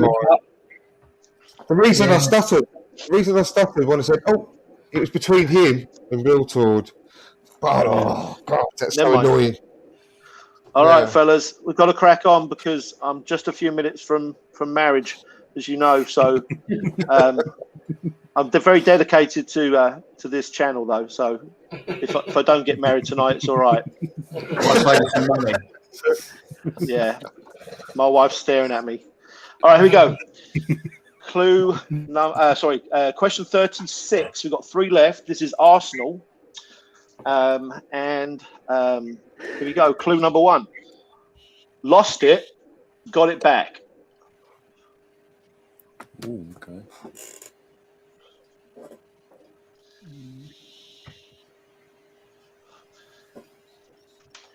This should be worth 10 points if you get it. It's not, but...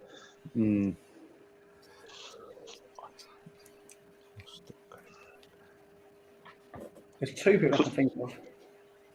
Clue number 2. Massive bottom. Sol Campbell. Sol Campbell. Okay. That's what I was thinking.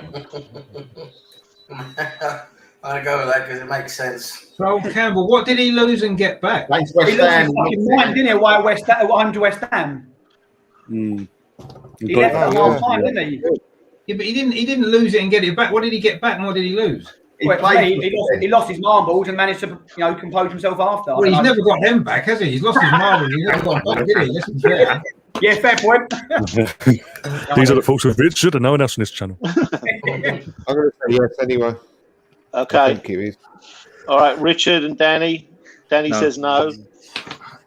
I'm not convinced. I've got to be honest. I'm not convinced by that answer. I was thinking a bit way. What did he lose and get back? What did he? No, I'm saying no because I don't know what he lost and got back. So I'm going to say no. You're playing this very personal, Rich. All right, you ready? Let's find out. There we go. Clue number 3. You guys are going to like this. Looked a bit green when we lost to Spurs. Clue number 4, Jurassic Park. Clue number 5, cuddly. I still don't know Gunnosaurus. What? Gunnosaurus. Oh my god! He's got a massive bottom. Oh, that is. He doesn't play for That's a Arsenal, tail. does he? He does. That's the tail. It's not a bottom, it's a tail. Have you seen his bottom? It's a fucking tail. The fellas are trying. For him to turn around, it's a tail. It's not a bottom. It's not a tail. How many games has Gunnosaurus played for Arsenal? Exactly. You don't know because you don't know who's in there, Sam. I tell you, this season he's got a fucking good chance. Well, Mesut Ozil was in there for a while, wasn't he? He could have got it right back for a while. I think it's Igor Stepanov's in that suit, and he played for Arsenal, Sam. Can't prove otherwise. Gunnosaurus was a brilliant answer, by the way. Thank you. It's my son came up with that one. Kudos to him. He said, "Dad, you got to do Gunnosaurus." He lost it and got it back. I get it now. His job, It's lost his job. Absolutely brilliant. I just love that. And it's always thinking of players, not mascots. Well, yeah, we were all thinking of players, Sam. That's kind of the idea. Yeah, that's true. Sam, you've watched enough of these to know the cheekiness of some of the questions. Yeah, you can be a bit cheeky. That was brilliant. That was brilliant, by the way. I love that one. All right, well, boys, we're at the end of April, so we've got a scoreboard to find out if Richard's catchable. So let's have a look here. We got Melvin on 26. We've got Sam on 30, Liam on 32, Ryan 35, moved up. Andrew 37, Danny 39, and Richard is 5 ahead on 44. Ooh. So this could be an interesting ending. All right, here we go. This is the last 2 questions. We're in May. Question 37, world football. Clue number 1. Volleys in the dark. Cristiano Ronaldo. That's me first. All right, I think Sam said Cristiano Ronaldo. Sam said Ronaldo first. Well, who's gone? Yeah. Who went? Just give it up. Just give it up. Go on to bed. Liam, we got this pop to him. He's a bad loser, isn't he, Liam? He's a player and he knows he can't win. Where's he gone? Come on, Liam, come back. All right, so we've got to get votes in. Volleys in the dark. Cristiano. Volleys in the dark. Where's that come from? I've got no idea. He's probably done an advert for something or other. Mike's got that little wedding. Get on with it. They did some sports science research, and he can volley extremely well without even seeing the ball. That's how good he is. Well, he probably can. I'm going to say yes, just because it's a good answer, and I kind of like it. Yeah, makes sense. Hold on, I'm changing mine to Herbert Chapman's bust.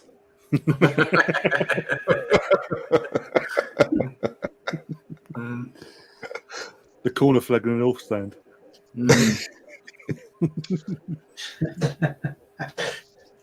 Can I have Liam's points, please? I'll Bagsy in them first. If he doesn't come back, they're all yours. Well, we're going to crack on because of everything, and Liam's not up for the championship, so it's not too controversial. But let's find out if Sam got 5 or not. So, okay, clue number 2 is back. Clue number 3 is muscles. Clue number 4 is the best, he thinks. And clue number 5 is not the Brazilian one. So well done, Sam. 5 points, Cristiano Ronaldo. And I'll tell you, boys, honestly, if one of the best things you'll ever watch on YouTube, I forget what it's called, but there's a study they did on Cristiano Ronaldo. They put all those leads all over him and these monitors and everything to see where he looks when he plays football. And they did this challenge for him, and they got this fella to cross a ball and to see if he could score when they turned the lights out. So as the guy is kicking the ball from 30 yards away, they turn the lights out and the ball, and then they turn the night cameras on, and he scores on the volley without even seeing the ball in flight. Because he's a fucking alien like Elon Musk. He's definitely a machine, isn't he? He's definitely a machine. He's got to be. From the future. Yeah. He turned up naked in an alleyway in 1984. So it's really worth seeing. He does it twice. He scores in the dark on a volley. Yeah, it's amazing. Wow. Yeah. I want to see that now. I want to see that now. It just sounds amazing. Yeah. Yeah. All right. Well, I ain't that bothered, to be fair. We've got one person left in it with Richard, which is Danny. Danny is 5 behind. He's got 40. Richard's got 45. We have one question left. So Danny's up for the cup, but he's got to go for it. And he tied up if he did it. So let's. He can't win. He can't win because Richard only has to agree. In. Well, you should have said that. He knows he's played the game. I'd figured it out already, Mike. Actually. Well, let's just go for it. I was trying to get. I might try and go for the 5 anyway, so I might just go for the 5. Yeah, go on, man. All right, here we go. Arsenal question, fellas. Last one. And before we do this, just want to mention that before people log out or what have you, first of all, stay with this. There's lots of good content that Ryan's organised, but the main thing that we're doing here is to try to save up for Tony's prosthetic leg. So from my part and all these fellas as well, just let's keep that in our minds and take some time to do that this evening. So anyway, let's find out this last one here. Question 38, Arsenal question. Clue number 1, 2-footed. Xhaka. Roller. Xhaka. He actually said. Who said Xhaka? Well, he did, didn't he? He went in 2-footed. He got sent off. Tackle. Yeah, that's a good point, actually. That's good. Yeah. That reason. I know we've all blocked it out and we forgot the season start. No, I thought he was 2-footed. I thought the first thing you thought of was Xhaka. He got no feet. Wonderful right foot, old Xhaka. But now you've explained it. Now you've explained it, Danny. That actually makes sense. I quite like that answer. No, you don't. Whatever I say, disagree with it. All right. So Danny said Xhaka. Does make sense. 2-footed, might as well just go for it. This last one. I mean, I know it's wrong, but I'm going to agree. You arsehole. I said Pozzola. Yeah, I think Cazorla is probably more likely to be right. But anyway. Was it? Did I get beat on that one? All right, let's find out. Here we go. Clue number 2 is powerful dribbler. Clue number that ain't Granit Xhaka. I think that right. Clue number 3. Clue number 3 is unproven. Clue number 4 is we really needed a backup in January, preferably. And clue number 5 is Portuguese lefty. I'm done already. Tavares. It's Nuno Tavares, yeah. Or as Mike calls him, Tuvage.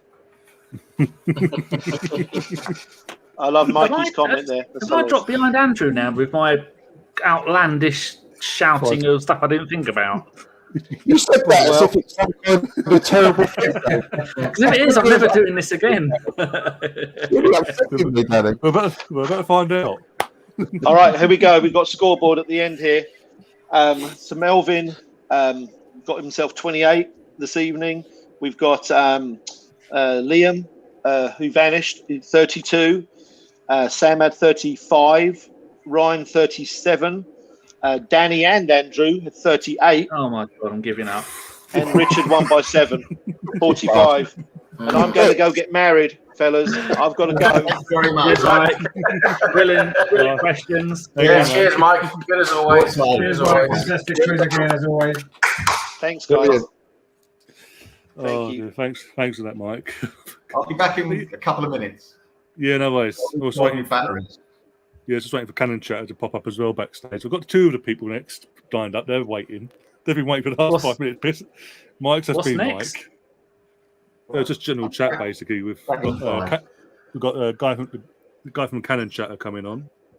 And I got my quiz in an hour and a half, so I'll just get some more stuff ready for that. And have you got enough people for your quiz, Sam? I don't know who's coming on, really. I have no idea, but anyone's welcome. We've got myself. What time's your quiz, Sam? What time is it? In an hour and a half, 11:30 UK time. Movie quiz, by the way. Movie quiz. Might be a bit late, but I understand people got to get up for work and that. But yeah, I might see. I might watch a bit of it. I don't know if I can come on. But yeah, we've got myself, Gary, Mike's going to be hanging about for that as well. And I need to double check. It shouldn't last longer than about an hour. It's not going to be a long one like this one. It'll only be about an hour. Yeah, just a bit of a laugh. I should be able to come back on for that if you want me to. So I'll be about. If the space is there, great. Yeah, sure. So I'll pop back a bit later for that one then. All right then. See you later, guys. I'll drop you. See you, mate. Make sure everyone donates. Yes, Sam. See you later. Yeah. See you later, mate. Cheers, mate. Do you need me to stay for the next one, Ryan, or have you got enough people? You stay if you want. Literally, you got your boyfriend, brother, what kind of relation you are to Mike. We're both fluid at the moment. We've joined. We're both gender fluid, and we're all the pronouns known to man. It's an open gender fluid relationship. And we're flag wankers. I've got a dozen flags on my fucking profile. Oh, here he is. There's one. Cheeks. Hiya, Mike. You right? Oh, dude. Well, maybe I might not stay. These 2 there. Jesus. God, I thought you were I was going to donate $25 to the charity, but when Mike did that awful piss take, I had to raise it to 50. Owen, you muted. I'm not. I'm just taking a vow of silence against this shit show.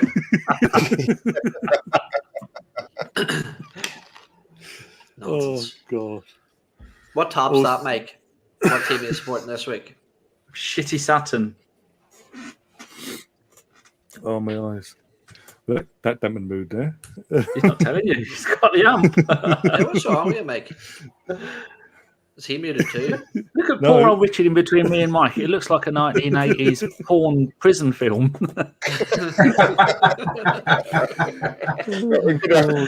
Always gone. Prison. Mark's phone. It's a bit better now, actually. He's kind of changed the setup of that. That's good. Mark, I'm sure Mark will be back in a minute. You've got the better half of the Gunners podcast anyway, so exactly. Did they ever find Andy's body? Did they ever? No. No. Who's Andy? Oh, Martinez was one of the Argentinian players who was arrested. Buendia and Lo Celso as well. Yeah, on the pitch. Oh my God, that is madness. Oh my days. Oh, what fun! Anyway, nice to meet you, Stephen. I don't think we've had the pleasure before. Yeah, but every time I introduce him, Hello. it's like someone talks. That's Stephen from the Cannon Chatters, obviously. He's joined us. How you doing, Stephen? I'm not too bad. Having a bit of a stressful evening, but yeah, we're all right. Wait, he's one of me. He's one of me. There's another one of us. Oh, for fuck's sake. There's no other ones of you. There's plenty of you. We're all over the place. On the plus side, I've sold a PSP game on eBay. Thank you very much if you bought it. That's £6.95 well spent. Donate that money to the charity then, please, Danny. I've got to pay fucking postage. That's going to cost me 93p. So I don't know if it came through. I was having audio issues before, but I had to double my donation to Tony because of that awful piss take that Mike. What a brutal guy he is with the finishing off with a 2-footed comment. Rude. Such a banter, that Mike McDonald.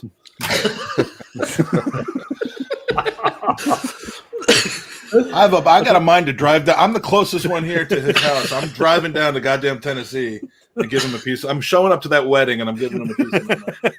Look, they put me above Mike just like on our wedding night. when they say, has anyone got any grounds as to why these people should not be married? Yeah, this guy's an asshole. This guy is an asshole. God forbid his wife, you ever get hurt, he's gonna make fun of you, or So, Danny, I am coming to visit you in this next trip. I know I said that the last 7 times I've come over, but I was going to, except for COVID. But yeah, I'm going to come up and sit on your lap for an hour. I'll take you for a walk through the village. We go see the swans and the ducks. I'll take you for a walk. Oh yeah, I'll do the sit-in. You can just walk behind. It's a sad situation when I'm the more physically active of the two people that are together at any particular time. Well, I'm useless. I've got 2 perfectly good knees, ankles, and hips. I never use them. I should give Matey Boy one of my legs. I don't need maybe you should donate something. Yeah, I'll post it to him. Here, I'm not using this. The PSP game. I've got about another 20 PSP games to get rid of. Yet and about 1,000 Xbox games. Jesus. Do you want to meet me, Daniel? That sounded really sexual, didn't it? Like I said in the DMs before I blocked you, I've already looked at the schedule. The day after the Villa game is Peterborough's playing at home, so we'll go see Peterborough, and then Uber down to. Are you allowed to drive when you get here? Well, no, and I know it's not that close to you, but 15 minutes. Yeah, well, get in my van. You can drive it. Do you know how to drive a right-hand drive? No. But I'll do it anyway. You look like me. Just telling you me. I said I was going to come to your house and bring you a mirror just by showing up. Basically, you'll get to see what you look like. My mum went past when I was watching your show the other day. My mum went past and looked at the screen and went, "That fat bloke looks like you." I didn't make a video of it. Yet I still would be insulted. that should have ended my career, but it didn't for some reason. Ryan, you're in hour 4. How are you feeling? So far, so good. Wait till the morning. I mean, it's only 20 more hours for you. Have you got your drug dealer on speed dial? No comment. Couple of pieces of advice: don't drink until you're on someone else's. Get the Red Bull nearby. Bit of an update in the chat, by the way, from Gary. I'm going to put the comments back there for you guys. But Gary's commented saying we've cost it 16,000 threshold. Yeah, I put some in there for Tony. When's Tony coming on? I don't think I've ever met Tony, actually. I keep hearing about Tony and his leg, but I've never come on. I've never actually seen him before or been on with him before.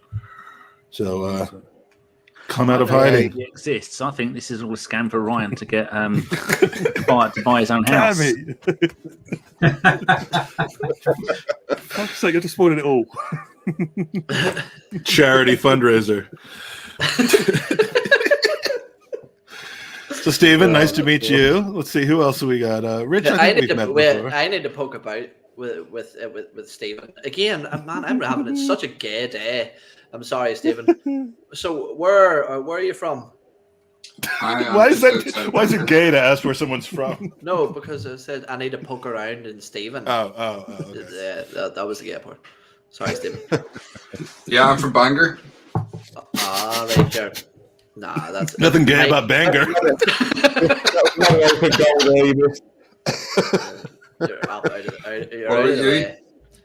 Nuri. Nuri? Yeah. Oh, well. for the wrong things. Anyway, Ryan, Arsenal, we're shite, aren't we? Oh yeah. Well, the men's are. The women are fantastic. The men are fucking shit. Mm-hmm. And 3 games, no goals, no shots on target, no nothing. What can we do? What else do you want to talk about? I certainly didn't. I didn't come in here to. I don't even support Arsenal anymore. I've moved on. I've moved up and up to Sutton.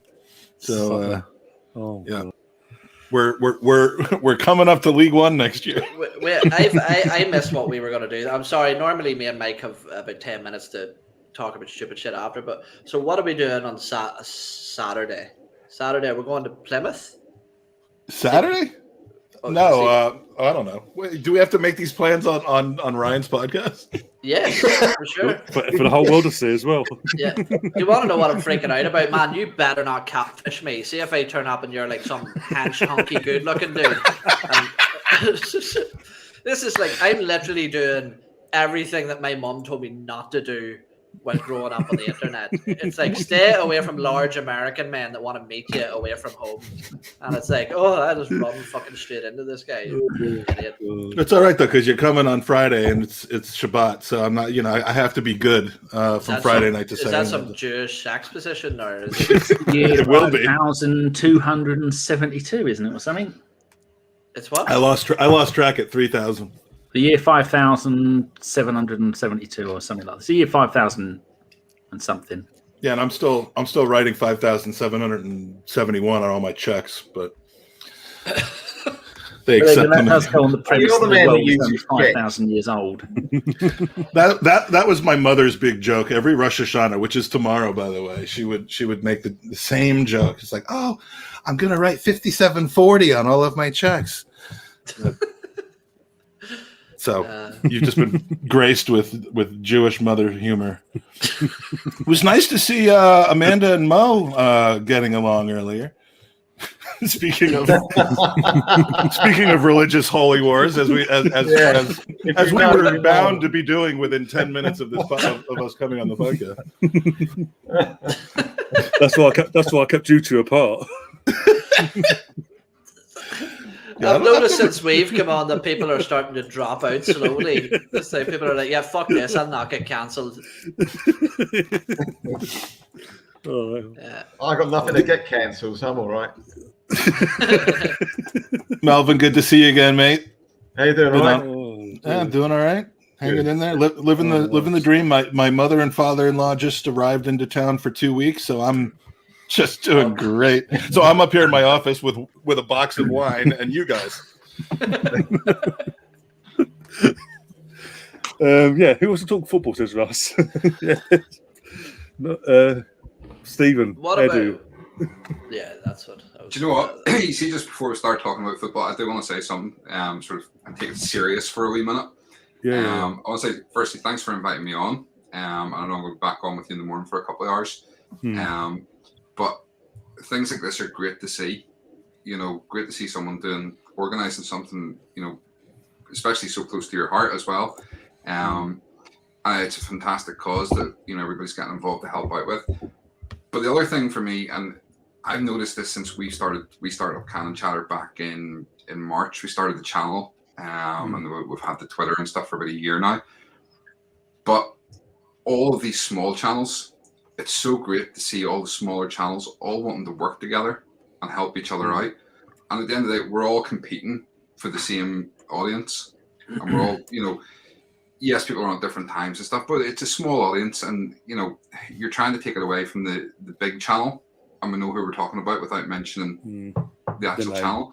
So it's fantastic to see. And it's great to see all the smaller channels all wanting to work together and, come together and do stuff like this. So well done for organizing this, first of all, and well done to everybody else for getting involved. Stephen, can I actually? I'm going to disagree with you whilst agreeing with you. He was talking about Arsenal Fan TV, AFTV, when he said the name that he wouldn't mention. Is that what you were going to ask, Mike? Well, no. I knew that's what he was saying. Oh, sorry. I agree with the sentiment that you're saying, and it's a great comment. And yes, all of us smaller podcasts absolutely do have kind of a friendship together, and not any kind of a, we don't argue and fight, and I don't look at it as I'd like to think that we're doing it as a hobby, and not as a business. So, we're just having fun, and there's no reason to spoil someone else's fun just to have your own. But I also would say that having watched Ryan's podcast, I hate to say I haven't caught yours yet, but we're not competing for the same people that watch that kind of programming. At least I don't think that we are. I mean, if our audience was 5, 10, 15, 50 as it is, like somewhere in that range, depending on the show, those aren't the people that are watching us instead of that other kind of programming. I think there's sensationalistic people, and unfortunately that's what draws the numbers. And then there's people who are just trying to have a good time chatting with their mates about football, about Arsenal, about anything else. Tend to be the ones who do nice things for other people, like Ryan is doing, and as we've tried to do. So, I mean, my only disagreement with what you've said is that we're in any way kind of in the same marketplace as those podcasts, and specifically that one. I mean, they do what they do, and their audience is their audience. But I think we're in a whole separate world of casual, just kind of hobby podcasters, and that's why, if you do a podcast and it gets 10 people every week, I love to see that continues. Like that you do that for, you could do that for 3, 4, 5 years because it's fun. Yeah, listen, we always said, we said right from the word go that, if it was first of all, it was me and Granville, G as I call him, we were the ones started it. And I always said to him, if it was just me and him and there was nobody actually watching our show, we'd still do it because we just enjoy talking to each other about Arsenal and talking about football. Now, that being said, anyone who is currently not doing a podcast and thinking about doing a podcast, the doors are now closed. You may if you're not in yet, sorry, it's over. There's no more room. You can't. No room at the inn. There's no more room at the Highbury Inn, right? You still have an Excel spreadsheet on it, Danny. I kind of do. I've got a little bit on our website. You couldn't possibly do that anymore, though, because literally every 2 minutes, and I'm not talking about one. I'm not talking about guys like FK coming on and starting to do a podcast because they already have a following. But like, yeah, shame he didn't do that when he was with ABW. We might not be. Yeah, how you feeling? How you feeling about that? You scumbag. He's fired. Your proteges going off on their own. And Tom, another one. Well, again, it wasn't really his fault, was it? But it's funny because when you mention about like the smaller podcast, if you want to call them that, whatever it is, whatever number. If you want to call us that, stop acting like ours isn't a smaller. We are huge in fucking in our own minds. Tunisia, no, in Tunisia we are. No, it's Mozambique. Sorry, Mozambique. Yeah, no, but when we talk about like the smaller podcast, the one thing that I like and I definitely respect somebody like Danny for who's been here from the beginning. We all know that the ranting and the sort of over exaggeration of certain situations and trying to gain traction is the thing to do. Most people do it. Most people get their channel and they realize that is the key to success is to be overreactionary. But how many views did that massive fucking wanker get the other day for that? That's exactly it. And that's why I 2 million views. That's why I respect the smaller channels so much, is because that prick in his car screaming. Yeah. You fucking that's idiot. The one. Should have done it at 70 miles an hour into a wall without a seatbelt. On the back seat. Yeah. God. Anyway, you can't sell out your values just for the sake of viewers.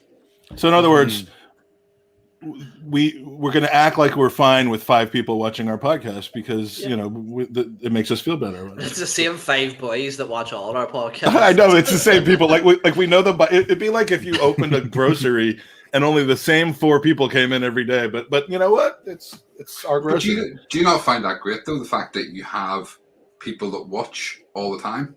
And you know those people are going to be. I actually enjoy that. I know the fact that who's going to be in our shows and who you can almost rely on to comment on things. If I ever have to go to Bulgaria, I know that there's a dude there that's going to be happy to see me.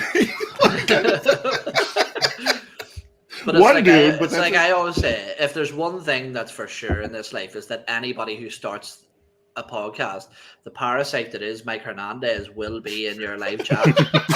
It's a given, man. The guy literally gave birth 3 days ago, and his wife gave. No. I heard that's not what I heard, but and he's in every chat. He's doing a podcast tonight. The guy, he has more podcasts than kids, and that is saying something. Right now. So I don't agree with any of that, Mike. If you're watching, what were you going to say about Edu, Ryan? I tried to watch that earlier so that I would be up on the interview. It's kind of douchey. Not just your thoughts on the actual interview itself and what you had to say. If you're on the side of certain idiots in Spain, or it's corporate edited bullshit. That's all it is. I mean, we've seen them put out these videos on Arsenal.com before. I mean, there's three ways you could have a conversation and get information out and be transparent, which we've all asked them to be. One is through print media, and we've seen them do that. And frankly, I don't know why they keep doing that, because you end up getting things twisted around for the narrative of the Sun and the Daily Mirror and all those. What are they called? Red tops. Yeah. Is that what hold on, where's my bell? Oh, okay. And the second is through Arsenal.com, and the third is the one that they keep ignoring, which is like blogs and fan channels. And I mean, obviously they can't just go, they're not going to have Josh Kroenke go on every single fan channel. Just they're one. not inviting this 24 press conferences, are they? I haven't been invited for a while, ever since my phone went off on the dais, but yeah, I mean, they are missing the boat a little bit.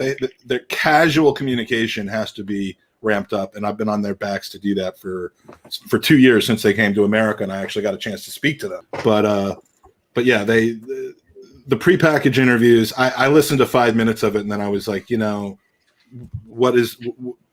it matter what he says? I'm very happy. Window.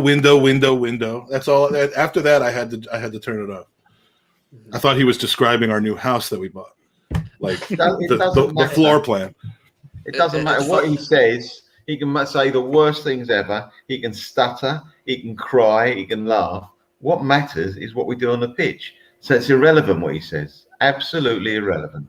It's funny because in Brazil and in mainland Europe, it's much more common for the sort of senior figureheads of the club at operations level to come out and publicly speak within the transfer windows. That's not irregular. It's not very common in England. It's not very common in the UK at all. But over there, that is something that they do. And I think that Eddie is trying to take that sort of culture of communication and bring it over here. Unfortunately, I think that he's executing it in the complete wrong manner, because if there's something that I think the fans of the English game like, it's some sort of potential hope.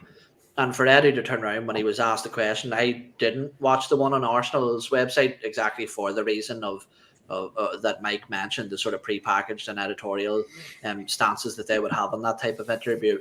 But I watched the Sky Sports one, and he was put under a little bit more scrutiny in that interview, I think.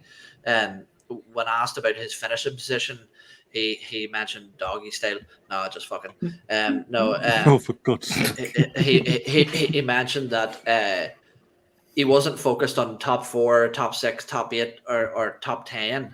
And for me, geez, that is just unacceptable. That's not. But see, that's the thing that Arsenal staff, board, ownership, they have always had the worst choice of words and phrases for a print or like a pre-planned interview where there's not going to be like a pushback on something.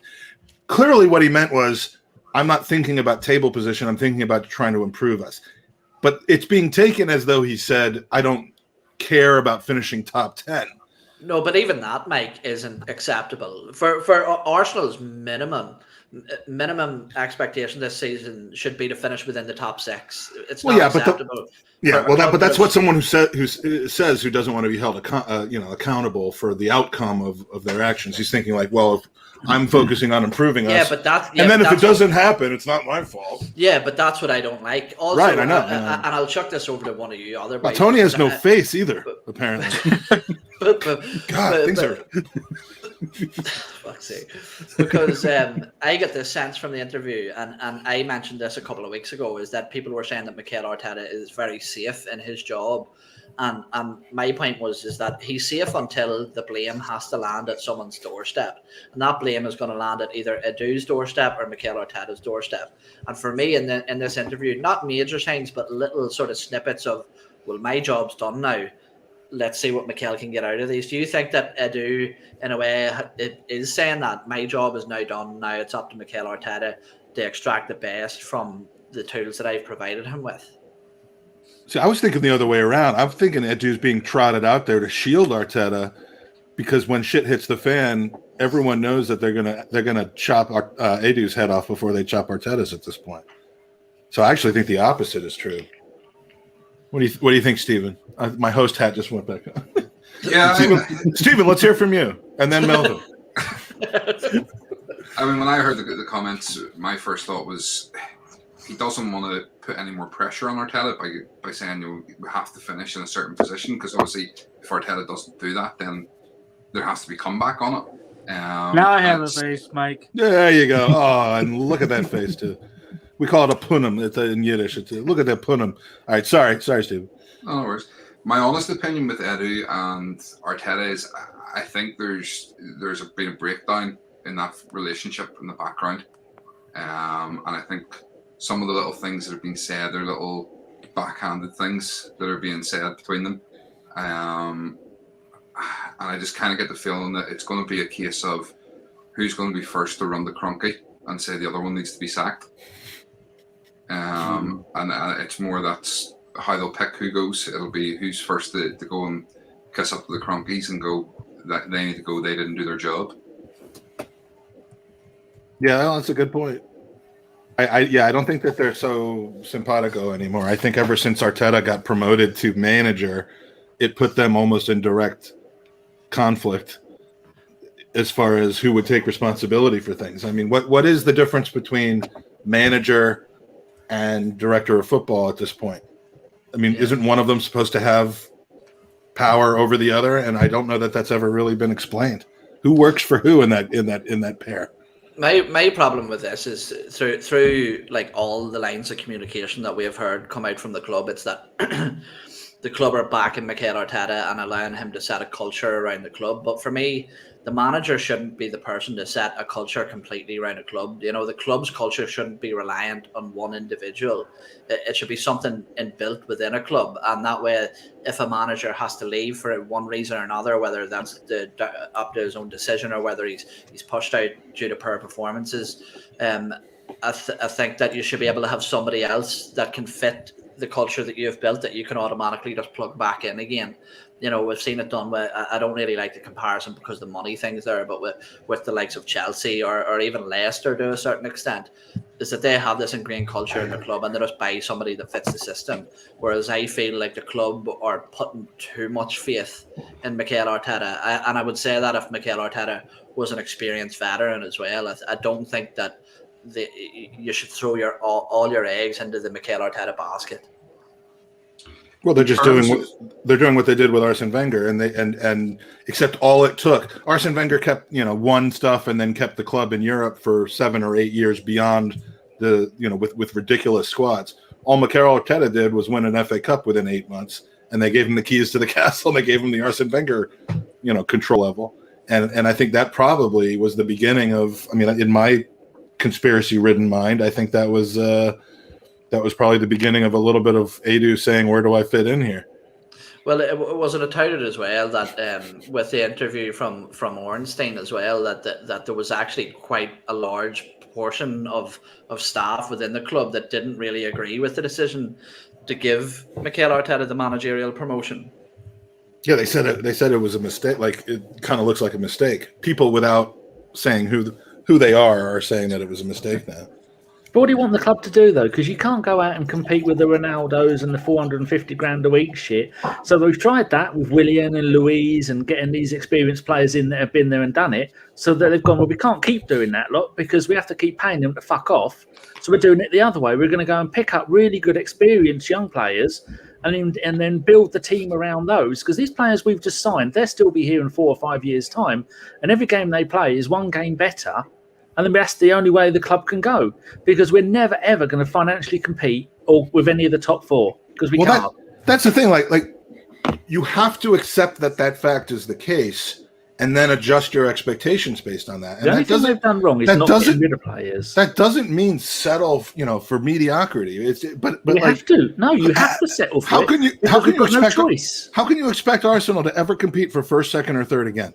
We don't. You can't. That is now that FFP. Yes, we were told we would, but you can't look at the scenario now. It's not that. Look, I think I agree with you, Danny. You have to lower your expectations, especially with the rebuild. Or have none. Not lower them. Get rid of them. But it's so aggravating. And people say be patient, and I don't like saying this because it's such a classic thing to spit out and say. But we've been patient for more than Mikel Arteta's tenure, or more than Unai Emery's tenure, or more than Arsene Wenger's the end of his tenure as well. So patience isn't the issue here. I think what frustrates people is people like me. I have absolutely no issue with the transfer business that we have done. Not one player that we have gotten in this season I have an objection to, or to turn around and say that was a bad bit of business or that was too much above the asking price. No issue whatsoever. But what I do have an issue with is the classic Arsenal being the almost club. We almost had a good transfer window. When you look at teams, players like Yves Bissouma, it fits the profile of a younger player, Premier League proven, seems to be quite a leader within that Brighton squad, and looks an absolute unit of a player. We were throwing about 40-odd million quid offers for Manuel Locatelli. And then now that cash has just vanished, and it's just here. Granted, have another pay rise there. It'll be fine. That was stupid. No, but this is what I mean. This is what I mean. I have no problem lowering my expectations and jumping on board for the journey of a project. But when there's fucking stupid, obvious decisions being made that are setting that project back a year, 2 years, 3 years, put it like this, I think that the fact that we haven't signed an upgrade on Granit Xhaka in centre mid means that we won't progress for yet another full season. I don't. Of course we did. Yeah, Mainsley's coming back. That's our upgrade. And you have to just keep. And this is the frustrating part is if you want to be positive and encouraged about the future, you have to keep wiping the slate clean. And how many times do you want to keep wiping the slate clean? I can see what they're doing. I can see that they have an age profile, a contract profile, a wages profile, combined with an experience profile. We're signing experienced 22-year-olds now. And that's great. I love that. I think that's great. I made a comment 2 years ago when Freddie Ljungberg was the caretaker manager that we should just sack everyone on our club over age 25 and just go with the youth. And that was before ESR came through, and I do it even more right now because at the time I was like, Leno and Aubameyang are excluded from that. Now I just throw them right in there. So, I like what they're doing. It's just, we're just tired of kind of restarting over and over and over again. But if you can disassociate from the Unai Emery restart and the we're hiring Edu restart and all the other false restarts that we've had over the last 3 or 4 years, then I would say I kind of like how this club is trying to climb out of 8th or 9th place, and I'll give it 3 or 4 years. But I think people are just too tired of having to be told 3 or 4 more years. The Cronkies don't want to be sitting here out of Europe for 3 or 4 more years on top of the 6 years we've been out of the Champions League, though, or whatever it is.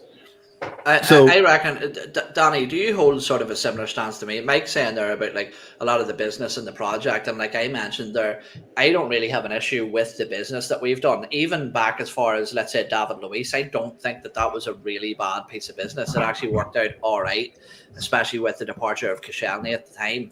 But my problem is with what's being implemented on the pitch. It isn't so much the business that we have done; it's that what we are doing on the pitch. What do you reckon about the whole Arteta thing? Do you think Edu's maybe doing a decent enough job, but Arteta's just not extracting the maximum out of the squad that he has?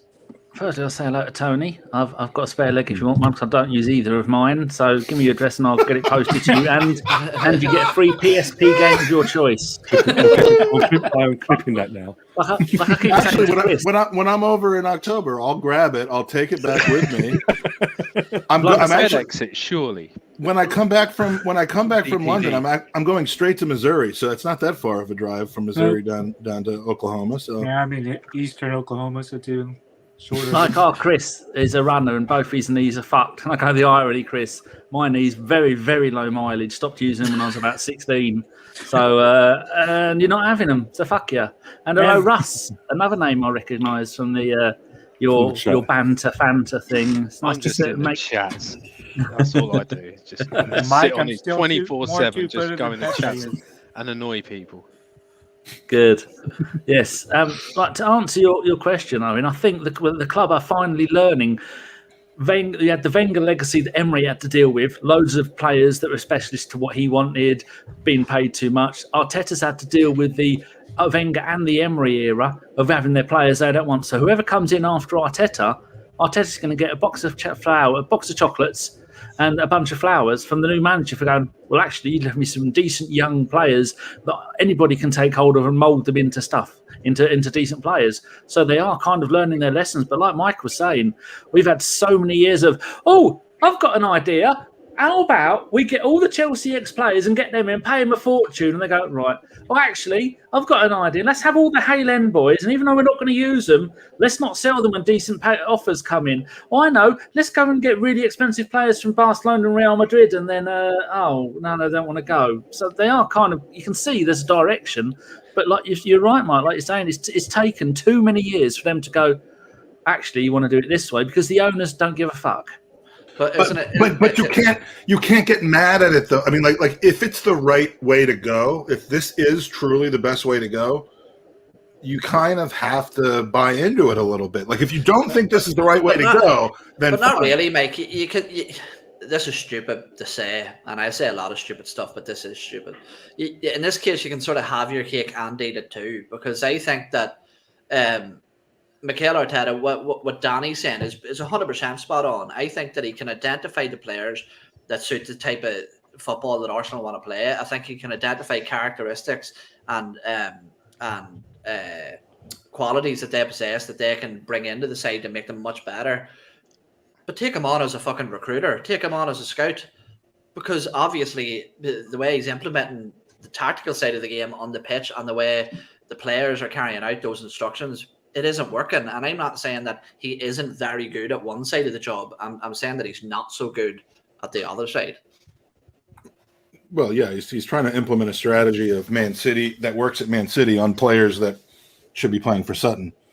Yeah, we got Willian. It's just like, well, what's the point in that? That was just but not no more. Hey, Russ, how you doing, man? Hey, man. Where are you at?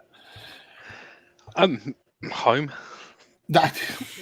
Where is that? Do you want his fucking address, mate? Well, I don't need his goddamn whole address. The city could have been, Mike just wants to know where everybody fucking lives.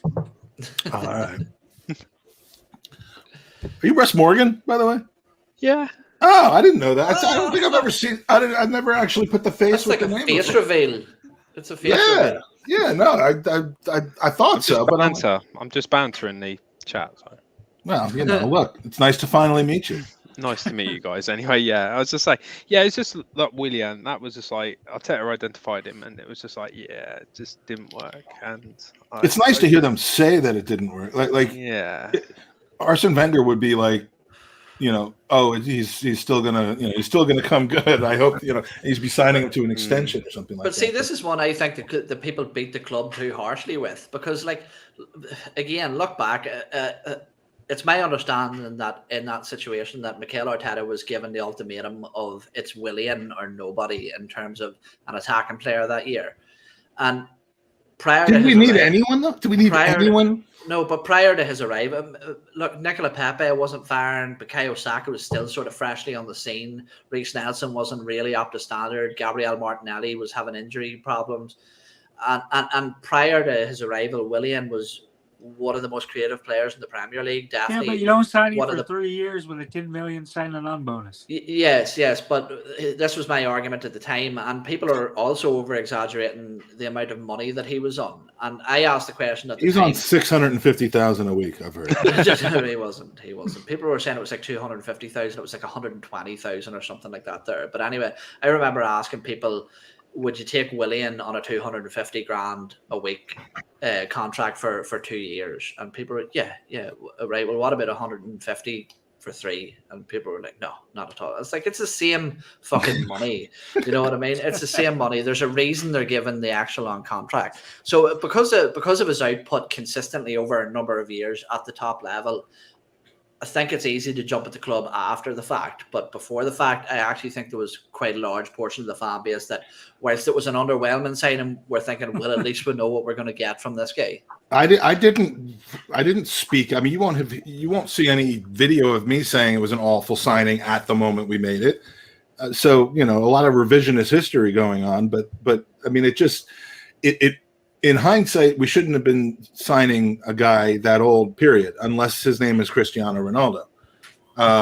It looks dumb in hindsight, and I think they've learned their lesson. So if anything good came out of it, A, he canceled his contract for whatever payoff that he got that no one is speaking about, and B, I think it finally drove the point home to Arsenal that they need to look for a different profile in a player. Not just unexperienced kids. Don't pre-promote Hale End boys and 17-year-olds before they're ready, but get guys who are 20, 22, 23, can play, have been in leadership positions or have international experience, and God forbid things don't work out for whatever reason, whether they eventually play so well that they outgrow our club, or if there's a wage issue, we can actually sell these players for money, which is a new concept for Arsenal, to get money back when you have a player leave. So I mean, and basically that's what Edu was saying in this interview. Everything I've just said is basically what they're saying the new strategy is. It just took them a long goddamn time to get there, and it still might not work because it's Arsenal and everything goes wrong at Arsenal. Was nobody concerned, though, that Eddie came out and said that him and Mikel went to Willian at the end of the season and said, basically what's going on, and he said he wasn't happy, so they made the decision that he could go, and yet we're terminating his contract on deadline day? What were they doing all summer? Surely this should have been sorted out a long time ago. With Willian? I think maybe what's happened there is just the lack of clubs willing to take him on, and it boiling down to maybe the player was waiting for an offer from Serie A or the French League One or whoever, somewhere that could match closer to his wages, and maybe just in the dying moments of that transfer window that he realised that he only really had one option. But look, for all the shit that we give the guy, fair play to him. He turned around and did what a lot of players wouldn't do, but by all accounts, terminating his contract. I think Sam in the chat said it would save us about 20 million. Whether there was some sort of backhand minus deal, the fee, it doesn't even have to be backhand. They terminated the contract. It just sounds via mutual consent. That doesn't mean for no compensation. It just means that they both agreed to terminate the contract. Why they agreed to terminate the contract has never really been discussed. Yeah, I'm sure there's lawyers involved somewhere where he would have got some sort of money, some sort of compensation. Yeah, unlike Ozil, though, Ozil didn't terminate the contract until there was only 4 or 5 months left on it. He terminated it for the amount that was left on it. So, yeah, I mean, Willian did a favor to us, but let's not, make him out to be Santa Claus at this point. No, but at least he did it. We've still got Colo. It. He's happy to sit there and whatever he gets a week and not kick a ball. I think he's a lot, William's a lot better. He's the first name on the team sheet. He's fucking playing. I know. He's playing as fucking centre back. Can't believe it. Oh, fuck that guy. Yeah, drop Murray after 2 bad performances and then just bring Cola back. Yeah, everything's fine. I still think Arteta just spins the wheel to select the players. I think he does, yeah, because he never has the same team playing the same. 7 of us last season. Has anybody picked Arteta's team? Got it 100% right for one game? I've never. Has anyone done it? You've done it, have you? Yeah. I mean, I don't know that I could. I don't go and pick his team every game, but I don't think I probably would have gotten it right. I think you probably do a better job, actually. No, but has anyone? If I picked it based on my preference, then of course I would do a better job. But just by nature of being a podcaster, I have to think that I would do a better job. No, Can I ask Danny a question? I think Arteta is going to pick this team today. You got in your I think he's going to do this. It makes sense. I know the way his mind works. I think I do. He just does something completely different. Yeah, but I don't know. Unbelievable. I think I do, but I don't. Yeah. Can I ask Danny a question?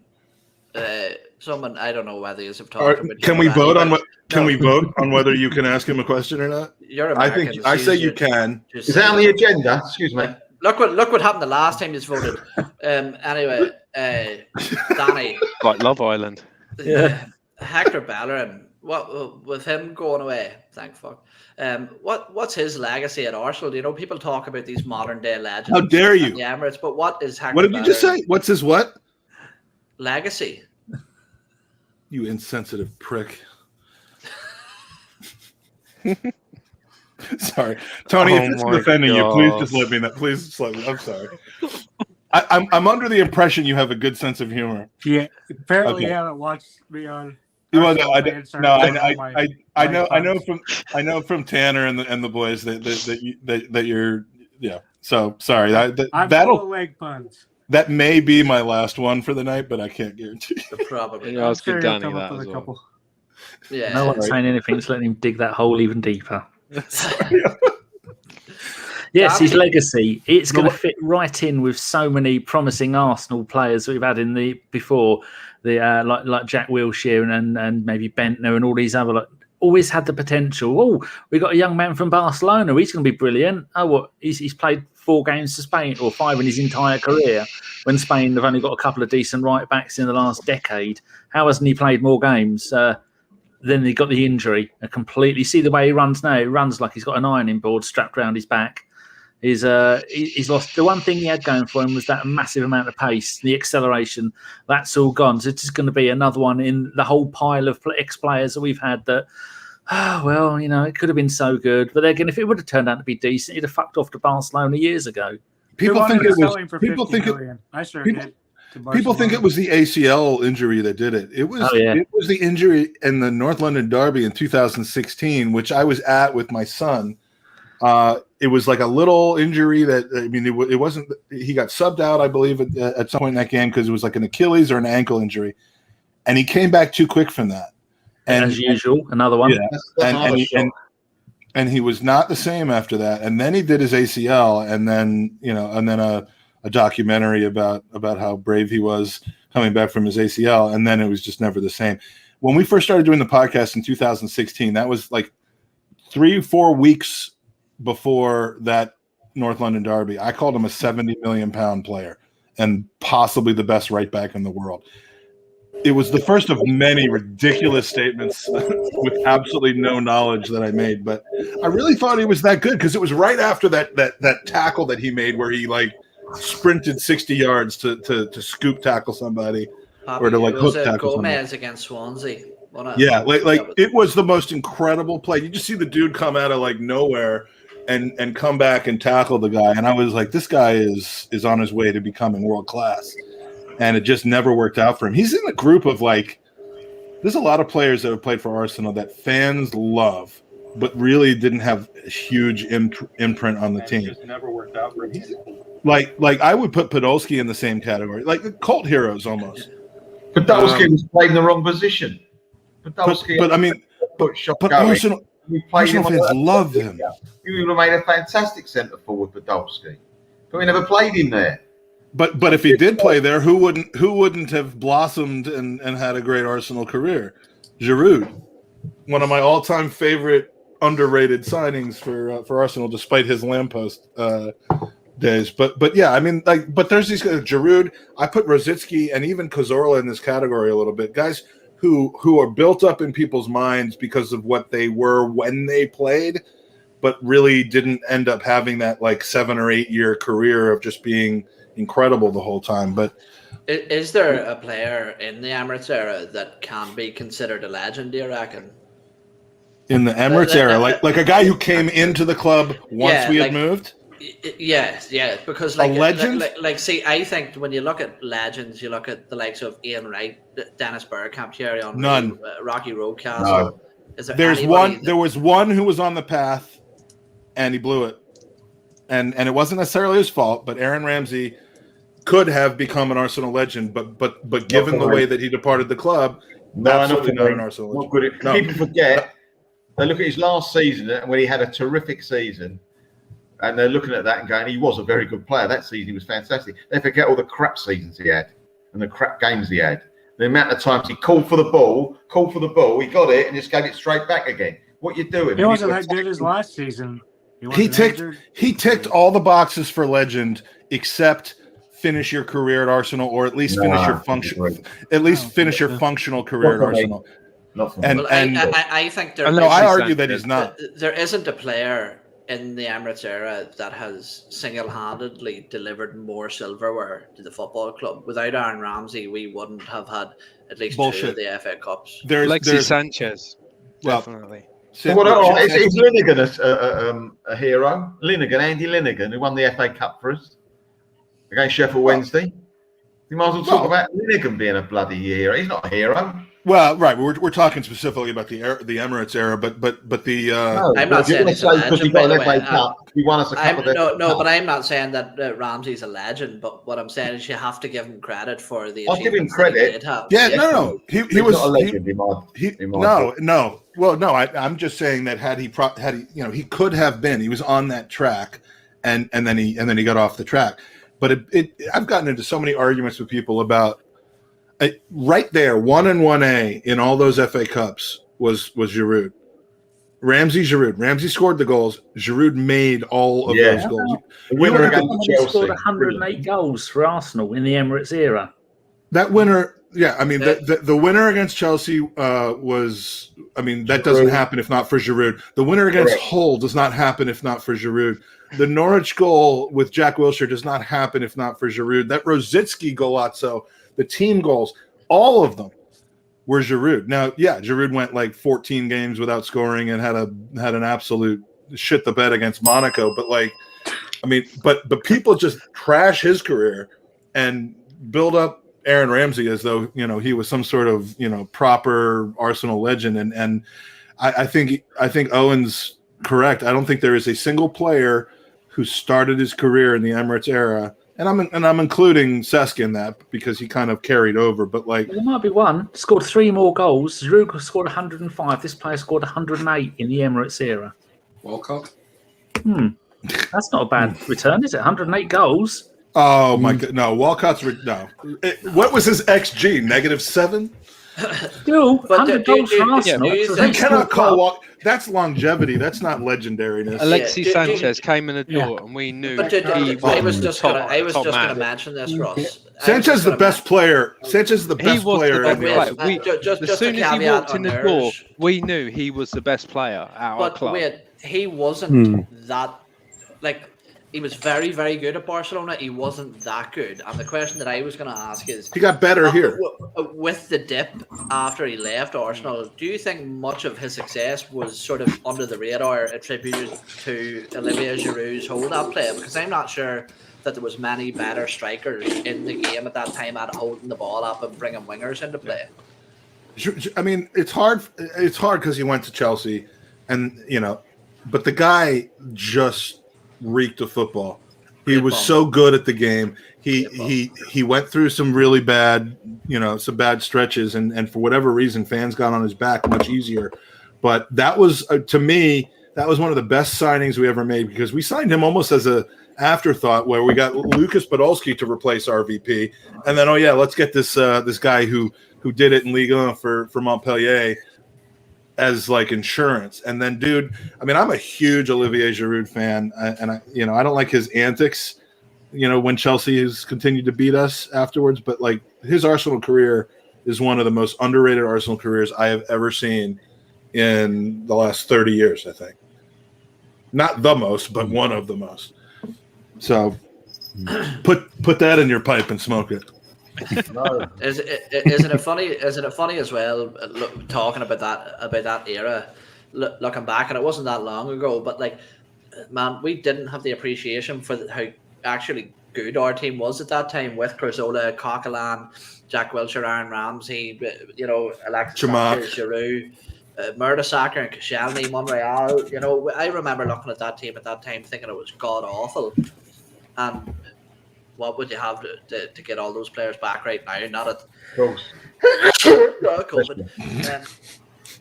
I'm double COVID. Like you say, we haven't got at the moment any presence in the other box, have we? No. Giroud had that presence. Nothing at all. Like him or not like him, Giroud had a presence in the box. We replaced Giroud with Aubameyang basically, and while Aubameyang pumped in the goals, he changed the way that we play. But that was complete mismanagement again financially. Like, we literally signed Alexander Lacazette for 50 million, and then 6 months later signed Aubameyang for 60. You weren't happy about that though at the time? Oh, it was, yeah. But if come on, a bit of squad planning, people. We were in when Aubameyang was signed. We were in New Orleans for Gunnar Graw, and Robbie and Troops were there covering the event for AFTV. Speaking of AFTV, and I mean, Troops was he wasn't even friends with the guy yet, but he was jumping. He was like doing cartwheels around New Orleans about Aubameyang signing. I loved the signing, but we. Yeah. I mean, he was doing something outlandish for attention. Is that what you're saying? But yeah, no, he never. But Aubameyang, we should have known that it was going to be a 2 or 3 year thing because he is the Jose Mourinho of players in a sense. I think not a dick, but like there's just this cycle that tends to last 3 years where you have instant success, then real success, then all of a sudden like something else happens, and it's. I mean, all these people thinking that Aubameyang is going to come back and have a great year. I would love to see it, but I think he might kind of have just unplugged a little bit. I mean, I know he scored 3 goals against West Brom B team, but do you think Aubameyang is back, or do you think it's going to be downhill from here? How can we say he's back? You've seen the first 3 games of the season. How can you say he's back? I don't think you can. Exactly. But there's people out there. He's going to score more than 10 this season, to be honest. But yeah, there's people out there. But then, like, I keep thinking this, okay, and I'm the same as you boys. I'm really, really concerned about Aubameyang at this point and where his career's going currently. But I can't help but think as well at the same time, is he falling victim to a poor system? Are we casting judgment on Pierre-Emerick Aubameyang because Mikel Arteta isn't getting the best out of him or playing to his strengths? I've described Mikel Arteta's system like a 5-year-old playing FIFA, where we spam the ball down the lines and whack crosses in. Pierre-Emerick Aubameyang, Giroud would be all right in this system. Exactly, Ross. Exactly. We haven't got that player, and this is again stupid on Arsenal's part, that we need a plan B, and unfortunately we don't have that. And what that's led to as well is us trying to force Alexander Lacazette to play in a way that doesn't really suit him either. He was never really that type of player to hold the ball up and come deep. He wasn't that type of player, but we're forcing him to be that way. And what I'm saying is that we are saying that this squad is pathetic, that it's poor, that there's no end product with these guys. But this is Pierre-Emerick Aubameyang and Alexander Lacazette, 2 of the most prolific strikers in Europe before their arrival to Arsenal, and at some points whilst they were at Arsenal. Are we tarnishing them because of somebody else's failures rather than their own? No, the players play the game, and we're not tarnishing. I mean, what always used to piss me off was when Arsenal. You're saying that the players play the game, but that's like me fucking sending you into a sword fight with a fucking spoon, and then going, "You're shit at sword fighting." They're playing. I don't know. Like when, and this used to happen with Arsenal. I haven't heard it really in the last year or two, or maybe other than Leno, but like when if Aubameyang came back and said, "I want to play in Europe," after last season, and I want to please transfer me. You'd choke the guy and say you're among the reasons that we're not playing in Europe. So don't act like you're a victim of circumstance. And so your question is almost kind of like I wouldn't want to hear a player saying, "Oh, you're ruining my legacy by not." I mean, I almost understood that when RVP and Cesc and Nasri and all them left, because our priorities were not solely on trying to win. Our priorities were on balancing the books and paying off a stadium and blah blah blah. But but now, if we're not in Europe, it's because you guys didn't get the job done. It's as equally because the coach and the manager didn't get the job done. But don't act like you're a victim of circumstance. Can I just address these here in the comments? Sorry to jump in. People are making fun of me saying that I have no pool balls or chalk. Look, I've got a penis. You can't see it, but I can assure you it's there. If you want me to show you my shit, I can show you my shit. Blame your colleague. He brought it up. John would like to. He's John been doing would like fine. to. He doesn't want his link shut down. He doesn't want his stream shut down. It's fine. He's been going for a while now, you know. It could up the donations. It could also people could retract them probably. Yeah, for every ball that Owen shows, it's another $10 donation from John. How many has he got? From John Smythe. Sorry, Stephen, you were going to say something really intelligent there, and I fucked it up for you. No, I was just saying, you were saying about players coming out and saying that, or you're saying they're part of the reason. Is that not what number 34 said? He came out and said, you're only as good as the players around you. He basically called out and said, "Oh, the players I have around me aren't as good as me." Fuck that guy then. But do you think Willian looked better at Chelsea because he had better players around him?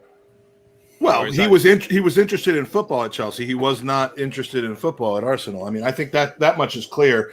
That it wasn't just physical. It wasn't his physical capability. It was his lack of belief in what he was doing. I mean. The problem with Willian was as much mental as it was physical, in my opinion.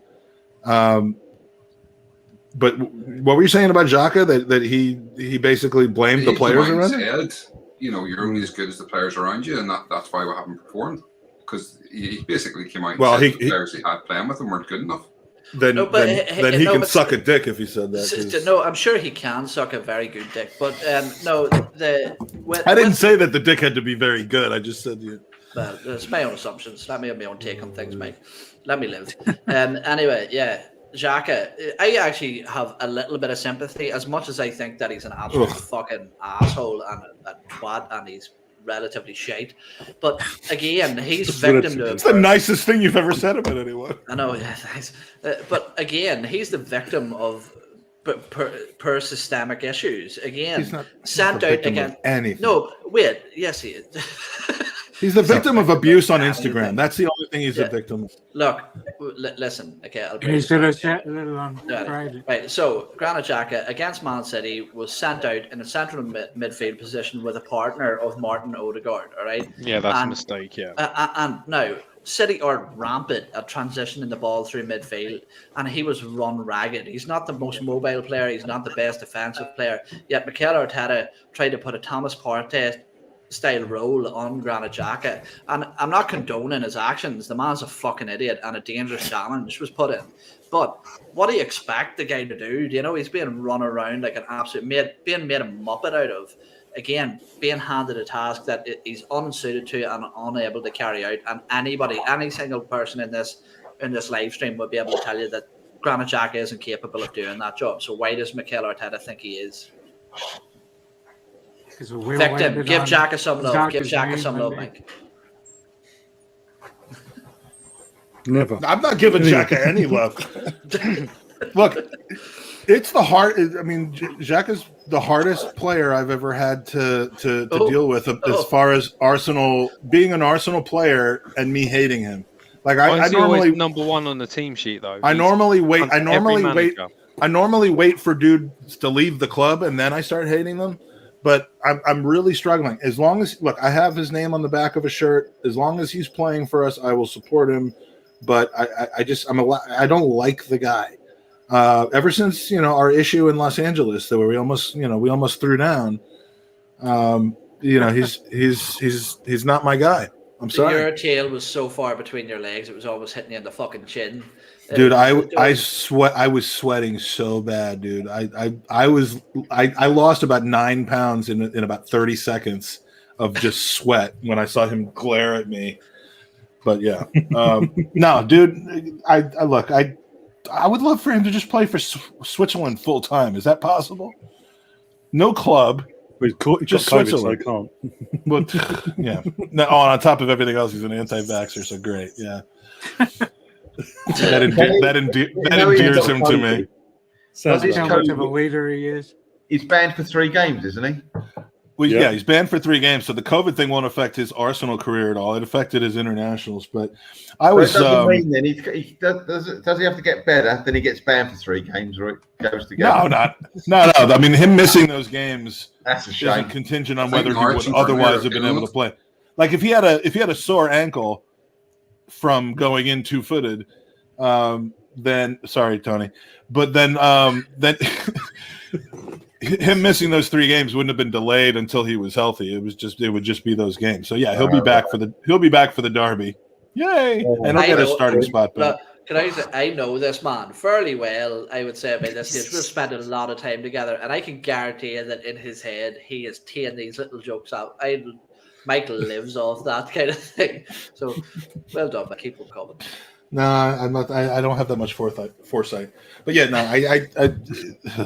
me and Granit Xhaka don't get along.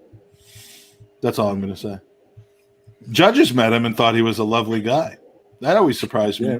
But then again, Lee would say that because he met him in the special. He had prawn sandwiches with dude. But I've got my own issues with Lee at the minute that I'm still needing to settle with him. So you didn't? Oh, because he was hitting on your mom. That's actually true, by the way. Well, he was hitting on a picture of his mom.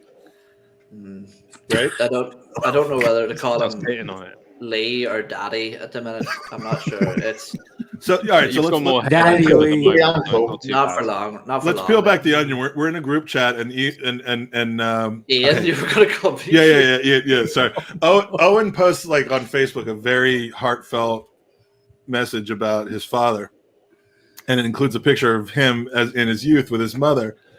And so we're in a group chat, and Lee Judges, who almost never pipes up in this group chat, is like, "Who's this bird you're with?" or whatever. I don't know what he said. It wasn't that creepy, but and he's like, "Yeah, that's my mom." And Dad, I was like, "Please tell me that you didn't fuck my mom." I was like, "Please." I was like, please, Lee, please don't. And then I think my next message was that she's a saint. Please don't ruin this for me. And then what followed that? Oh, yeah. Then he told me that she looks like a girl he used to work with. And which then I replied to him.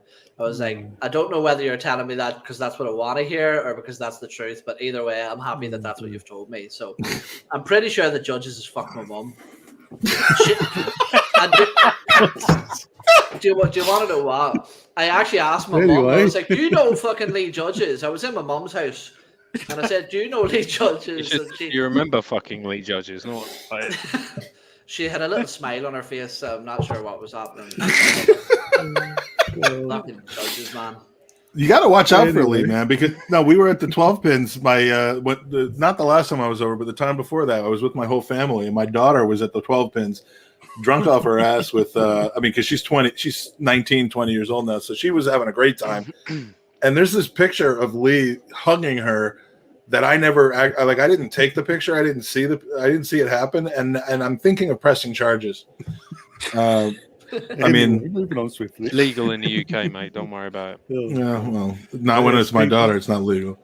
Yeah, Stephen's got to go now. He's gonna come back He's gonna come back in the morning, man, between 10 and 12 for not 2 hour slot.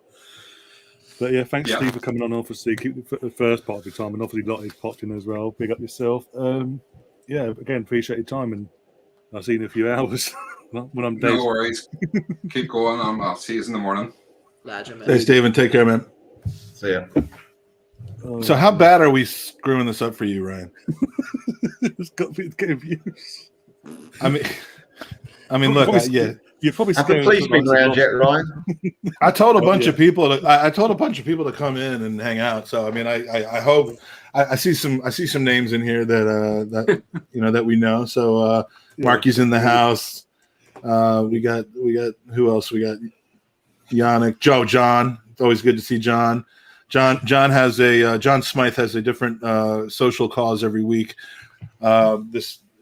John, tell us. Well, tell us. You're in the chat. You can't really tell us, but yeah, he had the latest thing, and I mean, I'm not making fun of it. It's good. He met a deaf goalkeeper at a charity match that he has. He had a team that like raises money for defibrillators and stuff, and the guy tagged every person on Twitter.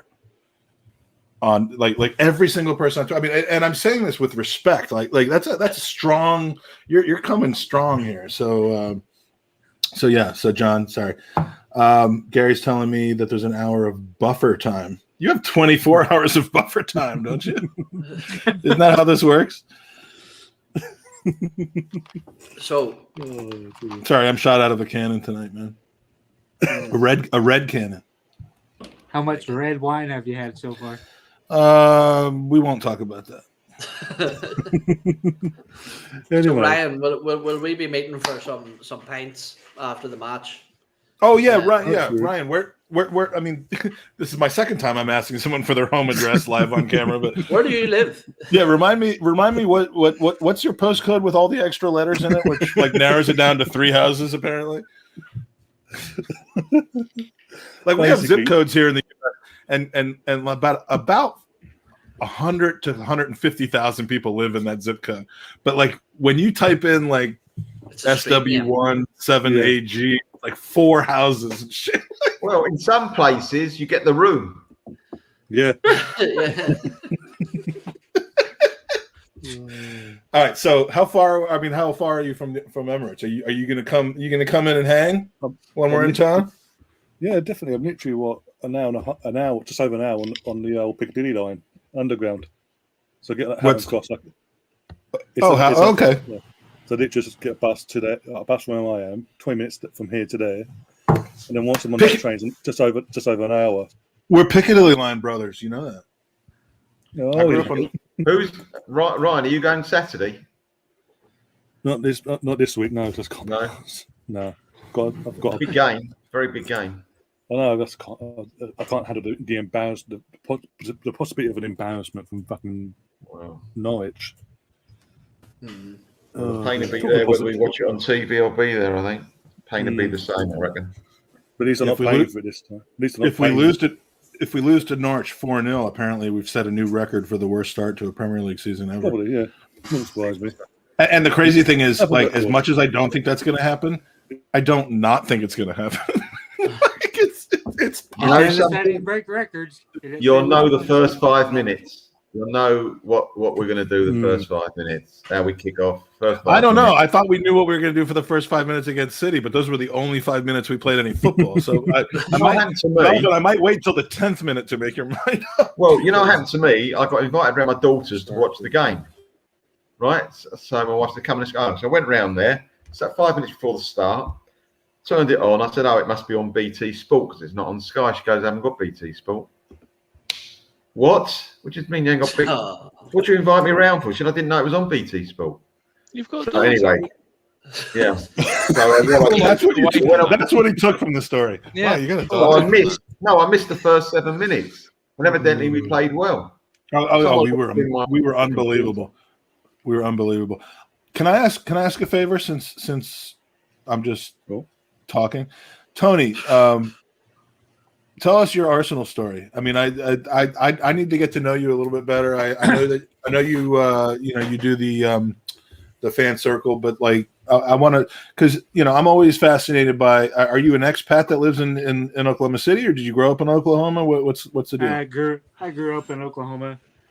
Very you're definitely not an expat. I just got tired here. of one of my teachers always talking about Man United, and I'm like, what team can I pick? And I picked Arsenal. Wasn't really when was this? Watch it much of the time. When was this? About 97, 98. Not a bad time. Good timing. Very good timing. Yeah, good time. The best timing ever. What a double. Yeah. And a World Cup. People think I'm bandwagon, but I mean, I showed up in London without any clue about English football in 1988 and lived on the Piccadilly line and found Arsenal. So, I mean, 88-89 season, you know, like I didn't know there was an 18. Whereabouts? Where did I live on the Piccadilly? Oh, you'll kill me if I tell you. You're going down. How bad can it be? It's not bad. It makes me seem way too posh. It's the stop. The two stops on either side of it are South Kensington and Hyde Park Square. Oh, not bad. I can't even remember. Jeez. My mom shopped for dinner food at Harrods. Let's put it that way. Wow. That was where I lived. 8 Montpelier Walk. Knightsbridge. 8 Montpelier Walk. Knightsbridge SW7. And then the second year I lived in St. John's Wood with all the other Jews. And,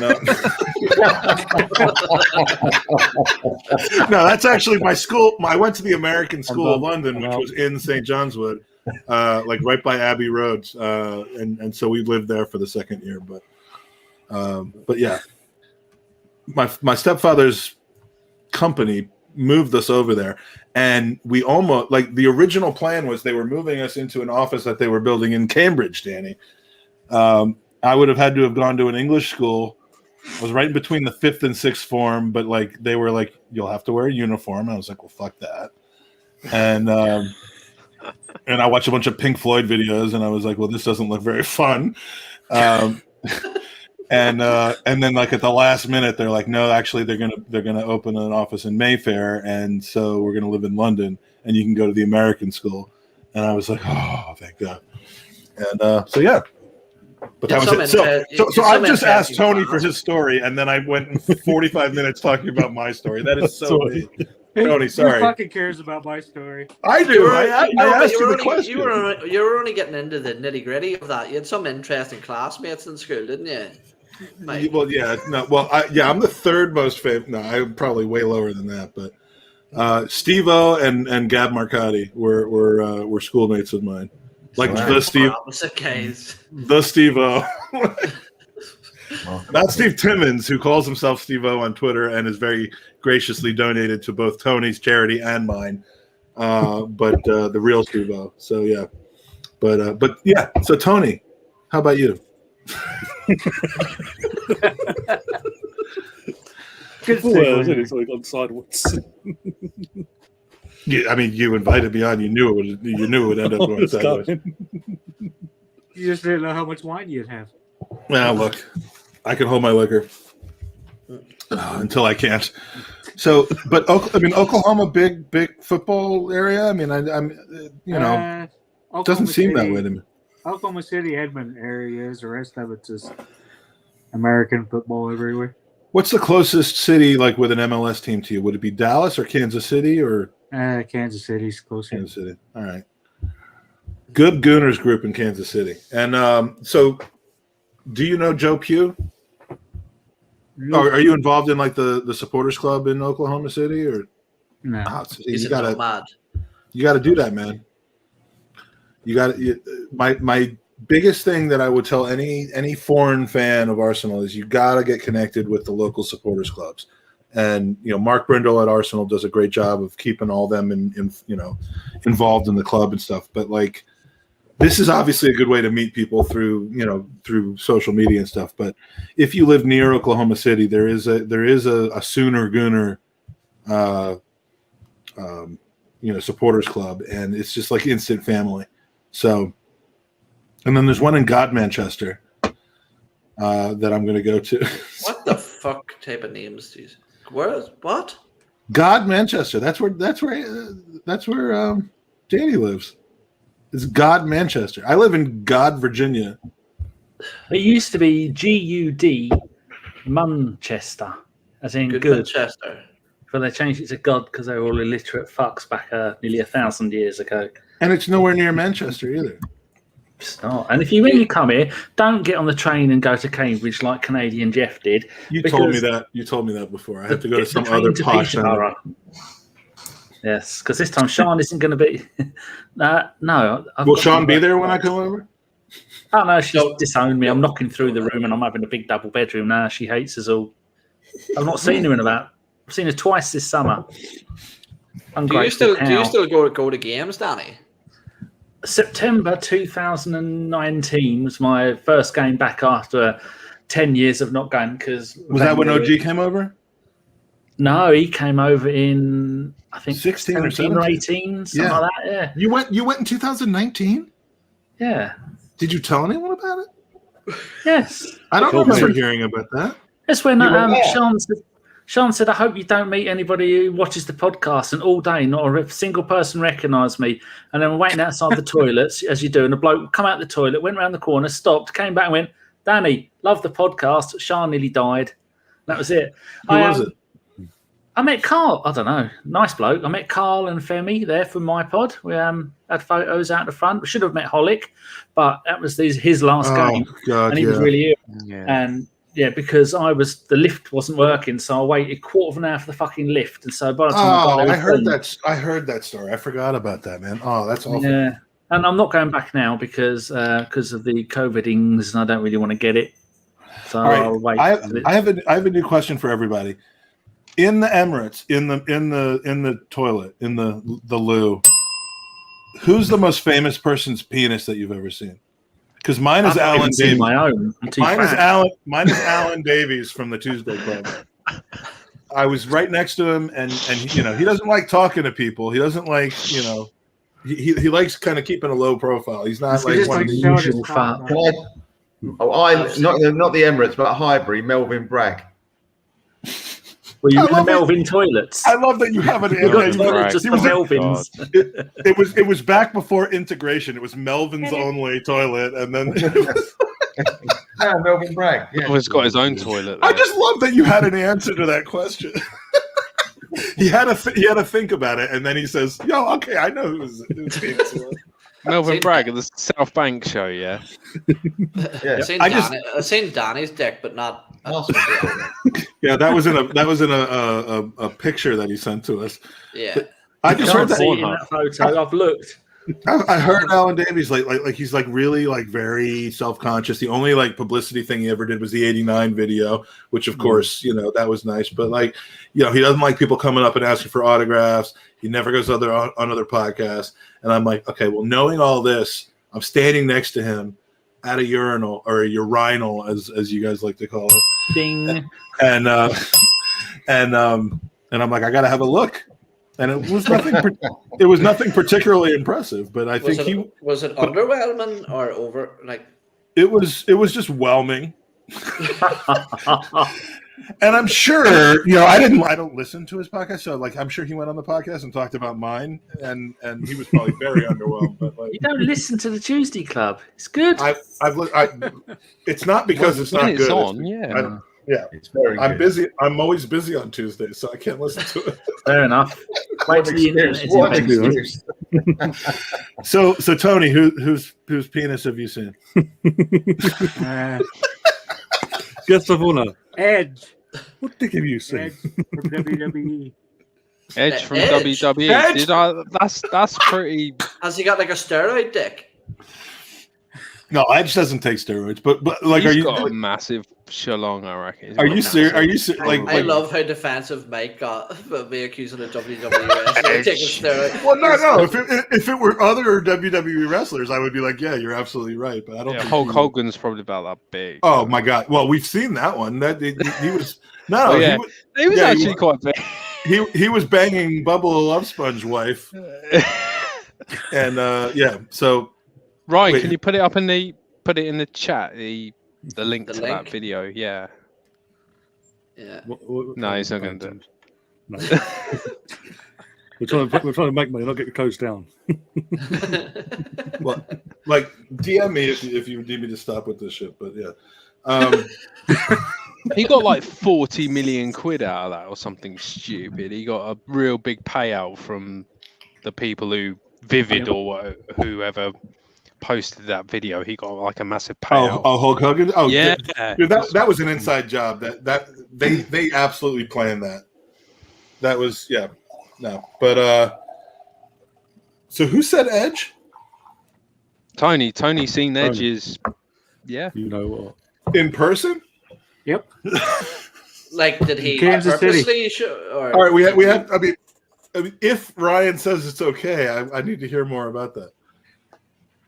Yeah, you can talk about it and then say, I'm not going to show it to the world. It's got a Polaroid of it.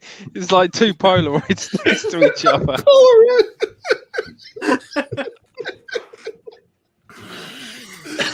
Yeah, I love Ray's like, this is the 5th hour, dude. I mean, as someone who's done a 24-hour podcast, you got a long way to go, my friend. So, all right, so you have to explain the Edge thing to us. Adam Copeland, by the way. Adam Copeland, yeah. Adam, yeah. Not, I mean, I don't watch wrestling, but not much, no. Just enough to know every wrestler's real name.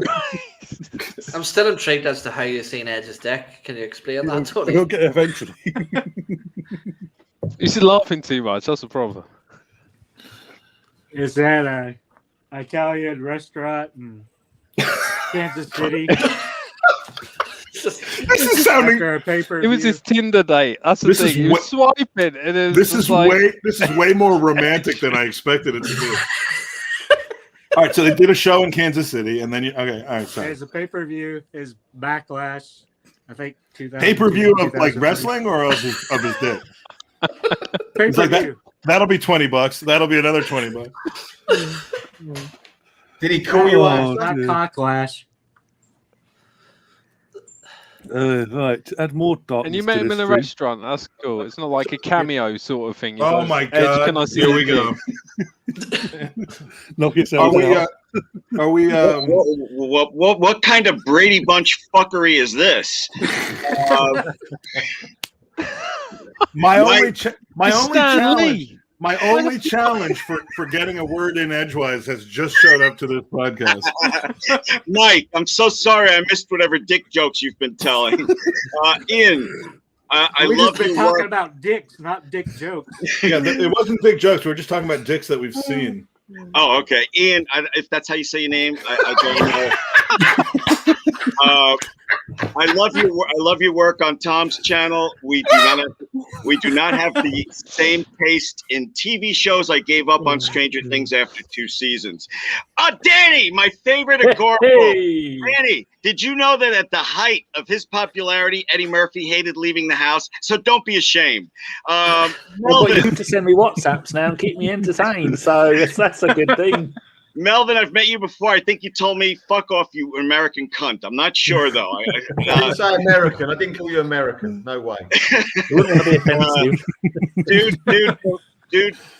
Hey, Ryan, isn't this fun? You're staying up past your bedtime? The guy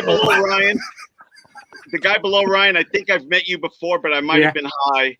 And the guy in You Russ. might have been high. You're definitely high. And Russ, it's good. It's nice to meet you. I do not think we've met before. Is that all you fuckers? Yeah.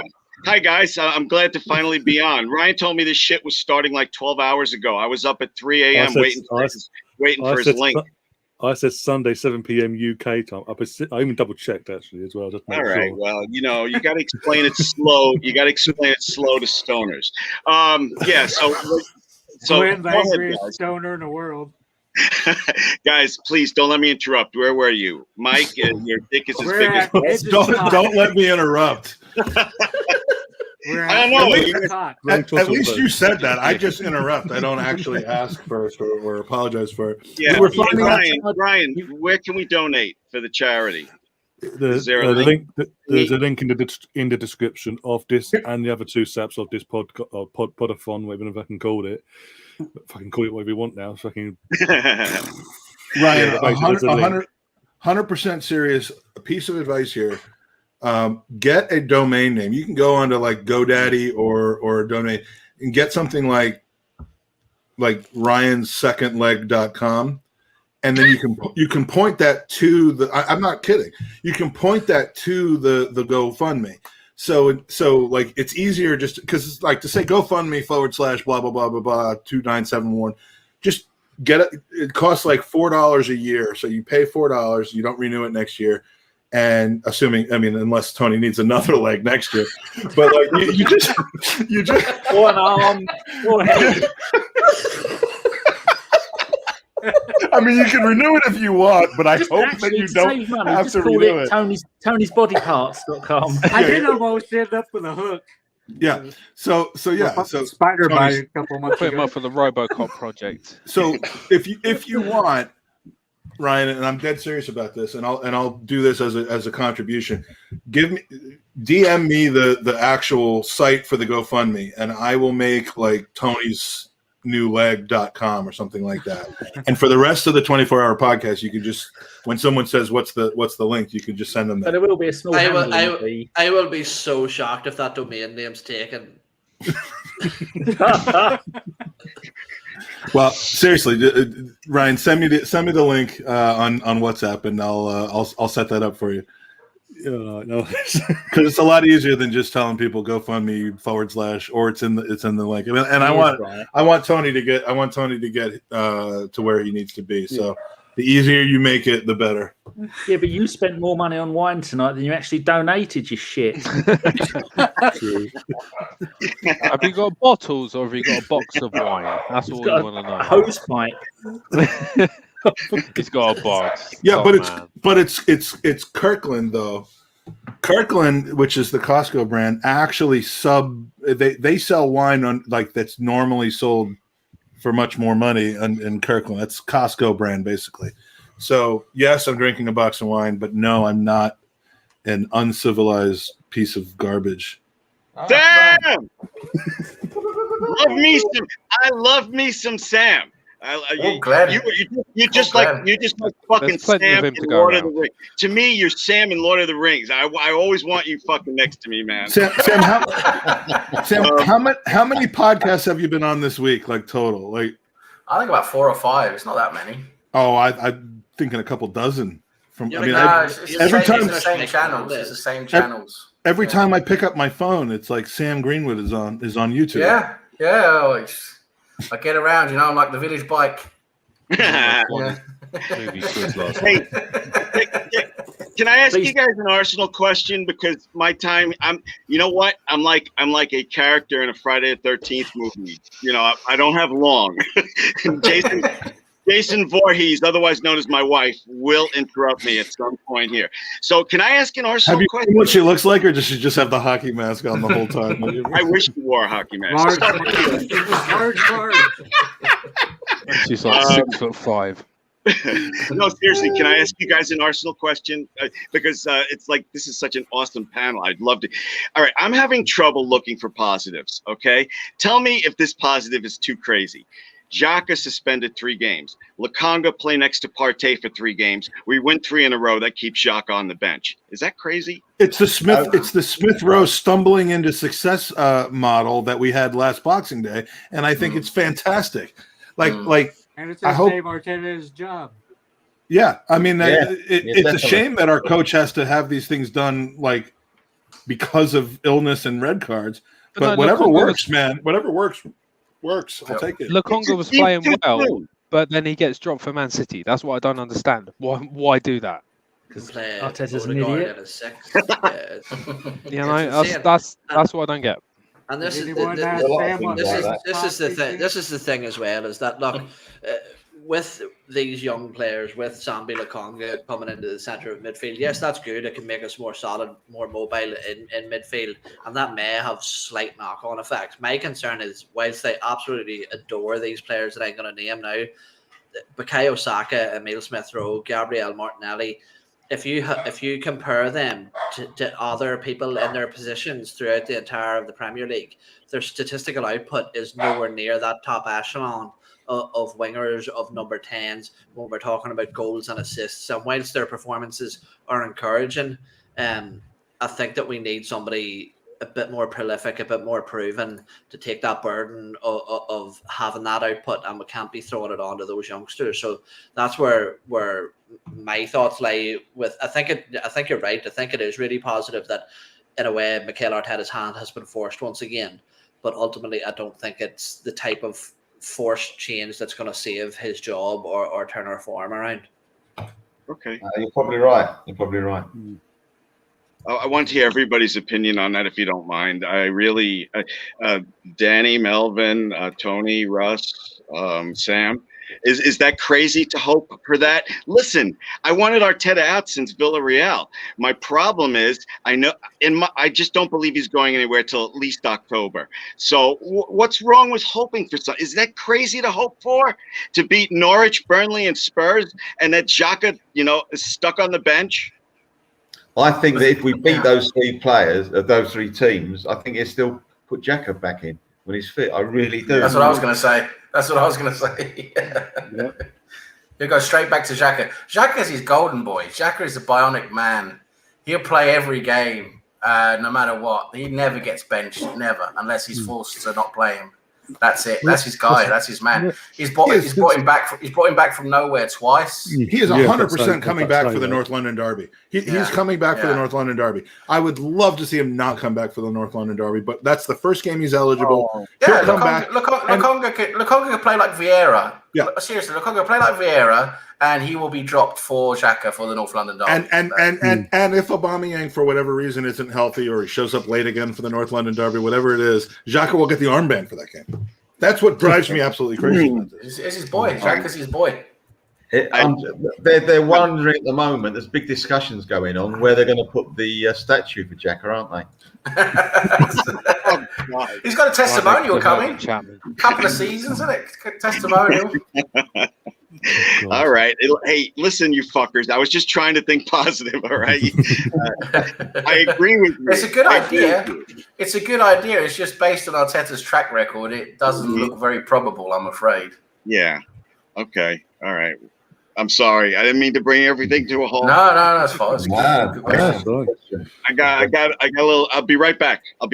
Okay. I'll hear what you're saying. I'll be back. I'll see you right back. Yeah. Right. I'm gonna go, gentlemen. Take care. Have a good night, Melvin. Nice to see you, mate. See you all, boys. Nice to see you again. Enjoy your sleep. Yeah. Well, see you tomorrow. Yeah. Ryan, see you tomorrow. All the best. Yeah. Take care, Mel. See you, mate. Cheers. Oh dear. I moved up the pyramid. Wow. Moving up a level. So Sam, have you seen anybody famous's dick at?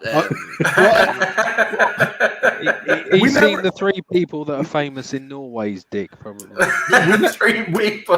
We never actually heard Tony's how he got to see Edge's dick. He was at an restaurant with him. That's all you need to know. He was at an Italian restaurant, and then we've got to listen to that. We've got to hear that. We've got to hear that one. Yeah, go on, Tony. Take it away. As at an Italian restaurant, Kansas City, after backlash pay-per-view, went into the bathroom. There's Edge. Pretty much in the story. So it wasn't at the table. Was he like facing the door with his dick out, or was he taking a piss? Or? Did you talk to him? You just say, "Hey, you're Edge," It's just like you're. Hi, Edge. Is that your penis? Champion? You know what I mean? Like, is that yours, or did you borrow it? Take that out of your sock, or what? By the way, I'd like to just say that was April 21st, 2002 that he saw his penis. So good for you. I just looked. He was only a tag team champion back then, so it doesn't matter. Was he part of the Brood back at that point? No, that was too late for that. I never watched wrestling though. By the way, Edge and Christian, yeah. Did you see his? Happened to Gangrel? He was. He did it. He did a. Never mind. Hey, Andrew. Never mind. Hey, Andrew. Edge at SummerSlam came into the music of Gangrel, which was phenomenal. But I didn't watch it because I don't. I'm not wrestling. No? I'm not into that kind of stuff. Yeah. Right. I'm not a virgin like Andy calls me. Who? Exactly. Exactly. Right. All right, Glenn, you old cunt.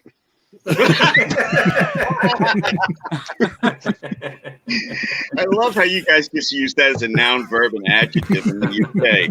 I say cunt here. There's pickets outside my house in 2 minutes. The other day, I tweeted this. My cat jumped up onto my desk and scared me, and I shouted at her, "You fucking strawberry flavoured cunt!" Never in the history of the human race have those words come out in that order. What a mess. Well,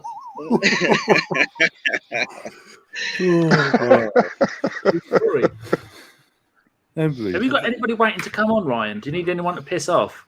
No, at the moment, no, we're fine. We are eating. Hold on. We are eating into Sam's quiz, though. By the way, I would just like to announce Tony'sNewLeg.com is available. I am currently purchasing it. But you're going down a dark road following him, Ryan. I'm still trying. Ian, how the fuck are you? Could you please tell me?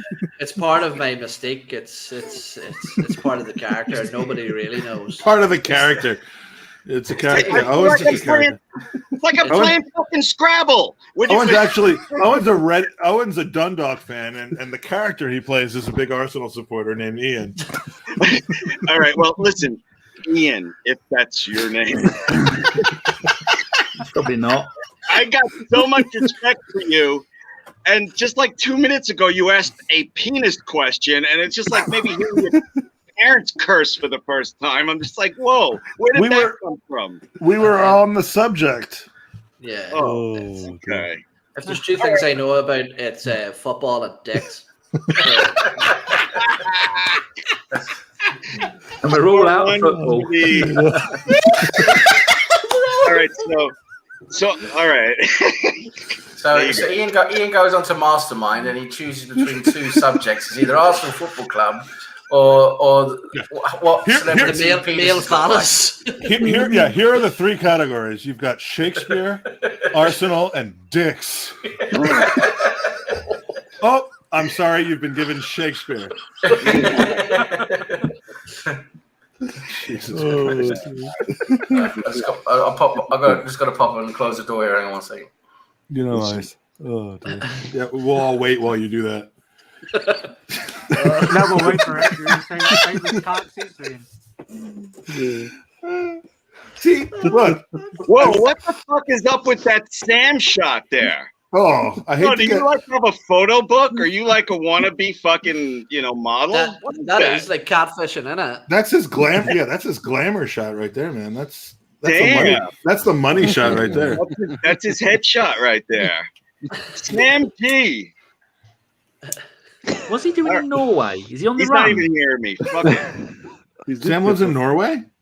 there he is. Yeah. Money shot. Yeah, Sam lives in Norway, but he is moving over in November. Yes, Glenn. Sam, what is up with that picture of you? Like you talking to ladies with that picture of you, and then I'll tell you what, it was the best picture I could find a long time ago, and I was like, okay, I'll just use that. I'm not changing it. All right, whatever you're telling. Tell him about Chicago, Sam. Tell him about Chicago, Tony. No, we're not doing that on a live podcast. Yeah. Nothing good happens in Chicago. No, exactly. All right, so Sam, let me know. Let me know whether this works or not. Go if you're in the chat or if you're one of the panel, and I think it's probably the same number of people in each. Go to www.tonysnewleg.com and tell me if it takes you to the GoFundMe. It does? Yeah. Well, that was well quick. done. All right. So Gary! That was a well spent $4. That was $8.88, and I'm happy to contribute to the cause because you gotta have a flashy domain name. I own Danny, you know how many domain names I have? I've been taken to the wrong place. Unless this is you, Tony. Brave tot survives horror abuse at hands of parents. What? That's Tony'sNewLeg.biz. Oh no, we have Tony'sNewLeg.com. Gary sneaked in. Hello, Gary. Hello. Before anybody says anything, Canada. I use the stall, and that's it. That's all I gotta say. Gary, have you seen any celebrity penises? You don't peek? I've answered my question. That's it. I use the stall. All right, move that next. doesn't necessarily mean that you haven't seen it. Well, because we have to have the contest of who's more like so far we have Edge, and Alan Davies. Like who else? Right now, I think Edge might have the most. Am I the only one who's never seen another man's winkle? other than porn. I haven't. Danny, you have never seen your own wing. I know. Well, I might have seen one because I haven't seen my own, so I don't know what another man's look like. Is it a vast gap of emptiness? Danny's know what that heterosexual. He masturbates with a blindfold on because he doesn't want to look at himself. At least I don't make love to a lady between a sheet, do I? Watch your thank Andy for letting that one out. I had no idea. Your Orthodox Jewish jokes there.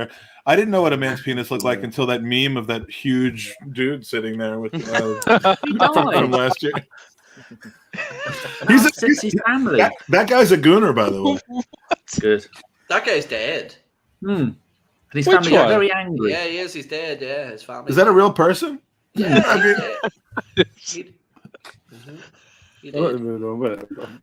I have no fucking idea what you guys are talking about. No, I'm just like, what's going on here?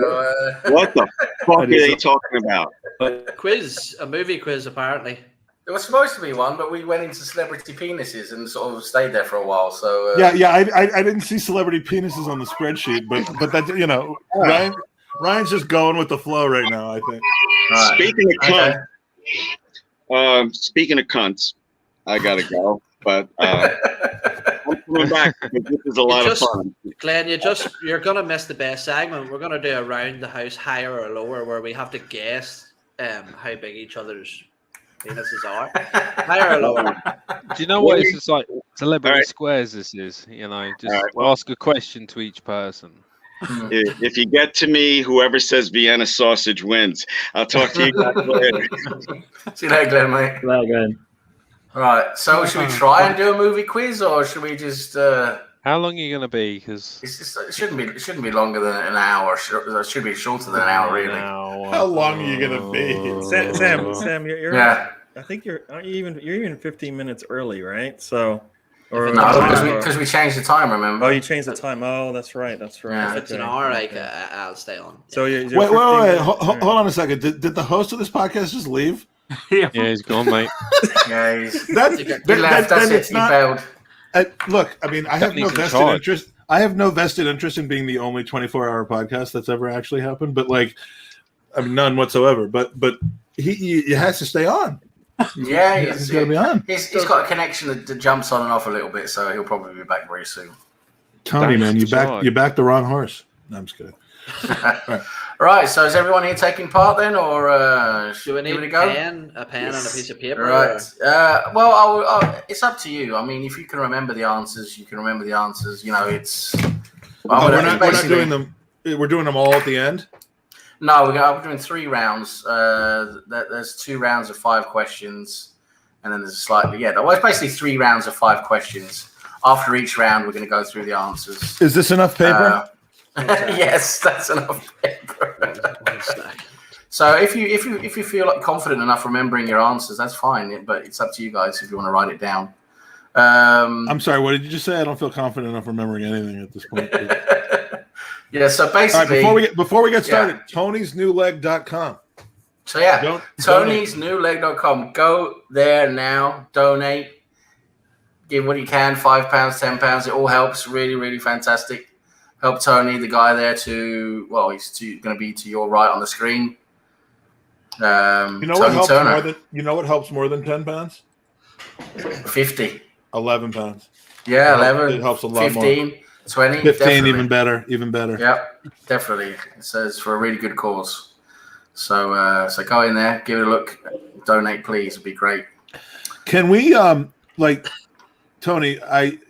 A couple years ago, I got an email from Arsenal. We're doing this thing called Celebration Corner, where we're building a bunch of bricks, and we want for a fee, you can put your name and a message on them. Is that happening with your leg? Like for the $50 that I donated, do I get a portion? Can I put my name on it and a message, an inspirational message? Like you put on a cast when someone's broke their leg or arm. Yeah. It'd be like big up Tony, love Mike and Jake or something like that. Something inspirational. Can we do that? Yeah, we could. All right, that did not work. All right, sorry. It's like every other You're not joke going you've to say made. "R.I.P. Yeah. your leg," are you? You know, it's just like No, I'm excited about it. I want to like celebrate the situation. All right. Okay, we've entered a new phase of the podcast. Okay. Right, so 3 rounds of 5 questions, basically. Right, come on in, Sam. And then just write down the answers, and after each round, we'll go through the answers. And it's going to be on the old trust method. I'm going to ask each of you for your answer. And I got all mine right. So don't be an arsehole and copy other people's answers. You know, if you're unsure. Looking at Tony's. So, and the second round is going to be slightly different. Yeah, but I'll tell you before we get to the round how it works. Okay, so I have no idea what you guys. I had no idea who's going to be coming on here. No idea what your level of knowledge is. So I'll just basically put it at a level that should be a little bit challenging anyway. It shouldn't be too easy. So let's see how it goes. Right. So the first round I've just called is just basically mixed bag of the movie world. So question number 1. Let's get into it. Backdraft. So this I'm at backdraft. Star Trek. I'm after. Oh, is it? Oh, you don't have to just guess real quick. No, it's not just it's random not like, guessing. It's not like Mike McDonald's quiz where I got not just random guesses. There's specifics here. So I'm after an actor. Okay, so this actor was born 1940 in Manhattan, in New York. Been in many iconic roles. Surprisingly, among his 8 nominations for Best Actor, he's only won 1 Oscar for 1993 for his role in Scent of a Woman. I knew it was going to be that. So don't shout loud. Write it down and remember it. Don't shout out loud. You didn't even have to give the movie. I knew what it was. Well, because you're old as fuck. Because you got that on the first bit. Very good. Because I too was born in 1940. All right. Okay. Question number 2. Question number 2. This cowboy actor turned esteemed director made his debut as a director in 1971 with the movie Play Misty for Me, where he also played the leading role as a radio DJ being stalked by an obsessed fan. So what I want to know is, who is that? Who is this actor turned director? Very well known. Jake Gyllenhaal. Right. That's question 2. Guys ready for number 3? We'll just keep. Unless you guys tell me, we'll just keep rolling into the next questions here because I think you guys get the gist of it. So, question number 3: The Godfather series, renowned arguably as the best movie series ever made, mostly due to the amazing and legendary cast and story. While Marlon Brando, Al Pacino, James Caan, and Robert Duvall took up a lot of the screen time in the first and second movies, who played the male leading role in Godfather Part 3 that came out in 1990? In 1990, Godfather Part 3, who played the leading role in that one? That was question 3. Awful films. So, we'll move on to number 4. This British director enjoys directing Bond movies, but besides James Bond movies, there you are, Ryan.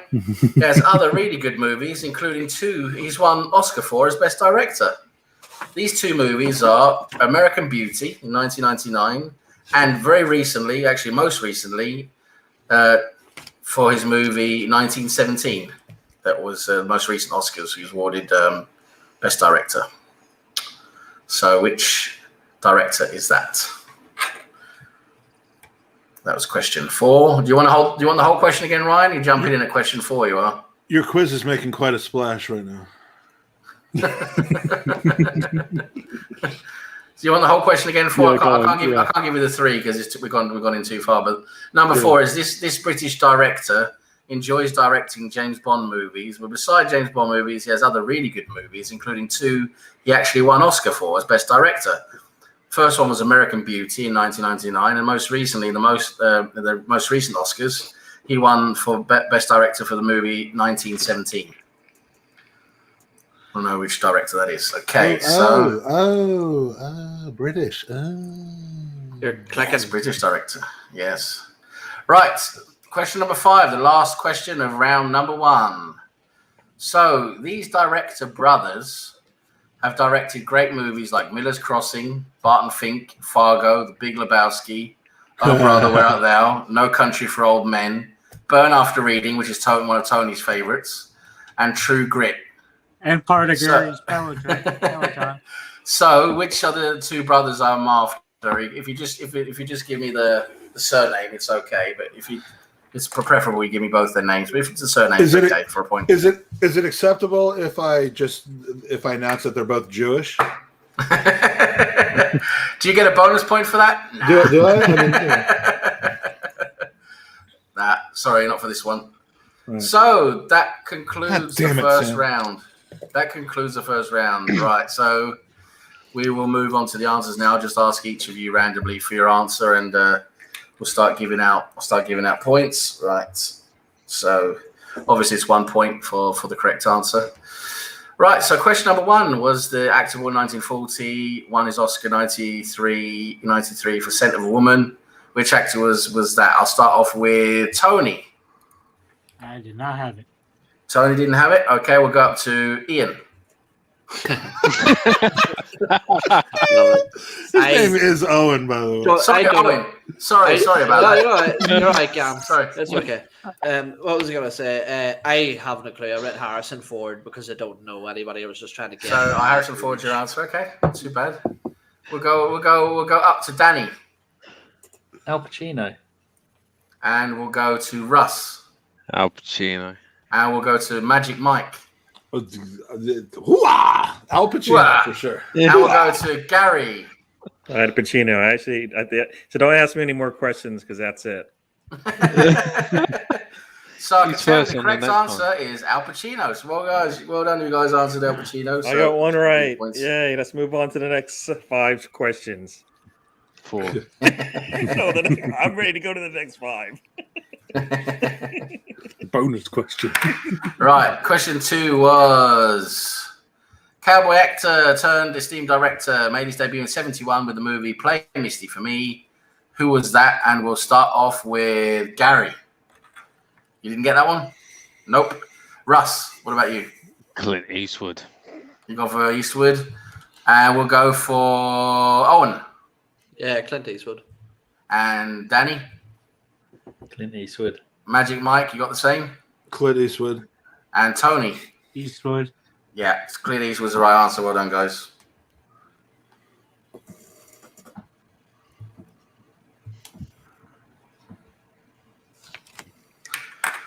Right, so question 3 is, basically the Godfather series. Who played the lead role in Godfather 3 in 1990? So let's mix it up a little bit. We'll start off with Russ.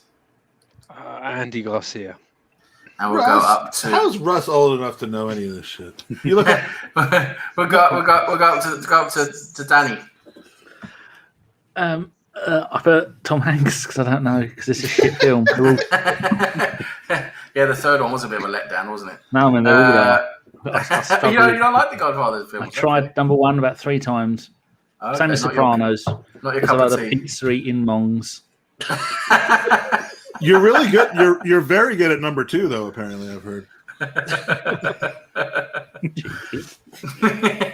So, Owen, who'd you get for that one? Al Pacino, because he fucking plays everything in all of them movies, doesn't he? But I put Al Pacino there, and he was the answer so I'm just going to take that as a point because. That's a per answer right there. And who we got? Mike, who'd you get? Andy Garcia, which, I mean, that was the highlight of his career by far. And Gary, you didn't get this one, did you say? Okay.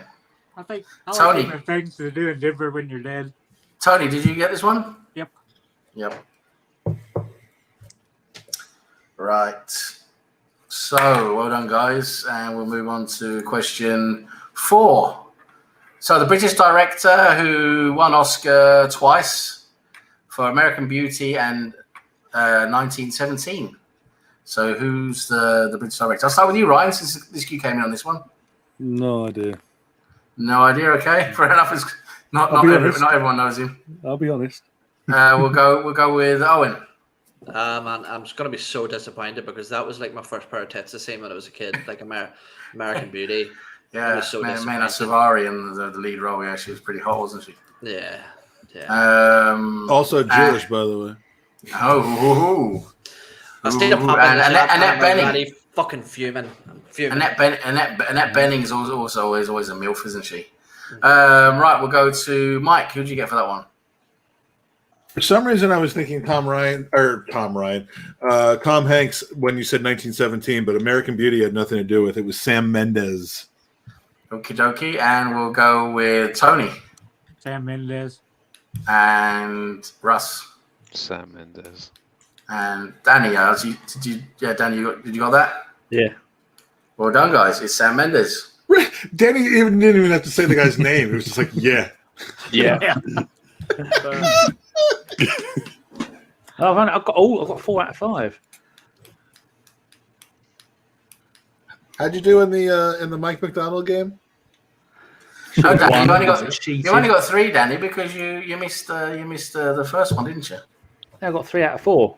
Yeah, I've got this next one right as well. Oh, okay, fair enough. Yeah, that's what you Come to me first, and I can tell you what the answer is. I'll go to you last then. Right, so director brothers directed. I listed a lot of their famous films: Fargo, Big Lebowski, No Country for Old Men, Burn After Reading, True Grit, Miller's Crossing. Oh, Brother, Where Art Thou? Oh, Brother, Where Art Thou? Yep, I had that in there as well. So we'll start off with Owen. Do you know the director brothers? The Coen brothers, I think. Yeah. I think it's just because No Country for Old Men is literally the only one that I know that from. Fair enough. Tony, Joel and Ethan. Joel and Ethan, yep. And Danny? The Bushwhackers, I'm sure. But Gary, you didn't have this one, yeah? I am terrible. Ryan, how about you? Who do you have? Coen Brothers. Coen Brothers, yeah. Well done, guys. So we've learned that Gary is the only honest person in this entire thing. Yeah, exactly. I'm writing it down.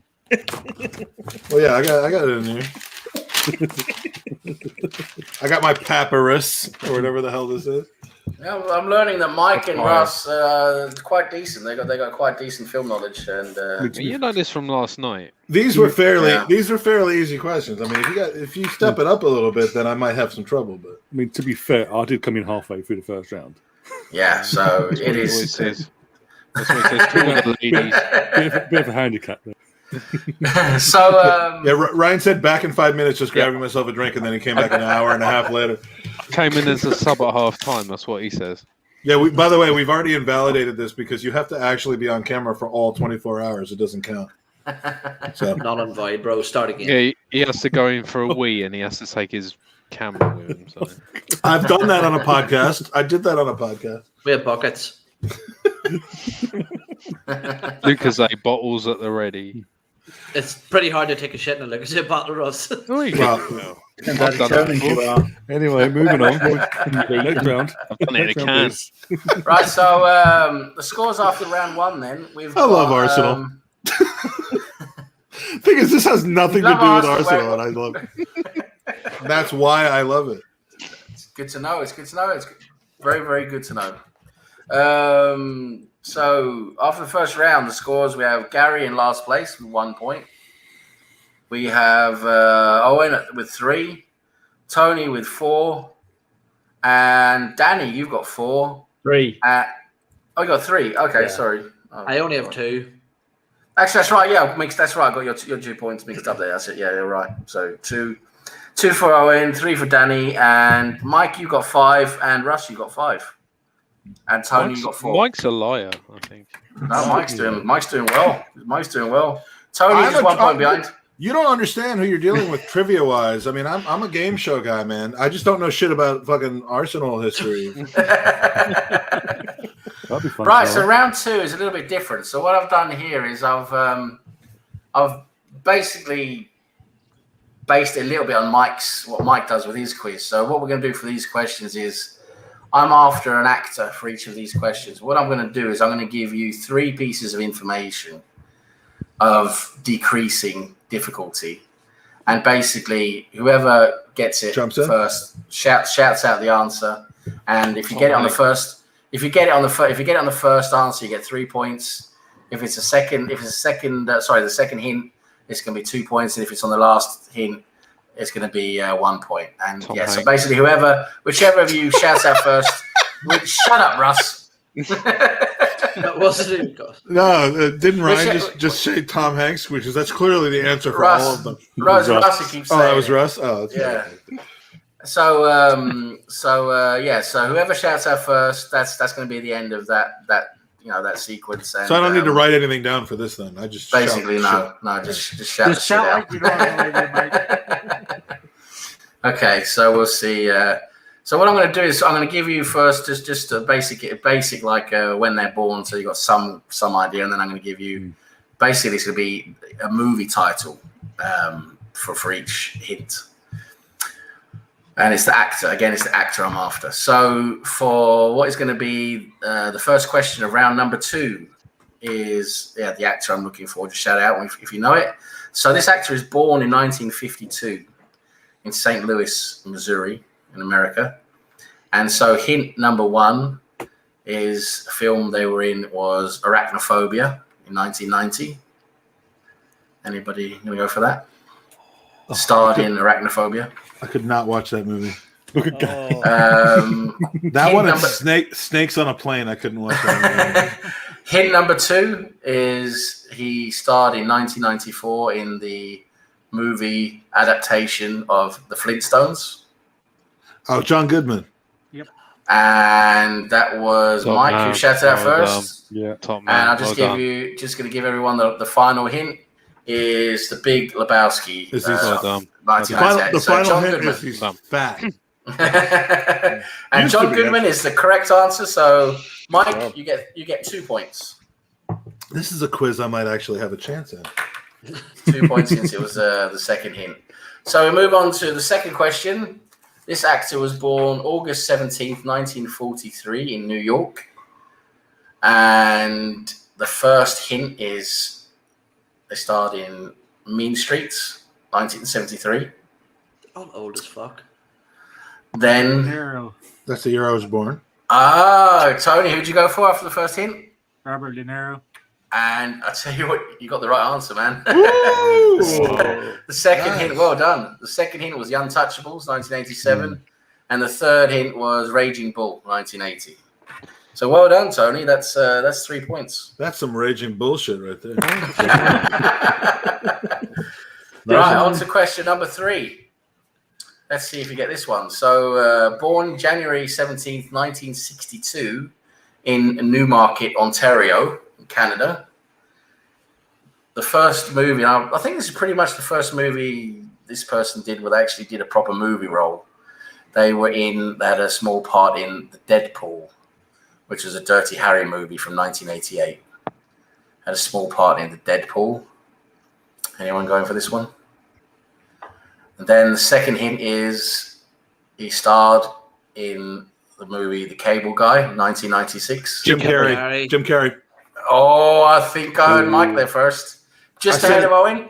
We'll go to VAR. Ryan's got VAR for this one. Yeah, except Ryan does VAR in a circle instead of in a square. I said it once before Owen and then once after Owen. I'm gonna go alleviate some things while you figure this out. Yeah. Jim Carrey. Have you still got your earphones in, Mike? Yeah, Ryan, tell him it was me. Well, I think I'm going for a pee. Make sure he is going for one. But he still wears his AirPods. Very close, that one. No, you have to take into account with my accent, the J is very soft. So Ryan's doing the Mike Dean duty here.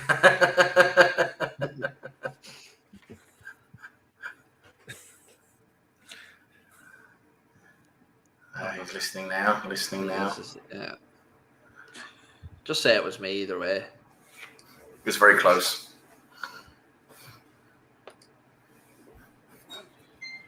He looks like he's struggling to.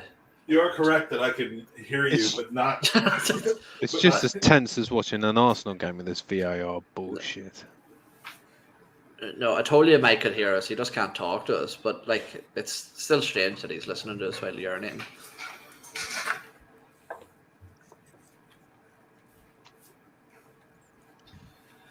Hey guys, I'm an Arsenal fan again. Hey. Was your piss back. that bad that you pissed off of your Sutton t-shirt? Yeah, I pissed off my Sutton t-shirt. It fell off. I actually use it as bog roll. Right, Ryan, do you have a result? It was me. It was actually Russ and Mike. Russ and Mike. Wow. So what we'll do then is we'll split the points between them. They get 1 point each. That's what we'll do. I'll deal with that. That's fine. Whatever, man. Right. As long as it doesn't go to Owen, I'm fine. 4 times. Owen was very close. I feel sorry for him. He was very close. It was. But it was clear. It was like clearly out. It wasn't even a photo finish. Right. So let's move on to question 4. I didn't hear Russ answer because Russ has perfected my voice, like for his for personal purposes, and we it just so alike. It's unbelievable. It was in unison. It was perfectly in unison. Just perfect tone. Yeah. Exactly. Right. So fourth question. Right. Your voices are the same as your looks are to Danny.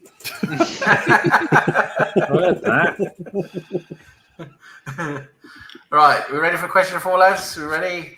The information you're gonna get here might throw you off a bit, but let's see. So this actor is born September 2nd, 1964, in Beirut, in Lebanon. And here's the first film, the first hint. 64? 1964, yep, September 2nd, in Beirut, in Lebanon. I'm doing the maths. Okay. Well done. There we go. So yes, the very early movie this actor starred in. Well, not starred in. Had a small role in. Very young was Parenthood in 1989. Anyone remember that film? Parenthood. He was young in that film. Then, much more known and starred in Speed in 1994. Keanu Reeves. Oh, I heard a few people there. Again. We need to go to VAR again. I suppose Happy with that one? Happy with that one? I had the K, but I couldn't remember the rest of his name. I think Tony got it. Yeah, I heard Tony Promet, but there's so many at the same time. If you guys are happy with Tony, it's fine with me. I'm very happy with Tony. Fine, Tony. 2 points to Tony then. Well done. Right, and on we go to the last question of the round. So question 5 is this person born November 19th, 1962 in Los Angeles. So hint number 1, very young in this role, played in the film Bugsy Malone, 1976. Then Leonardo DiCaprio. You're going for Leonardo DiCaprio? Owen, you're going for Leonardo DiCaprio for 3 points. I think I'm wrong. The math is gone. And so what we'll do is we'll put it back to the boys, and I'll set out because I'm wrong because the math is so far off. I think. I was just going to say Leonardo DiCaprio is not right, so we're going to have to move on with that one. I'll set out for the rest to keep going with that one. It's a good question. Bugsy Malone was the first hint, 1976, and then much more well known for the small role played in Taxi Driver in 1976. Played the role of Iris, if that tells you anything. Oh, fuck. Jodie Foster. Yep. And Russ gets it. Jodie Foster. 2 points to Russ. Well done.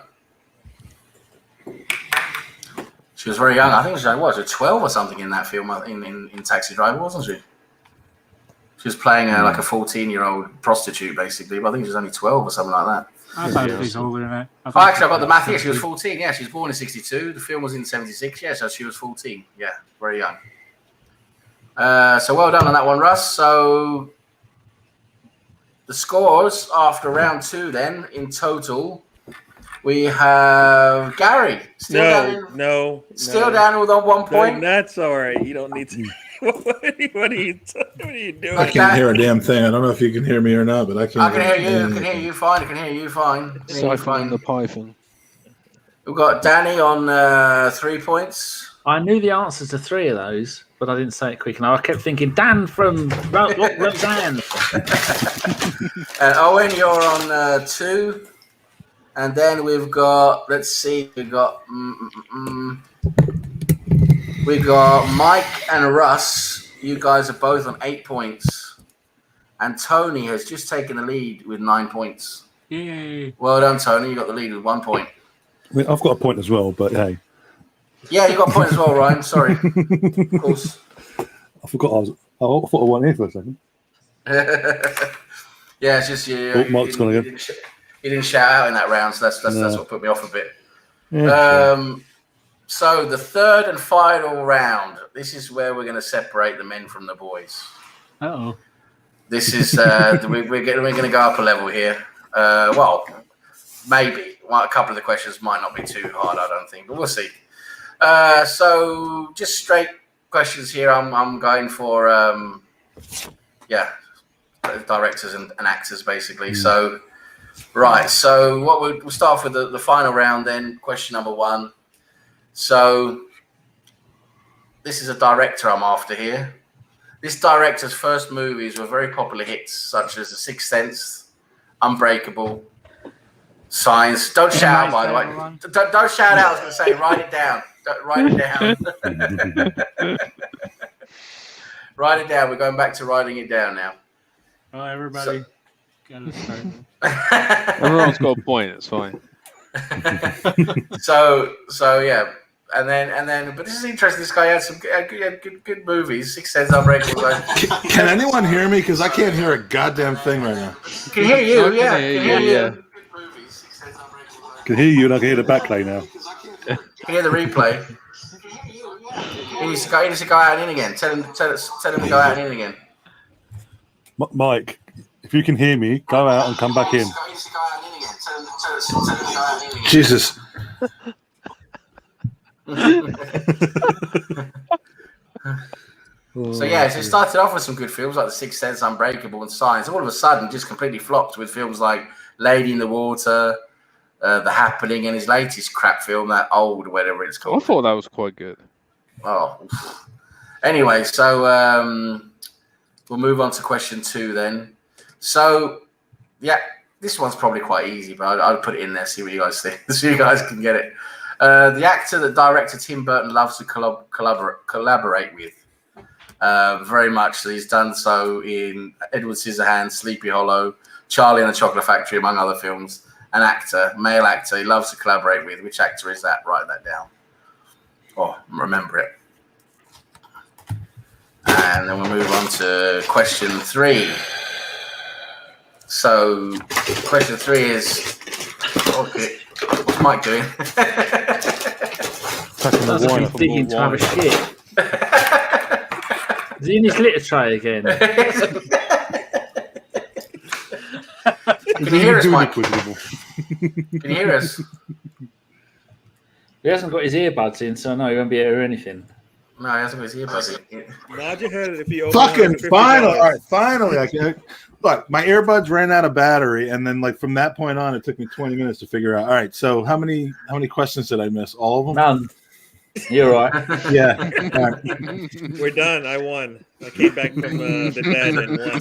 Gary, I was rooting for you, man. I was hoping that you would take this. Whenever you have more than 3 people on these quizzes, it always turns into people keep dropping in and out, and I miss this, I miss that. You'd think I know how to podcast or something like that, but I honestly have no clue. I mean, now like what a kindergarten teacher feels like, you know? It's like, oh, he's running off there, he's going off there.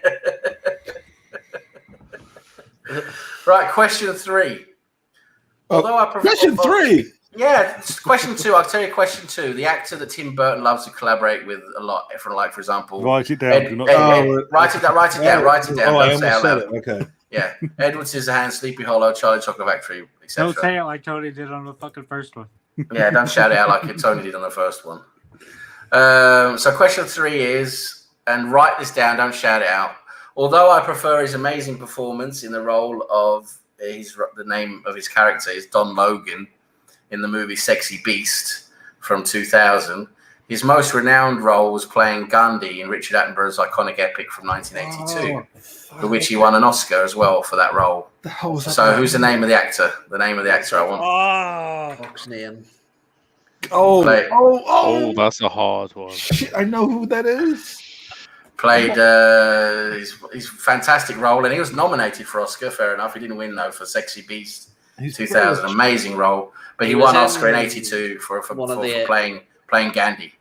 Was he in the Avengers as well as like a fucking stupid terrorist guy? I think so. Yeah, I think so. See, now, you see, I was gonna say that, but I don't know his name. You have to. Can one part of the name do? I think I know his second name. I don't know his first name. I know his first name, and I don't know his second name. Otherwise known as his last name. Right, so move on to question 4 then. So this is an interesting one. What was question 1 just for me? So the question 1 just for you is this director started off with popular hits like The Sixth Sense, Unbreakable, and Signs before later flopping with movies like Lady in the Water, The Happening, and his latest flop, Old. Right, question 4. This actress, born in 1907 in Hartford, Connecticut, passed away at the age of 96 in 2003. She is the actor who's won the most Oscars in a leading role, with 4 Oscars spanning from the years 1933 to 1981. And I'd like you to guess which actress this is. I can tell you the film she won Oscar for. She won her first. You don't need to. It's Jenna Jameson. That's the Vivid Awards. The first Oscar she won was in 1933 for the film Morning Glory. That could have been Jenna Jameson. What's the story? I mean, if you've never seen a 96-year-old Jenna Jameson crotch, then you know. And then you got Guess Who's Coming to Dinner, 1967. The Lion Winter in 1968, and On Golden Pond in 1981. She's an iconic figure in Hollywood. Just gave it to me, and I spilled red wine all over my computer. And she died, age 96 in 2003. She died, but she was a Hollywood legend. She won. She's got the most Oscars. She won 4 Oscars in a leading role. I think Mark's broke his computer with always red wine. Yeah, he's basically drowned his computer now. So, right, ready to move on to the final question, ladies and gentlemen. So what I'm going to do here is basically, if you get the answer here I'm going for a movie here. If you get the answer, hang on 1 second, my phone call. There we go. If we get, so it's a movie. So if you get the answer to the movie, that's great. That's 1 point. And there's 2 other possibilities within this question. You'll understand, and you can get like a bonus point for each of those. So basically, the question is: 3 movies share the top of the leaderboard for the most Oscars won, each with 11 Oscars. So there's 3 movies that have won 11 Oscars each. Only one of these films won an Oscar for all 11 of their nominations received. So they had 11 nominations and 1 for all 11. That's only happened with one film, and that is the film I would like to know. I can give you a hint. The film was from 2003. 2003. Now, there were 2 other films that won 11 Oscars. One had 12 nominations, won 11, and the other one had 14 nominations, and is the film in history with the most nominations. So let's test your knowledge. If you can give me. So I wanted to know the one that's won 11 that won all of its Oscars. All of its nominations basically. Won Oscar for all of his nominations in 2003. That's all 11. Jesus. I'd like that one. But if you can name these other two films as well, there are 12 nominations and 14 nominations.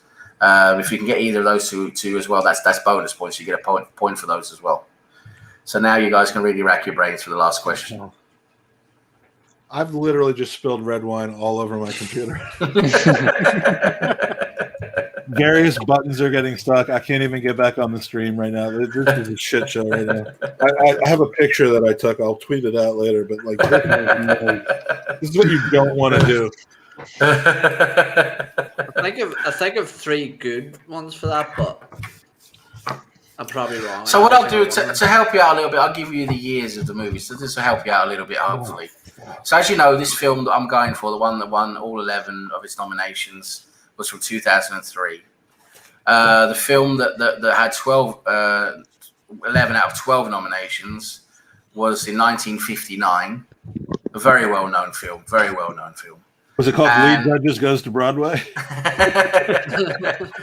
And then the third film that won 11 Oscars out of 14, it was the one with the most nominations ever. 14 nominations, was also a very well-known film. Gone with the Wind. From 1997. It was from 1997. 14 nominations. I think I got that one. It was I got that very one. well known. Yeah, I think I got that. It's the 59 one I haven't got. That's got to be Gone with the Wind, right? Right. So let's go. Let's just basically go with.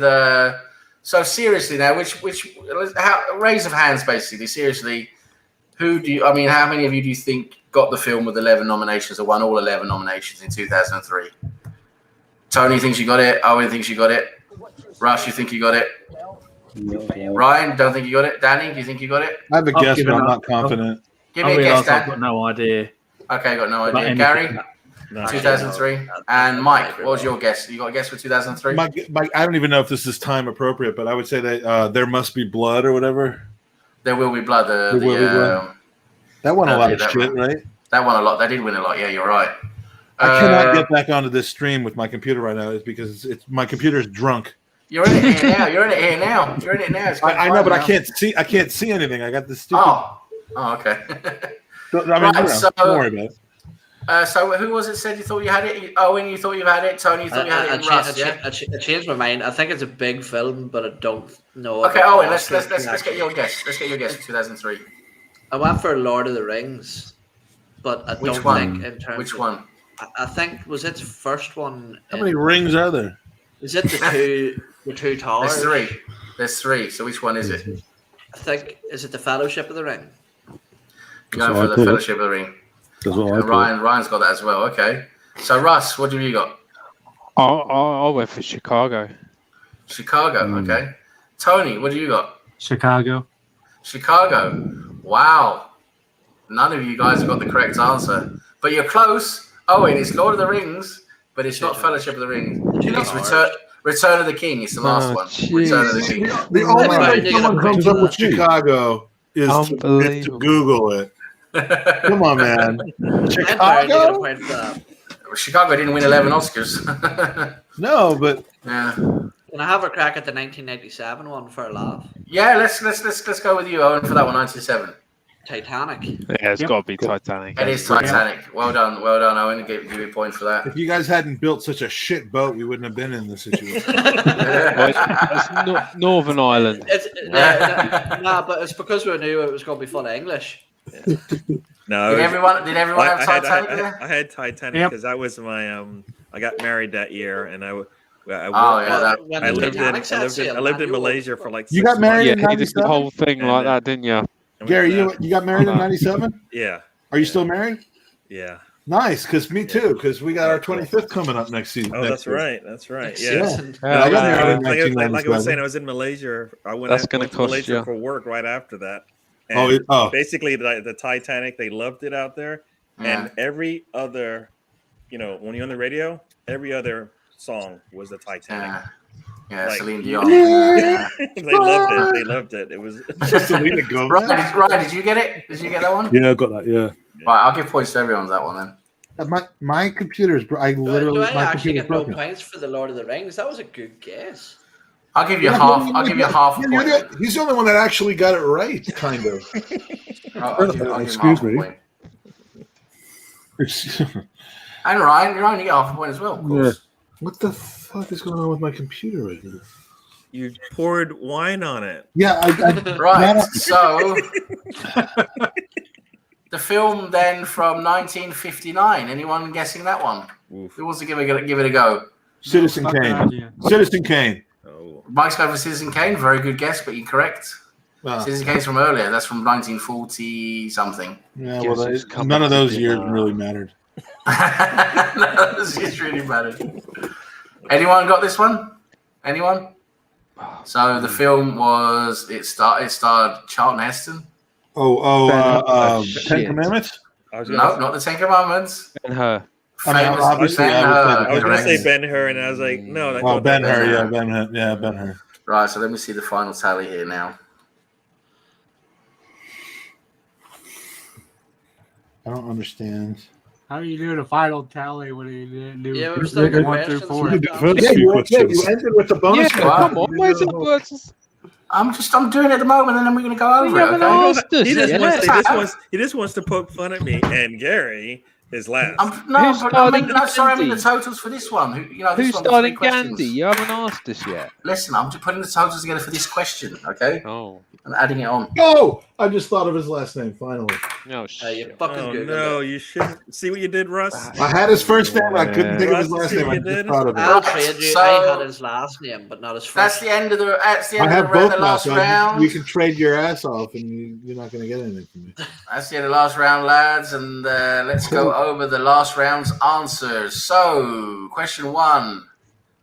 So that was the director who started with Sixth Sense, Unbreakable Signs, and started flopping with Lady in the Water, Happening, etc. So, Owen, who'd you go for that one? M. Night Shyamalan. Is there anyone who didn't go for that one? Be honest now. I did not go for that. So Gary didn't go for that one. Okay, so I had MJ. MJ, yeah. Tony did say it anyway. Yeah, it's true. Tony did actually shout it out. Gary still didn't get it. Jesus. I wouldn't have been able to spell it, so it would have been hard for me to repeat it. Shamalama Ding Dong. Right. So yeah, that's the correct answer. And question 2. So yeah, the actor that director Tim Burton loves to collaborate with a lot. Yeah, this one. Cock. So we start off with Gary. Did you have an answer for this one? I had depth for this, so I'm hoping that's and right. Does anyone not have that? Everyone got that? Yep. Yeah, pretty straightforward that one. Well done, everyone. Now, I didn't cheat like Mike and wait for Russ to give him an answer at the end.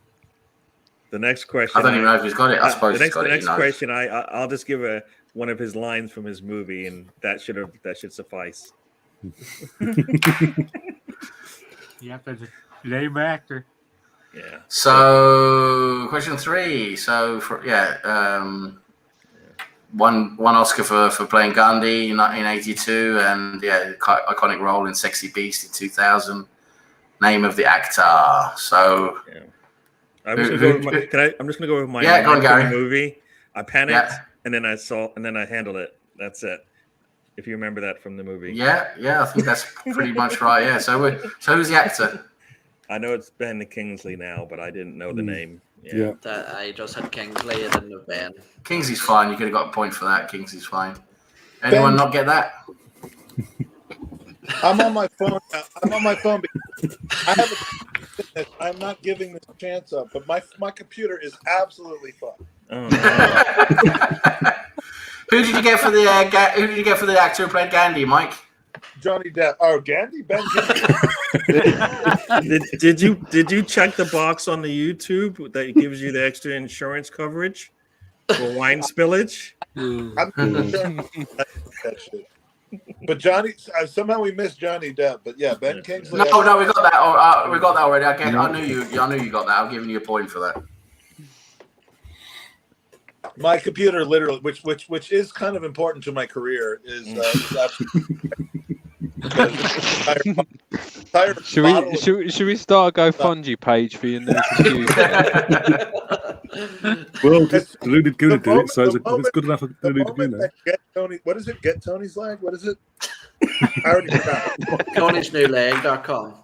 Tony's new leg. As soon as we reach the goal, we're going to start on Mike'sNewComputer.com. Mike'sNewComputer.com. Red wine kill computer. Redwinekillmycomputer.com. There's red wine on it. Bloody hell, Mike. It really is like a kindergarten in here with you. Well, fuck it, spilling everything everywhere, in and out. Jesus Christ. I'm a 48-year-old father of 2 and a successful businessman, and this is what my life has become. If you're that successful, you'd have a laptop. You'd have a reserve laptop ready to go. Bring it I mean, out. come on. Yeah. I've got nothing. Money. Yeah. Right. So, question 4, lads. The actress, iconic Hollywood actress who won 4 Oscars, born in 2007, died at the age of 96 in 2003. So, lads, who wants to go first on guessing that one? I think Catherine Hepburn. And Tony guessed Catherine Hepburn. Did anyone not get that? I went for Audrey Hepburn, which is probably wrong. That is the wrong Hepburn. Yeah. I went for Jenna Hepburn. I am not getting. That's the wrong one. Yeah, I had it all wrong. Right. So, Owen, did you get that one? No, Okay. I'm not that old. Danny, did you get it? I've given up. I didn't get it. No, you're giving up. Okay. Ryan, did you get it? Yeah. So, Ryan, you got a point. And Gary got it. No, I didn't get it. No, you didn't get it. Okay, sorry. So, Ryan, what was the answer?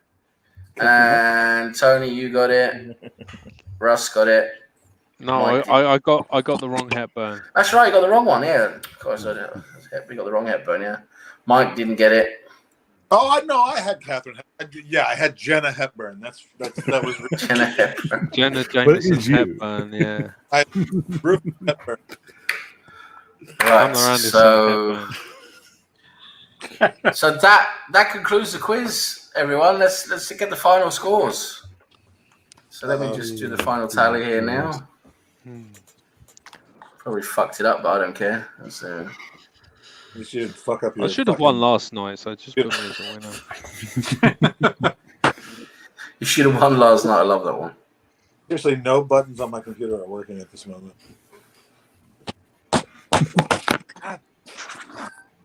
Oh, for God's sake. Is there such an amateur, this Mike? I don't know how you guys put up with him. Right. This is why I've never met the big leagues. Right, so the scores on the doors. Ladies and gentlemen, drum roll. That's not a drum roll. That was Russ farting. That was. Yeah. Right, so in last place, but very valiant effort, Gary with 4 points. You just like saying that, Yeah, no, it's tough. It's tough if you're not into your movies. It's a tough one, that one. And then just in front of him was Owen with 4.5. And then just in front of Owen was Danny with 5 points. Round 2. Yeah, well, you had some points. You got 5 points. And then we are moving into Ryan, you also 4.5 points there, together with Owen. So we have the final 3. And in third place, I have Russ, 10 points. Unlucky, Russ, unlucky. Mike just snuck into second spot with 11. And the winner, well done, Tony, 12 points. Wow, Tony. Good job. If this ever wasn't a fucking fix if I've seen one. Hey, Tony, you can pay me off. No, that was Tony snuck in there. Tony knows his stuff with films. I've registered that, so that's good. Well done. Quietly confident. I like it. Just want to say thank you to everyone for taking part. Our group chat, Sam. Yeah, Sam and was it Sam and Tony's film club or something? We call our group chat because we're always talking about films. Anyway, I just want to say thanks everyone for taking part. Great to see Mike and Owen and Danny on here taking part. Really appreciate it. Of course, you other guys, I see you guys a lot more regularly, so of course I appreciate you guys as well. Everyone in the chat taking part. So there's a lot of good answers there, a lot of right answers. So the people in the chat know this stuff as well. Please remember to donate to Tony's GoFundMe page, which is what was it called? Tony'sNewLeg.com. Tony'sNewLeg.com. Tony'sNewLeg.com. Go there. You go straight into the GoFundMe. Please donate. Anything can help. £5. Don't need more than that. Every donation helps, and if you can give more, if you feel you can give more, of course, that's great. That's fantastic. Mike, what do you want to say? It only works because we set it up and we actually did the logistics of Tony News like that. Like you can't just type in newpenis.com and expect. No, that's true. Mike set up a nice little landing page there for it. Yeah, we're not doing that one yet. We'll wait till later for that one. But anyway, thanks for everyone for taking part. Really appreciate it. Fun little quiz there. How long did we go for? I think it lasted a bit longer because we were bollocksing so much. But Mike's in and out all the time. Is anybody in the back? So what's going on now, Ryan? Anyone coming on? I've got 2 people waiting backstage, but I can't let anyone in until someone leaves, basically. As I say, I'm finished now. I've got to go. We've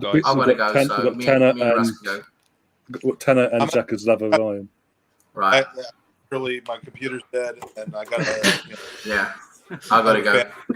But thanks for letting me host. Thanks for letting me host, Ryan. And I just want to say thanks again to everyone. Great to see you. Thank you. And everyone, remember to donate. Sam, great job, great quiz. Ryan, thanks. As someone who knows, you got a long night ahead, my friend. Good luck to you. I'll tell you what, I'm going to go down and cook dinner for my family because it's about 8 o'clock here. If you need me later, let me know. I'll be happy to jump back on. I don't know that that's anything you would ever want.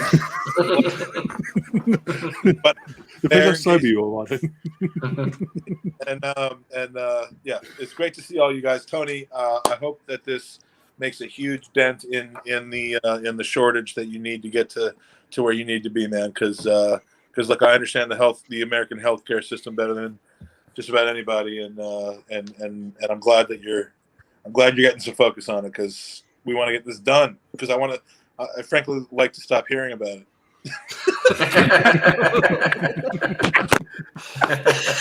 There he goes. He's crashed again. Sorry, that's me. Yeah. Cheers, Owen. Great to see you, my friend. See you, lads. Yeah, cheers, Owen. Cheers, Owen. I'm heading off as well. Just want to say, Danny, it was really nice to see you again. Cheers, Sam. And the other guys, really nice to see you. Have a great night, guys. All right, have a good one. I'll probably pop on sometime tomorrow just to say hello. Keep you awake, Ryan. I'll probably have to keep you awake physically somehow. Cyberly. All right, guys. Have a good night. Yeah. Cheers, lads. Okay, mate. Cheers, mate. Cheers. Bye. I've got to go as well, mate, because I'm absolutely knackered and I've got to get up in the morning. So yeah. So take care, guys. Nice to meet you all, and thanks very much. Take care. See you later. Take care. Bye. See you. Bye. Well, shit! Everyone's fucking leaving. What's going on? Yeah, right. Scared everybody away. And I showered earlier, so I don't think I smell bad. It must be the Xhaka jersey I'm wearing. Maybe that's. Well, they did mention you love the guy, and then the next thing you know, everybody's. I wear this jersey just for Tony today. I get the Xhaka. I got my Xhaka kit ready. Oh, I had to put it on. Tony, tell him to take it off. Take it off now. No! You don't know what he's gonna do. You don't understand what that means. Yeah, right. Tony, specify the shirt. Everybody can see the mudslide that is Ryan's chest. Oh, no. I'm not even that hairy. Is that? I don't think that's what he meant by mudslide. I thought he meant something else. Anyways. Well, hold on. How about this? I get a donation in, maybe I'll keep my shirt on. Get a donation, I take my shirt off. What are we thinking here? That's a great idea. I did tell Tanner.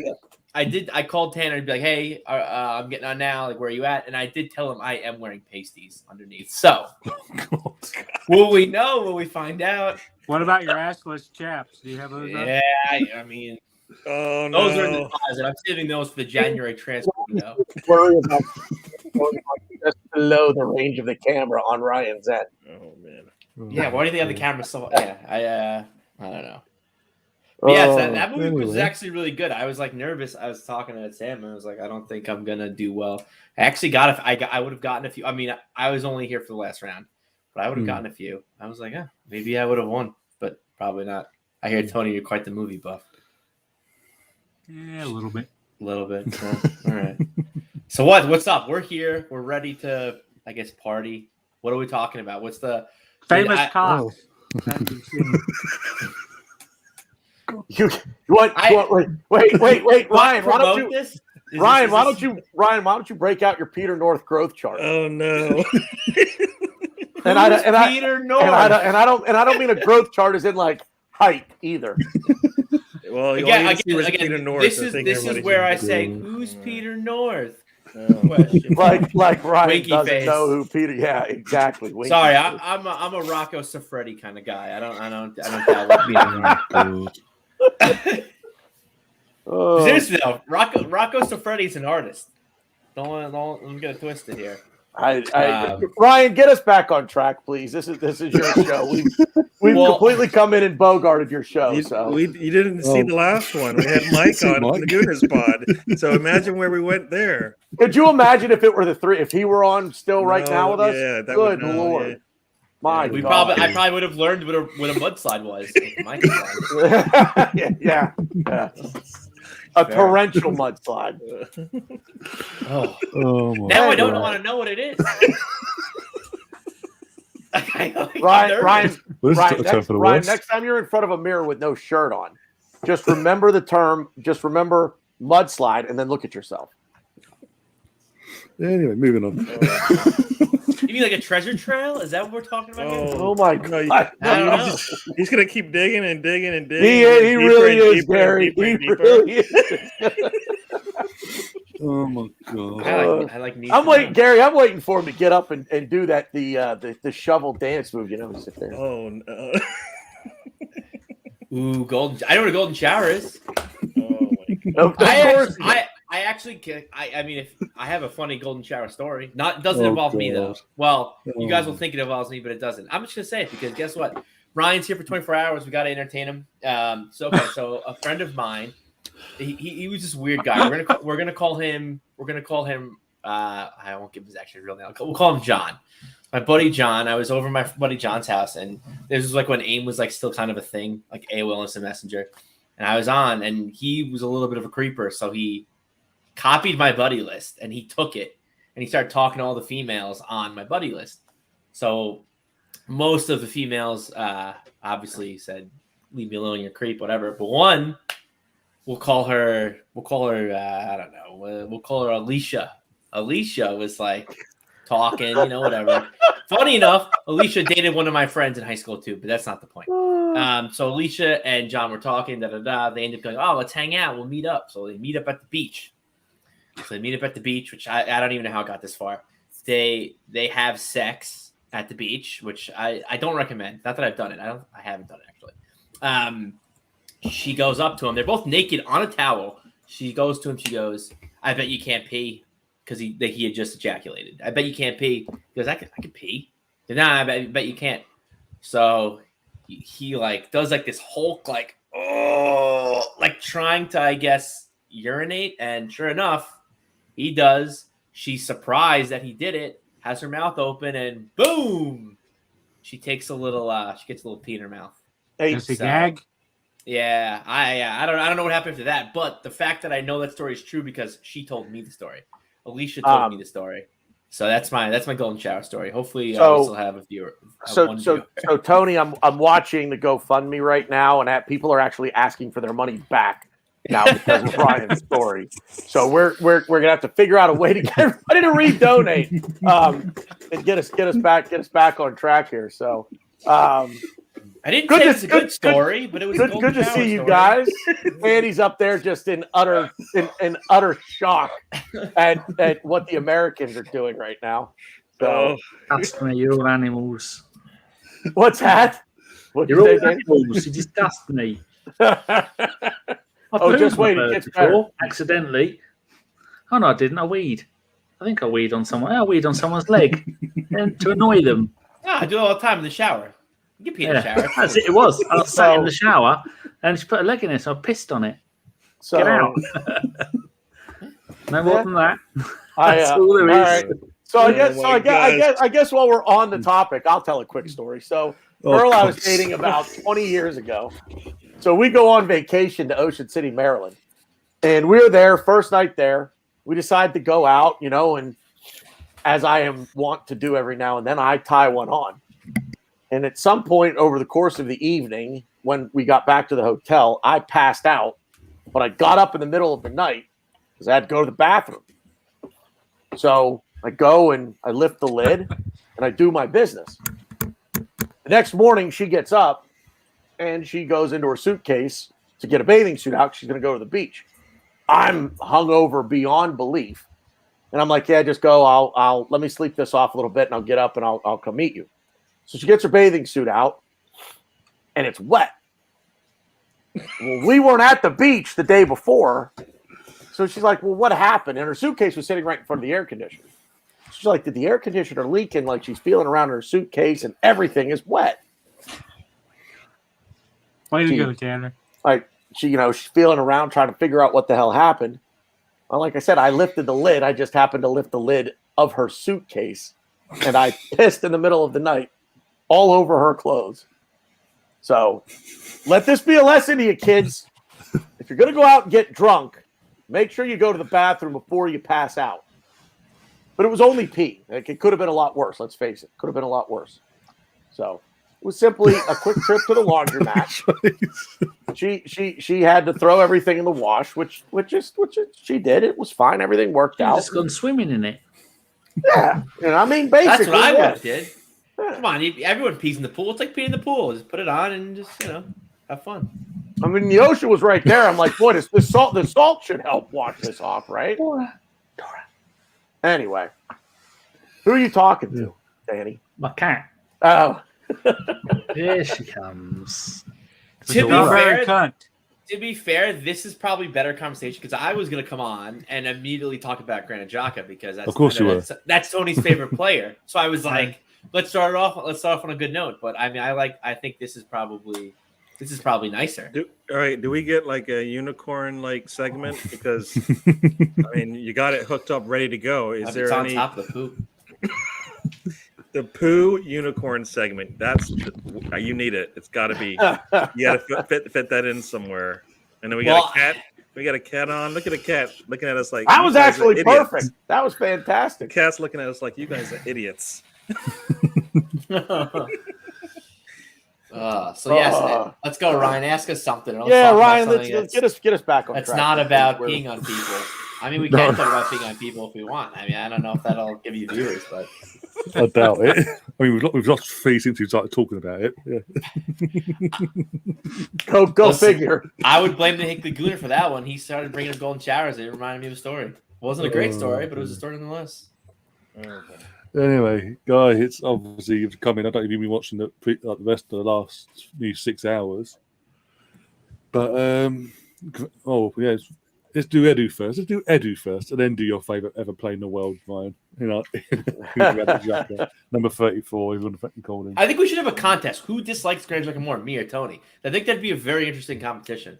I think I would win. I think, yeah. I see. I don't know if we were on the air, Tanner. I don't know if it was Sam with Arsenal, if it was on the show. I said that. I think Tony would have me beat. I really do. I think it'd be an interesting competition, but I think Tony has me. But yes, even though I did celebrate his goal on Ryan's watch along one time. Fucking cock. All right, so Edu, what's up? Let's talk about Edu, and he's turning into an infamous interview with Sky Sports and Arsenal. Before you do that, can I go? Yeah, I just realised it's 1 a.m. Yeah, literally, I'm not stopping you from going. You can go if you want. Can I go? No, you cannot. You have to stay for another 5 hours. Danny, Danny, in the words of Don Henley, you can check out any time you like, but you can never leave. What is that? I'm What is- going and leaving. Well, thank you very much for putting up with me for all these hours. Good luck with your appeal tone, member. If you want a leg, I can post you one. I don't need it. I'll find the one. They're overrated. I've got no use for it. And I shall speak to you all later. See you, Danny. Good seeing you, Darren. Bye. Danny. Yeah, I gotta, Tony, real quick. I mean, come on, like, how selfish are you here? God gave you two. Is one not enough? I mean, you need the other one. Got a point. Have you tried hopping around on one leg? I haven't. I have not. I have Oh, not. no. Well, I have here and there, and doing various activities, trying to put one shoe on while I'm standing in front of my front door, whatever. My dad says he has 3 legs. I'm just I don't know kidding. what that means. Oh God. Oh. Anyway, Ryan, back to Edu. Please take it away. Now let's get basically your thoughts on what you had to say, and if you're like the others, basically is a lot of PR bullshit. Ryan, you want to go first? Or you want me to go first? I'll be honest. I didn't really watch the interview because I don't really care about the interview. But what I will say, my thoughts about Edu. I don't think he's doing that bad of a job. I think the problems that we see is for right now, it's solely on Arteta. Obviously, I think I touched upon it when me and Tanner had a podcast with Chris Davidson of Football London. But I think it's you got mentality issues. We're very soft. Teams can easily bully us. Teams want to play us. But as far as our recruitment, I think we're doing a really good job. I think we're taking kind of the long way home, but I do think we're going to get home. And we're taking a lot of risk because I think we're setting ourselves up for the future. And I think that a lot of these players can come good maybe this season, next season. Good enough to be in the Champions League, I don't know. But I think it's a recruitment that I think was needed for us as a club, just based on the way we're ran. But yeah, I have no issues with Edu. I hear good things about him through other people. Now I'm hearing that he's doing some naughty stuff, some Raul things maybe, but I don't know anything. I don't know if you guys have heard that, but apparently we kind of did what we did with Pepe, where we tacked on an extra fee. And Edu's getting a cut. I don't know. I showed Tanner the article or the tweet or the whatever I read, but apparently Edu's in some hot water. But besides, you showed me this. Yeah, I posted in the Same Old Arsenal group. It was a little thing that I don't even see. I have to go back and look, I gotta check my didn't see facts. I'm coming with my gun empty. But yeah, no, I think Edu's doing an okay job. Again, the only thing I think he's kind of messing up on is getting rid of players. But I think that's a little bit it's easier said than done, because when you have players that are on astronomical wages, which was before his time, and you have players that want to just be Ozils, then it's tough. I give him, I'm cutting him some slack there. Now, if he was the one that extended Xhaka, well, I guess if he exercised Xhaka's option and gave him a pay raise, then we got ourselves a little bit of a problem here. But other than that, I'm liking the players that we're picking out, and I'm really, and then I don't know if you guys saw the show on Tuesday, same with Arsenal USA, but I'm really happy with Tomiyasu. I think he's going to be, if Arteta is not going to succeed, or if this is like the team where he succeeds with. If he can't win with Tomiyasu and these group of guys, then I obviously get rid of him. I didn't see what Ryan is talking about in our group, so I can't really speak intelligently to that. Oh, no, I'll look it up here in a few minutes. You're talking. I'm actually with Ryan on the Edu thing, unless what he just brought up, this sort of shady tacking fees on, so that he gets a cut. I mean, I'm sorry, that's a sackable offense in and of itself. You're already making enough money from the club, and here you are, you're going to tack on something into a fee to make more money for you. I'm sorry, that doesn't fly with me. I got it. You want me to read exactly what I Yes, please. Yes, right. please. It's do. kind of long, so bear with me. And I also have trouble reading. I have a third grade reading level. Okay, so a murky transfer window. With all the drama of transfer day, it can be hard to keep track of all the latest figures and deals flying around. One particular executive at a big club was clearly hoping to use this commotion to their advantage, but people have started to notice a curious 8-figure discrepancy bubbling up on the books. At least 3 unlikely summer transfers are now under the microscope, including one in which the club ended up paying $20 million more for a player than the selling club asked for, and it's not immediately clear where the remaining balance might have ended up. As there doesn't seem to be a satisfactory answer forthcoming, we're told we can expect a big resignation or mutually agreed departure to take place before too long. And everyone's saying that that's Arsenal. So, yeah. I'm curious, what's the source? I don't know. Where did you find it? I don't know. I found it. I found it like a reliable place. We gotta see here. I promise. I didn't just write that because I can't write at that kind of level. So, but I also too. I guess. Oh no. I think I saw it on Reddit, and the person that posted it was essentially saying like this is what the Bell was talking about, because the Bell came out with the whole thing where it was like I got some crazy news and nothing kind of came of it. And people thought, oh, it's a Bellerin thing, but I don't think it was a Bellerin thing. I think it's some crazy stuff.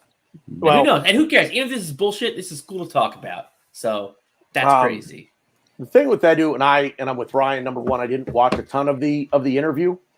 I did watch a little bit of it, and to me, okay. So let's take the positive on it first. The positive part of it is okay. Well, at least someone from the club came out and decided to put their face in front of the camera and say, okay. Now, whether you buy it or not, whether you buy anything he said or not, at least someone came out and said, okay, this is the plan. This is what we're trying to do. So we've begged for transparency for so long with this football club.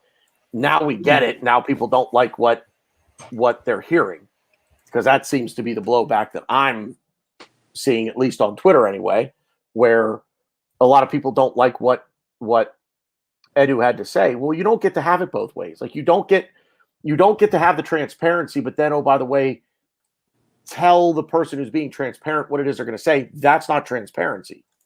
You know, that's telling someone what their opinion is, and they're just going to re-spout it for you. So whether you liked what he had to say or not, to me, is irrelevant, because it's, you know, we're not running the club, and as long as he's being truthful about things, then, you know, so be it. I kind of liked it. I kind of like the fact that he's out there, you know, putting this out there and saying, look, this is the plan. This is what we're trying to do. But as far as Edu and the job overall that he's doing, I'm kind of with Ryan. I don't think he's doing a bad job, but I've read a lot of things in the last week where he's not really the guy driving our player purchases. And everybody says, well, it's his job to sell players. Well, yeah, but you're a car salesman. Nobody comes into the showroom to buy a car. What are you going to do? Are you going to go around knocking on doors saying, hey, you want to buy a car? You know, if he takes a player that he wants to get rid of, let's say Reece Nelson, okay? And Reece Nelson, let's say he's got a transfer value. We'll use Eddie because there are numbers there. So Eddie Nketiah, we have Eddie valued at 20 million. Well, Crystal Palace had him valued at 12.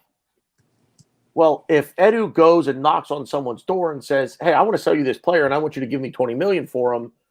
Well, you just by knocking on the door of another club to buy him, you've already diminished his value, because now clubs know you want to sell him.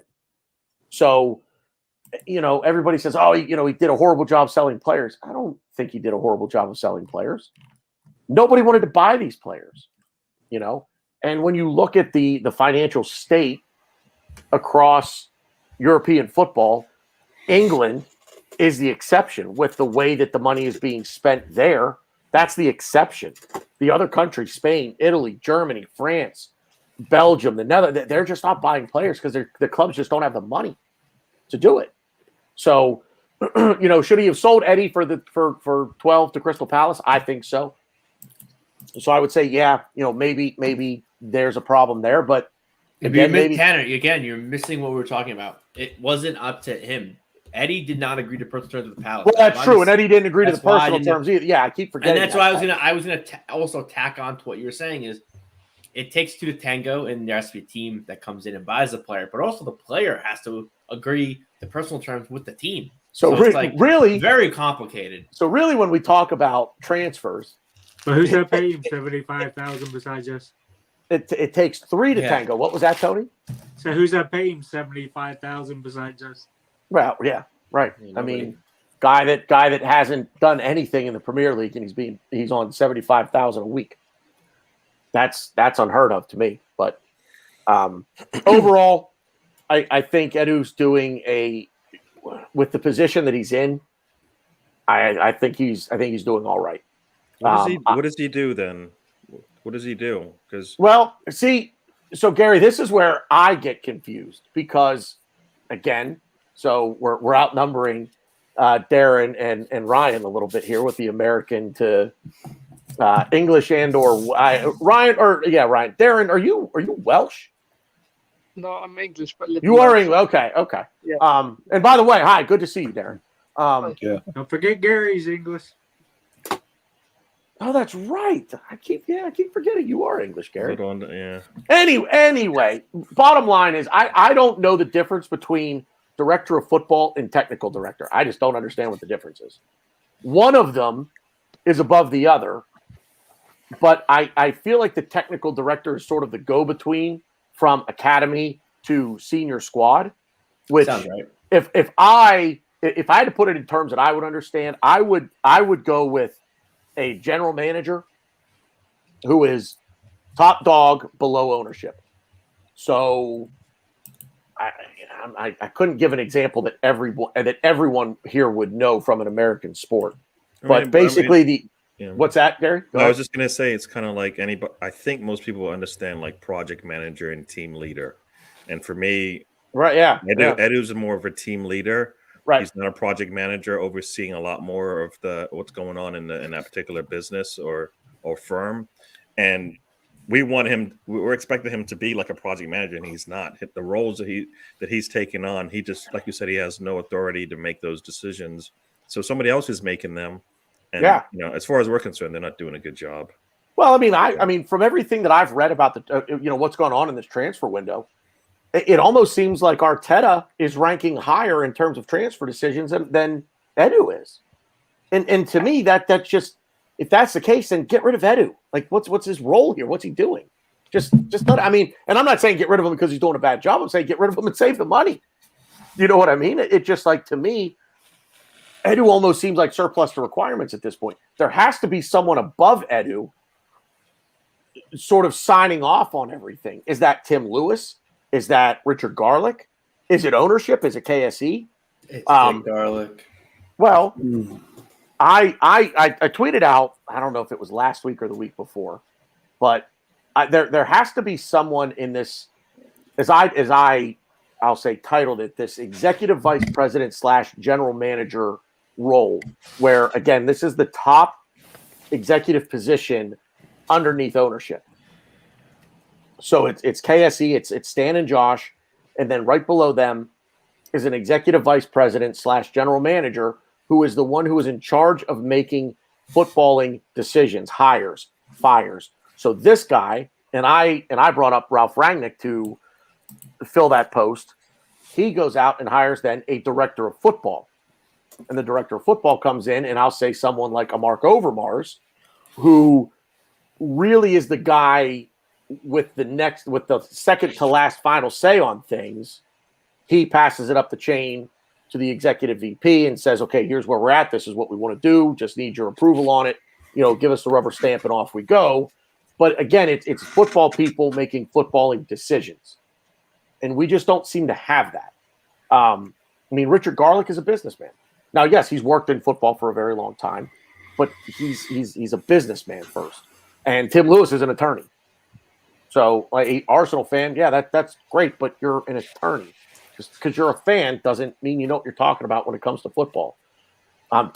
Meanwhile, I'm just a dude sitting over here in America talking about it like I do know what I'm talking about. But overall, Ryan, I think Edu is with the tools he's been given and what I think the expectation is from ownership of him, I think he's doing a fairly decent job. I wouldn't say it's much above average, but I'd say he's doing a slightly above average job. I'm not in the boat of getting rid of him over Arteta, if that makes sense. So, yeah, that's fair enough. Darren, obviously, welcome to the channel, and well, yeah, might as well ask what your thoughts on the Edu situation as well. I like to see more action than words. To be honest, I'd rather sort of see process rather than sort of hearing it. Because we always hear like someone say this, someone say that, but at the end of it, I'd rather see action speak louder than words. Because they could say, yeah, trust the process, but you know what will happen. You know what's going to happen in the future for us. So I'm looking forward to seeing what he does, but yeah, I'm sort of torn between at the minute. I don't think maybe people do. I don't know. I don't think people realize how big our game against Norwich next Saturday or Saturday, I guess now, is going to be. Because you got, all of our signings are here now. We're done. Window is shut. This is pretty much Arteta's team. This is what he's going to roll with. We have no Granit Xhaka, which to I would say most people, that was like their hang up. It's like, yeah, we did good. We brought in young players that can do a job. But yeah, Xhaka is still here. We wanted the partner for Partey, but everyone just harping on Xhaka, or maybe just me and Tony. I don't know. But this is now put up or shut up time. If he's not going to get any more help, and I think it'd be interesting. I personally think it would be interesting if Partey doesn't play against Norwich. I would be interesting to see what he does if he puts Lokonga El Neni, or he puts Lokonga and Maitland-Niles. That would be interesting. But I think Partey will be back, so that's fine. But this is like his squad he's going to roll with. He's going to live and die from this squad. So it's going to be very interesting to see what he does without Xhaka. And you're not going to get a worse team than Norwich. Right now, they've only scored a goal. They've let in 10. They're 0-3 just like us. To me, I think they're going to definitely finish in last place in the Premier League. So it's a massive game, and I'm going to be giddy when I see the starting 11. Yep. Yeah, I mean, I'm going to say how different is this match to the Brentford one? A team coming in, nothing to lose, playing at home. Everything, they have nothing to lose by going out there and playing us 100% or 110%. Same, Norwich, they're looking at their schedule, trying. You always talk about looking at teams trying to figure out when you're going to get a win. This is their win right now, based on what's happened in the past. It may not happen, but this is their chance to go all out and maybe do something that they're probably not going to do in other matches, because they're not going to. They don't want to take that risk of losing by too much.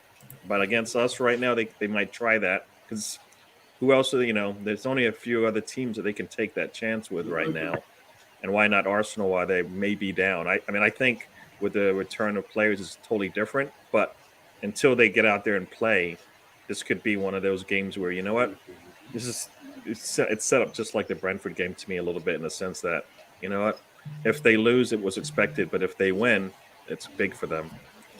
Yeah, I agree. The thing that's I think this game is massively different than the Brentford, in the fact that when you go to the Brentford game, they didn't have Lacazette, they didn't have Aubameyang, so we knew, okay, is Bale going to start? Are we going to proceed with that? Oh no, Eddie was hurt. That's right. So it was like, okay, we're going to see Balogun finally start. So that was, to be fair, that was very exciting for me.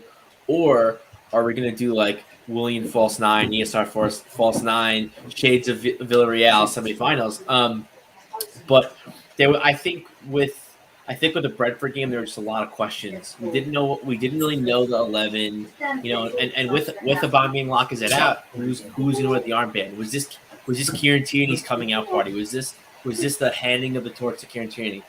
No, it's same old Arsenal. We give it to Xhaka, so I think with the Norwich game, it's like, okay, we know who we have. We know we kind of know what to expect, unless obviously something crazy happens hours before kickoff. But you kind of know what's going to happen, and to be fair, Aubameyang is the club's captain right now, and whether he's fit for it or not, that's not the point. He is our captain. He's number one head honcho. So, I mean, granted, he could get hurt, but I expect him to be there for us, and he'll probably start over Lacazette. And yeah, I just think that, and also too, to me, Brentford is a scarier team to play than Norwich, because Brentford is going to run at you. They don't care who you are. They don't care if you're Man City. They don't care if you're Carlisle United. They're going to run at you. Yeah, I knew I'd get you to look. They're going to run at you and come at you. They don't care. They're going to play their style of football. Where Norwich, they're kind of going to mold around the team, and I don't think that's good, because I think I'm going to get proven wrong, because they have proven wrong so much when it comes to this fucking club. But I think we're a different animal now. I think we have our pieces kind of in place. Arteta knows, okay, this is who we have. We're not bringing anybody in. This, I think the rebirth, or we don't know yet, but I'm going to say the rebirth of AMN, who was training with the reserves 1 minute. Now he might be starting in center midfield for us, after he had said he might play. If he said, "Oh, I will play fullback for this club. I'm solely going to play fullback," but now it looks like he's going to be center midfield depth, because there's talk with Elneny leaving. He's actually, I think he's hurt. He got hurt in the behind closed doors game. Xhaka's out. Partey's not officially back, although he should be back in time.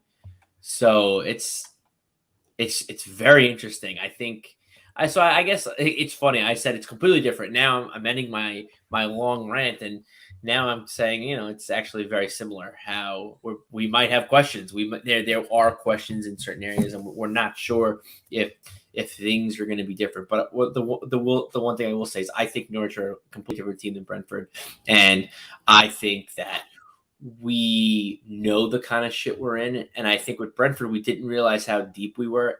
And on top of that, I don't think we were really prepared for Brentford. We weren't prepared for the game.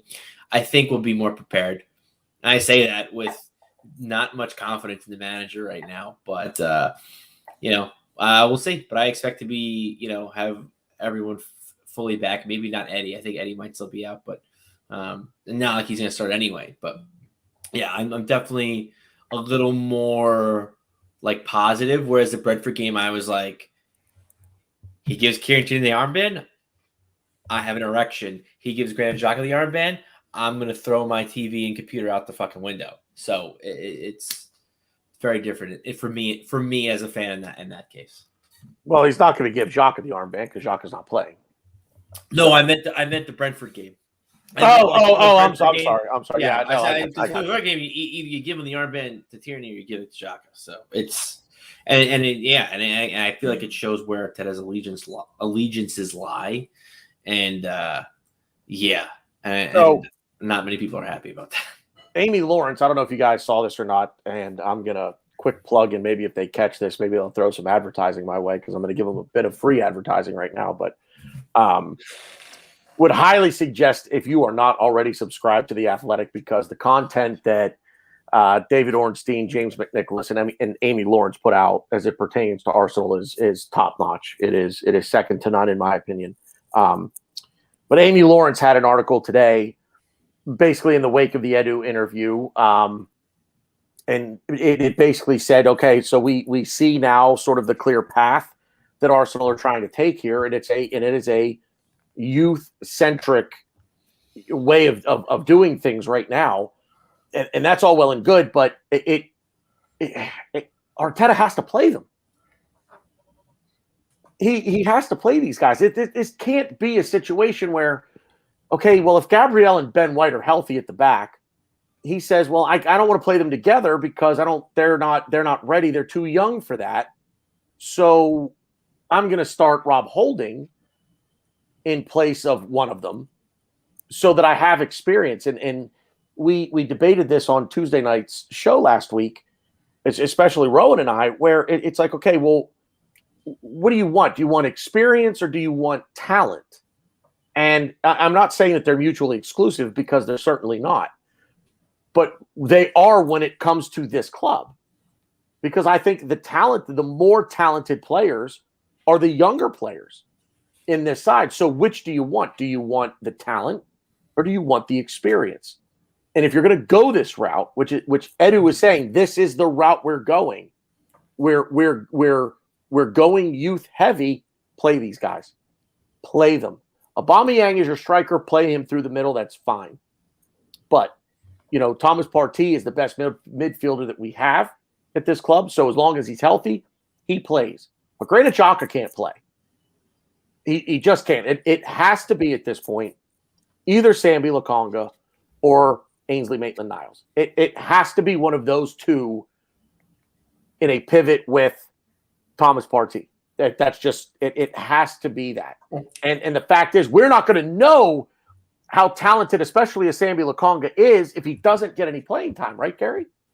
Definitely. I was just going to kind of push this off to Darren and have him give some input as well. Yeah. So, Darren, what do you think about if Edu is telling us, the truth, and we are going youth? What do you think about playing youth as opposed to senior players? I actually prefer the youth because I've got a bit of a soft spot for Smith Rowe, and I think it's players like them. We want to look after our youth because they're going to get to points like, right, well, this club isn't going anywhere. Why should I stay? And that's what worries me. I know that obviously Smith Rowe has signed. Ryan, are you okay? Are you struggling? Or are you... He was trying to show you that Smith Rowe's on the back. Yeah, Smith Rowe's on the back of I was like half taking off my shirt. I didn't know what you were doing there. You were kind I didn't know what's happening, but yeah. Smith Rowe is my Smith Rowe is my new love. Ryan, you could have just swerved around. That would have just been a lot easier. Yeah. See, I he doesn't know that if he turns, we'll see the back of his shirt. Yeah, right. I want to see it. That's fair. See, Darren, I don't know. Well, I don't know if the people watching kind of know. I'm not the smartest person. I'll leave it at that. Exhibit A. Yeah. But no, I think we've got to look after our youth players because I said they're going to get to points like, well, this club isn't going anywhere, so I need to build up my career, and if it's not going to happen here because of the way we're playing, we got to look after them. And people like Aubameyang, yes, he's good, but he's not doing what we're expecting him to do, and he's the youth players just seem to be sort of giving that at the minute. They're sort of being more creative, they're sort of being more upfront. And they're more hunger, whereas Aubameyang, I feel he's not giving that attitude that he wants to be there, and that's the attitude I'm getting from him. It's all about money, it's all about the cars. What I don't want to know about, I want to see you play on that pitch. That's what I want to do. Yeah, I'm looking forward to seeing the youth play, and every time they play, the one thing they do show is they show us the energy, the hunger of players that they're going out there, not just playing for a paycheck. Right now, I mean, maybe in the future they will, but right now they're out there playing because they enjoy the sport and they want to do something good when they get out there. And they are a little bit too much, right? Sometimes because you can see it in the way they play, and you're like, well, you need to tone that down a little bit, or else you're going to get in trouble. But the one thing they do have, they have young legs, so they can actually recover when they make a mistake. Right now, if we make a mistake with the old guys, that they're walking back. I mean, as many times as I've seen your buddy Xhaka walk back after there's a mistake in the midfield, and you're like, if he just sprinted back to the middle of the box and just stood there, he would have done something. But he's kind of jogging back, and he's always late to the party, right? So, I'm looking forward to seeing the youth, and hopefully if that's the case, if Ed is telling us the truth, that we're going to see the youth play a lot more as they figure out how to go about this next journey of Arsenal, right? Because they're done with the old guard, right? They want to move on, right?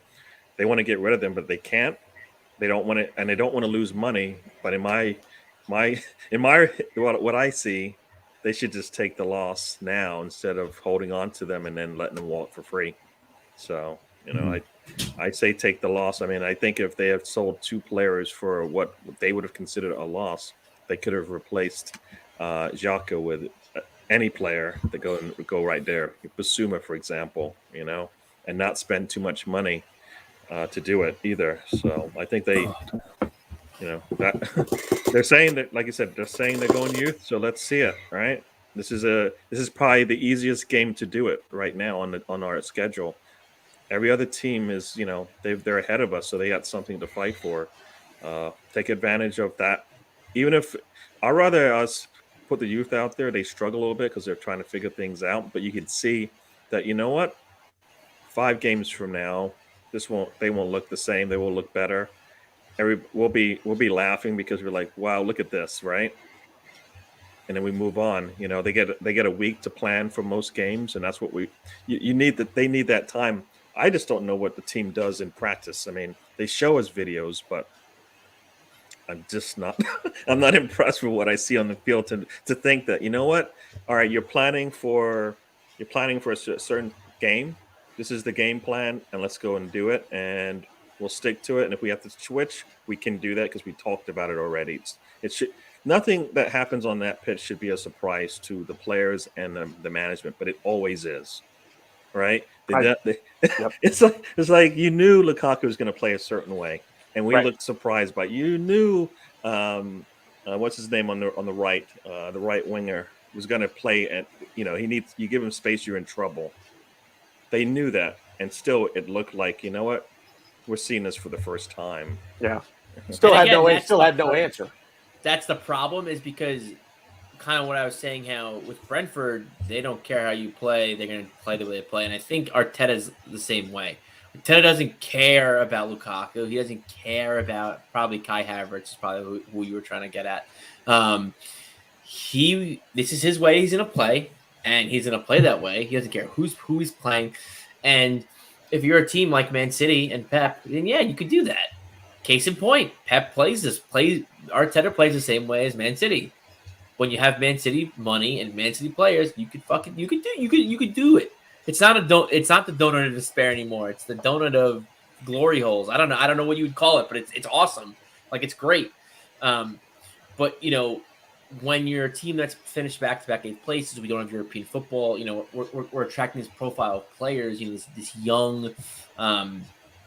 The younger leaders of America. No, not America, but I think you kind of have to adapt a little bit, and you have to kind of go man for man and match up and kind of go over tape. I feel like Arteta doesn't go over tape. I feel like instead of going over tape of the opponent, he goes over tape of the training sessions, which you're there. You don't need what tape do you need? I don't know. I don't know. It's just very weird. And then the one thing I really quickly wanted to say about the youth was, I do want to see the youth. It's kind of a double-edged sword in the fact that we still have youth around to really kind of grow and blossom. But the one thing that I do like that we've been doing, and I'm big shout out to BFG, because I think he's been phenomenal since he's joined the academy. I don't know, is he the academy director? He's something in the academy. He's done such a good job for us. We're starting to loan out our youth more.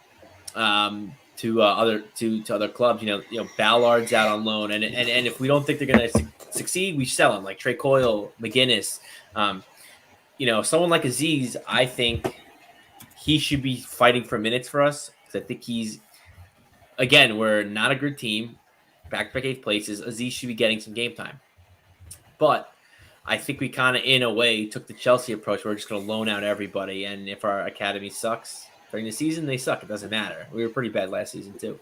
I really enjoy the fact that we're actually loaning players out that we think are going to be good. Like, I think Aziz is going to be just insane. I think he's going to be a really good player.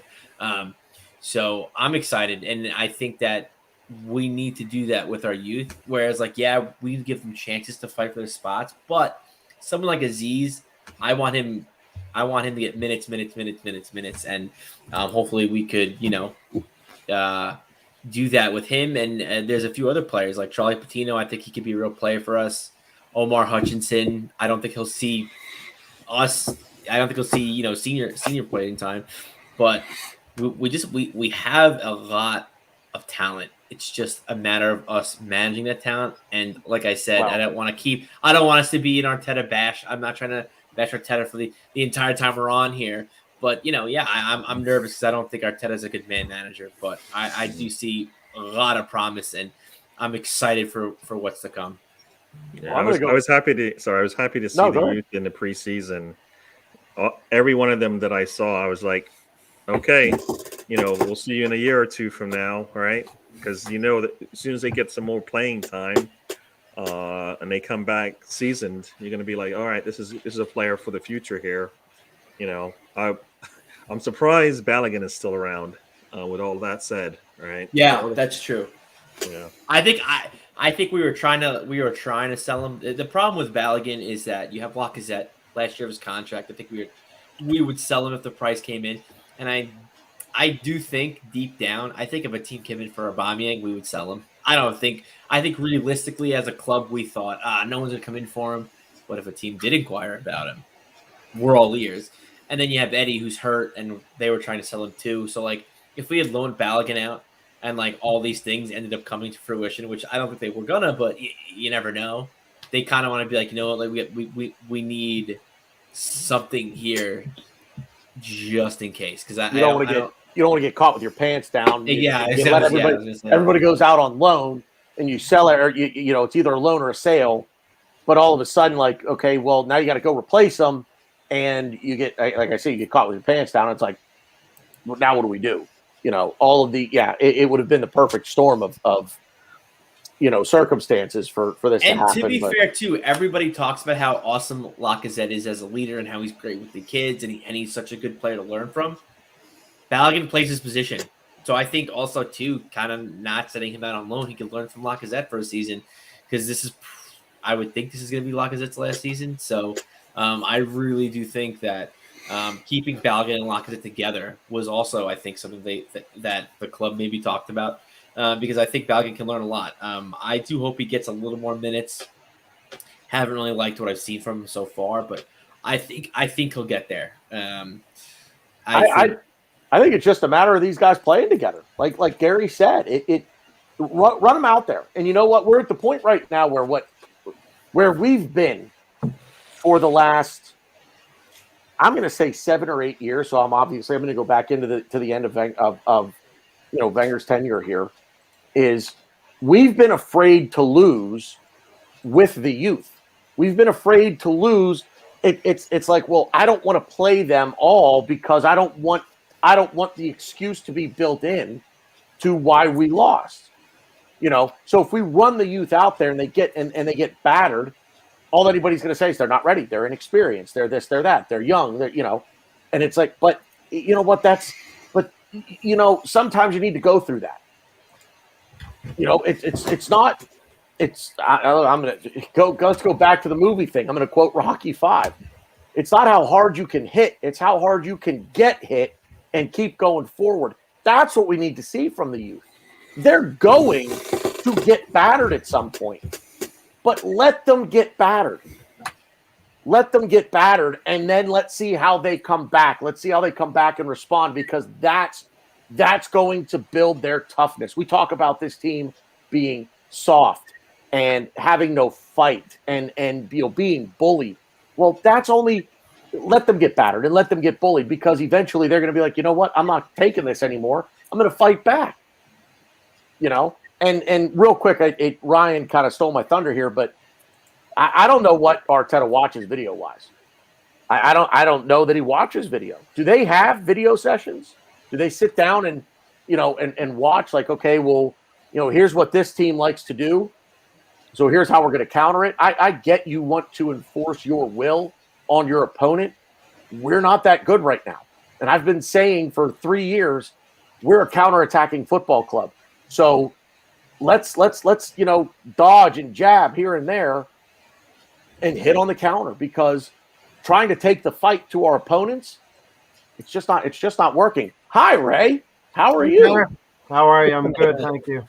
Good, man. Good to see you. Been listening in all day. So we need to concoct some sort of a Shakespearean play about Arsenal and right? Be more like a Greek tragedy, wouldn't it, Ray? Yeah, definitely. No, you're right, Tanner. We don't know what we are.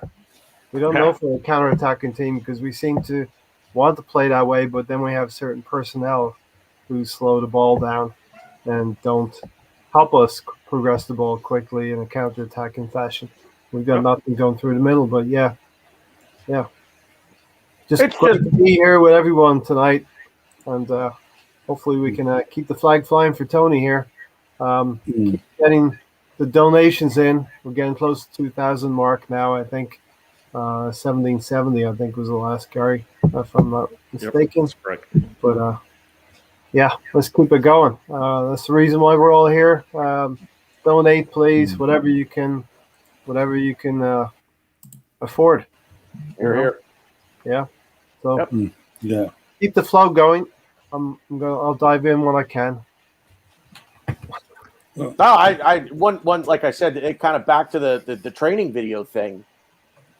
It like there just feels like there's such a disconnect at so many levels within this football club, and I'll try to zero in just on the coaching staff. Like his assistant coaches should be out there running the drills and doing this and doing that, but then when it comes to the tactics and the preparation for the upcoming match, that's where Arteta needs to go out to the training pitch and take control of things and say, okay, here's where we are. Here's what they're going to be doing, and take it. And I just don't. His stubbornness shines through in the no plan B. He does not. He just does not know how to adjust within a game. There's a clear game plan from the outset. That game plan doesn't work, but he doesn't know what to do to change it. He has no clue how to alter things at all, and that just I don't want it to be a bash Arteta thing, but it boggles my mind. So, but see, here's the thing: do you think he wants to? I still genuinely believe that he thinks he's the project. I think we're building around him. Like, do you think he wants to adapt? Do you think he wants to change? Part of me thinks he wants to instill Man City here, and he wants to be like, this is how they play. They win trophies. I'm going to bring Man City to Arsenal, and this is what we're going to do. Because I can't fathom a manager in the Premier League being this. I'll say it, this stupid to not be doing certain things, and you could say stubbornness. I think it's just stupidity. I don't think stubbornness is a thing. I think he's stubborn. I agree with that, but I just think that there's things to fix that are just like weak. I mean, like I don't really think any of us can really win the league with Arsenal.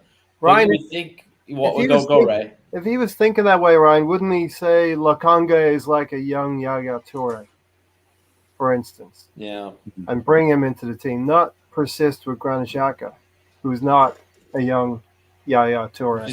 Yeah, that's fair. That's a good. So if he's trying to translate to Manchester City, I just don't see what he's trying to do in his. I don't know if he wants to do that like player wise. I think he's trying to maybe do that more like formation and tactic wise. Yeah. And I think he's playing the youth a little bit, but I think he's a little worried, and I think I do think Xhaka's got nudes or something of his or something, because I do think that he tends to, and he did this last season, he persisted with experience. He wanted to play youth. He tried youth when he could or when he was forced to do it, but he wanted that kind of like netting, like, okay, my Xhakas, my Aubameyangs, my at the time the David Luiz's.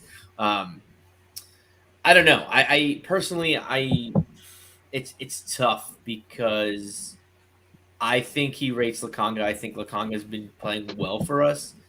But then you look on the other side of the boat. Well, it's like, yeah, he's been playing well, and then why aren't you playing against Man City? You play Xhaka, who couldn't handle the game, and you saw it 20 minutes into the game. He couldn't hang with the boys, or the men, I say, because he's a boy. He couldn't hang with the men, and he saw himself out in getting a red card. So, I mean, it's just tough because the experience that he has is just so unreliable, so inconsistent, and have a knack for just not wanting to participate. Like Aubameyang won't go out and do that challenge, but Aubameyang sometimes if he's not interested, you could clearly see he's not interested and he just won't play well. And I think a lot of our experience that we have just they just can't be bothered. And I hate to keep bringing this up, but I think I think it's related. I think the fact that these experienced players are on such high wages, it's like, yeah, we're getting killed. Why? Yeah, a better example. I have a friend, Matt, that I play soccer with football with every Tuesday. I play with him. We go, and he's a good player. I play with him in leagues, and I'll watch him play. We're playing pickup. We're just playing for fun. I'll watch him, and he'll just make the dumbest decisions, and he just doesn't really run hard to all the challenges, and he'll give up a goal. And I'll be like, dude, like, why didn't you fucking pick up? What do you mean? Like, what do you mean? Why am I gonna put this tackle in? Like, why? What does it matter? And I think in a way it relates to our team is because Aubameyang's on these wages. It's like, you want me to fight for the ball? We're getting killed 5-0. You want me to go for it? Like, I don't know. Why would you want me to do that? Like, I'm on all these wages. Like, why would I do such a thing? And I think we have that problem. And while as it's interesting because I understand the fact that Arteta wants to lean on experience a little bit because we do need it to an extent. Obviously, I'm not going to compare experience to talent like Tanner does. I do think talent's always going to win, but the problem is the experience that we have. They're on high wages. They're like, you want me to do that? Like, no, I'm not going to do that. Like, come on. And that's a problem that I think needs to get solved. Yeah. And I think the only way for me that it gets solved is a new manager who's seen this shit show and goes, oh yeah, like no, this is not what we're doing here. We're going to do this. Whenever a new manager comes in, sometimes you gotta strike fear into the players, and I think we need someone like that, at least for the short term. I was saying that when I went to see Chelsea play a couple of weeks ago, and as I was waiting to go in, Aubameyang actually drove past a group of us in this flashy car. And everyone's like, oh, well, flash car. I'm thinking, I'm not really that interested in the car. If he's not playing well on the pitch, why would I be interested in what car he's driving? And I agree with Ryan, it's just the attitude of like, oh yeah, I've got a high car, I've got the money, I've got this.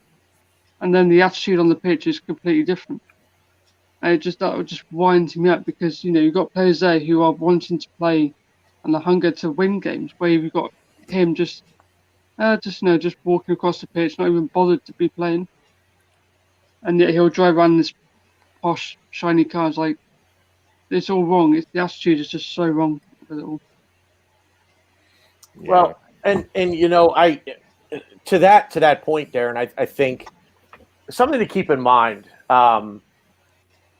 This is a job for these guys. Now they love what they do, okay, but it is a job for them. And I'm playing a bit of devil's advocate here. They're going to live their life after a loss, no matter what. Aubameyang is always going to drive the flashy car. That's who he is. Losing a match isn't going to stop him he's not all of a sudden going to wake up the next morning after the 5-0 drubbing to Manchester City and say, well, you know what? I was going to take the Lambo out for a spin, but you know what? I think I'm just going to take the underground and go to Tesco and pick up my groceries for the day. He's not all of a sudden just going to become that humble guy because we lost a match. And I get the sentiment behind it. I really do. I don't care about the flashy car. I don't care about the, if that's who you are, that's great. I much more identify with Kieran Tierney and the Tesco bag, not the Gucci or the Prada bag, carrying that into the stadium. Here he is with a plastic Tesco bag carrying his boots in, But I like I said, it's a job for these guys. And that's what I think supporters of any sport, of any club or team lose sight of. We're emotionally invested in this. It is a little different with football, especially for the young players who come through the academy.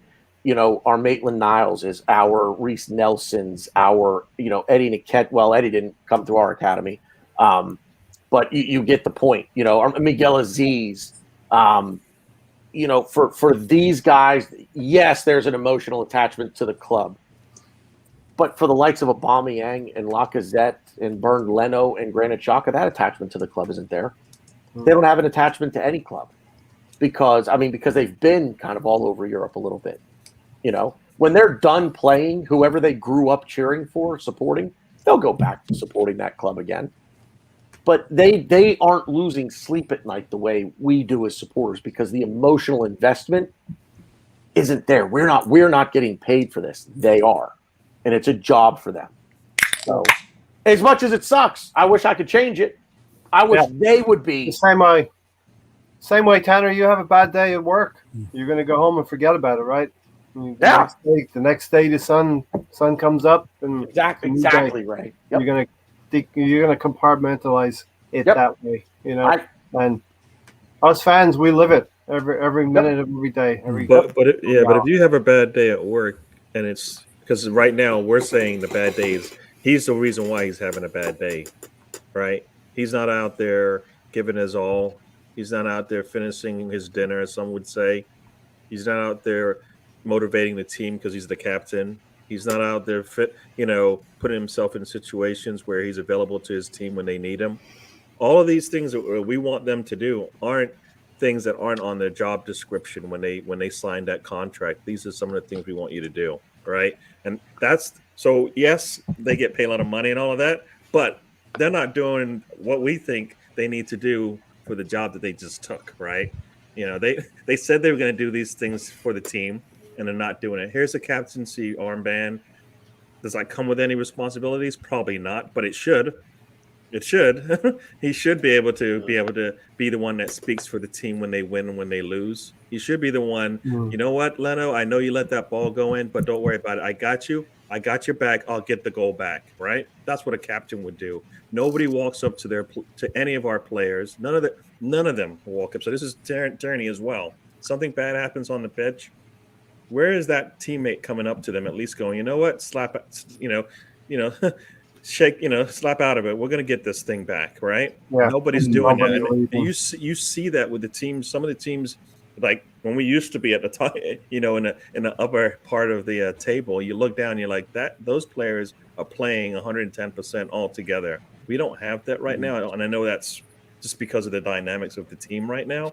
But that's what we are missing. That's what we want to cheer for. That's why, we're like looking at certain players and going, you don't want to, you're just here for a paycheck.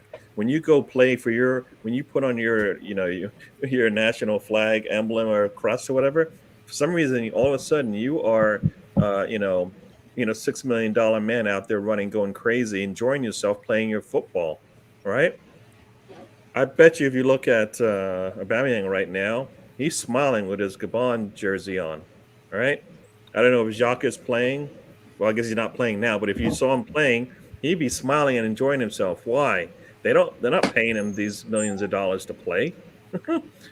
So whatever that is that they enjoy when they leave, they need to figure out what it is here as well. And those players also probably need to. It's like, dude, you're getting paid for this. You enjoy the sport because we see it when you leave. When you go play, when Xhaka is playing for the Swiss team, he's enjoying himself out there. He's doing those things he doesn't do for Arsenal, right? He's getting down on the ground, that's why he got the yellow cards and got knocked out, because he's actually playing. You can see some heart in what he's doing out there. Comes to Arsenal, and once again, it's like, I don't want to get dirty here. I'm not going to go down on the ground. I'm not going to sprint. I'm not going to put myself in those situations that I was doing before. So that's kind of what I'm seeing. That's what, it's got to change, right? And at least that's where the youth are coming in, and they're showing us that. So maybe we just have to wait, but it's a long, painful time. So to piggyback off of that, Gary, I mean, it is the youth that need to come through, but it's the youth that need to start challenging these guys. And hopefully the coaching staff is going to see in training that, Sambi Lokonga, if Maitland-Niles is training in the midfield, that these guys are going to push somebody like a Granit Xhaka, and that makes Granit Xhaka hopefully better. But again, they have to be rewarded for what they're doing in training. And I think where we're at right now is we've dealt with 3 managers who just don't trust the youth. And no matter what, they're not going to play. Mm-hmm. And so that is I mean, think about, you go into work, you do your job, you know you're below someone, you look at a guy who you say, I want to be that guy. I want to be in his spot someday. And no matter what you do, no matter how good you do your job, no matter how much you might outperform that guy that's above you, the guy that's above him is saying, but he's my guy. He's my ride or die. I'm sticking with him through thick and thin, and that's disheartening. And I think, and I'll be honest with Maitland-Niles, I think that's a big part of the problem with Ainsley Maitland-Niles is he's gone through now 3 managers who really have said to him, it doesn't matter how well you do in training in the FA Cup run from a season ago, well, 2 seasons ago now. It just doesn't matter because there's always going to be somebody ahead of you. So it really doesn't matter how well you do. So, and I would say it's like this in any line of work, that if you continue to execute at a high level but not get the recognition for that execution, eventually your desire to keep performing at that level is going to dwindle. And you're going to say, well, I'm not going to put in that effort today because it's going to fall on deaf ears or blind eyes, right? Yeah, absolutely. I think that's a big problem with the youth in trying to push some of these veterans out of the way. And I don't want to pick on Granit Xhaka, even though I know Ryan and Tony. What do you mean? This is Tony's show. Well, it's not this just. Is all we should be doing. But it's not just Granit Xhaka. It's the likes of a Cedric Suarez. It's the likes of look. I mean, I'm going to say Rob Holding or Callum Chambers. Go and push these guys. And unfortunately, like I said, I think a big problem with our youth is they get to this level. They get to the senior squad, and they're training with the senior squad, and then they see a manager, whether it be Wenger at the end of his tenure, Unai Emery, or now Arteta, and they say, but I'm going to go with the experience. I don't care how much more talented you are than that guy playing ahead of you, and I don't care how much hungrier you are than him. I value the experience over the talent and the work ethic, because that's what it is at this point to me also. And I could wax lyrical about this for the next hour. Somebody, when he's been beaten down by Arsenal, when Martinelli comes on the pitch and he doesn't press. Yeah, that's when you know he's been beaten down, because that's what that's the one big difference you see every time he comes onto the pitch. He's the only one. You're right. He's up top. He's pressing, and everybody's like, he looks like a chicken without his head on. He's just going. He's just pressing. I'm assuming that's what he's been asked to do, but the rest of the team doesn't look like it, right? Because he does it every time, and he looks like, and I'm like, he's bringing some energy to this game now. Yep. I like to see that. He's got no partners, man. Alexis Sanchez used to do that. He used to implore the other players to come forward and do that, and we know how that ended. We all to a man wanted what between Ozil and Alexis. We were like, I'll keep Ozil because Sanchez, his attitude and everything started to rub people the wrong way. He wanted to win too much. But boy, what we wouldn't give now to have him back in this squad is someone who could instill that win at all cost attitude, because this team doesn't have that win at all cost attitude. We don't have that just, I'm going to, this is the last 90 minutes of my career sort of thing, and go throw it all out there. We just don't have that mentality, that approach. And our coach doesn't have that mentality or approach either. You can see, because they go out and how often do we see Arsenal go out and just from the first kick of the ball are on it? It's like, we not in a long time. What is that? What is it? I don't know what that is. And we've got players that can, they can do that, right? They can come out in the first 5 minutes, be ready to go, and basically, I don't know, I can't think of the word, but blitzkrieg them, just like boom. Yeah, you come out, just ambush. You're just gone. And that's how teams score within the first minute, because they're ready to go. The coaches told them, guess what? If you guys give me 90 seconds in that first, as soon as the ball is touched, guess what? They're gonna break down. They're not gonna know what's happened. Next thing you know, Aubameyang's tipping the ball in for a goal, and now the game's on. Right now we can continue to, but we come out, we play okay, but but we never come out and just smack them in the mouth, right? That little quick punch to the We mouth, play like, until wake we things get up. knocked in the mouth, Gary. Yep. Well, and think of it this way too. How many times have we come out and we've had the first kick of the ball to start the match? Now, I understand the ball goes backwards on the first kick. I get that. But then it goes backwards again. We literally kick the ball almost back to the goalkeeper to start. It is. I'm sorry. There's a big difference, and this is a tactical thing, but there is to me a big difference between wanting to reset your play and sort of let's start to create the attack again, and just constantly going all the way back to your own 18-yard box to start building the play up again. It's almost as though Arteta has coached into these players. If you can't build the attack and score from within your own 18-yard box and have the attack start there and build from there, then I don't want you to score. I don't want you to intercept the ball within the opponent's 18-yard box and score a goal. That's cheap. We don't score cheap goals here. We don't. No. We don't cherry pick here. That's not how we play. It just it drives me nuts, man. The ball goes straight back and straight back again to one of our center halves for them to start building the play. And then what happens? Whoever our opponent is, and it doesn't matter if it's Brentford, it doesn't matter if it's the defending European champions Chelsea, if it's the defending English champions Manchester City, it doesn't matter if it's the Sisters of the Poor or St. Simon and Jude Catholic School for Girls soccer team up here in good old Green Tree, Pennsylvania. They all press us. They all come at us when we have the ball that close to our own goal. And what do? They run at our center halves, our fullbacks, and we don't know what to do, and we just continue to go backwards. And then what happens? We get backed into a corner, literally 3 yards from our own goal line, off in the corner, and then we just have to either boot the ball out of touch or boot it long and turn over possession. And we're never on the front foot. It's an attitude. It's a mentality. I see it in. I definitely see it in Granit Xhaka. Granit Xhaka is the guy that just stops everything, and that is why Arteta likes him so much. We wonder why Arteta values him so much, because he does what Arteta is training them to do: slow the play down, build up methodically. Screw that. Fast. Speed kills. We have it. This club have it. We get going, and then we see somebody like Pepe bombing down the right wing, only to get, now he's not in the 18-yard box, but within 18 yards of the goal line. And what does he do? He stops. He pulls up and he passes it backwards. Keep going and cut in.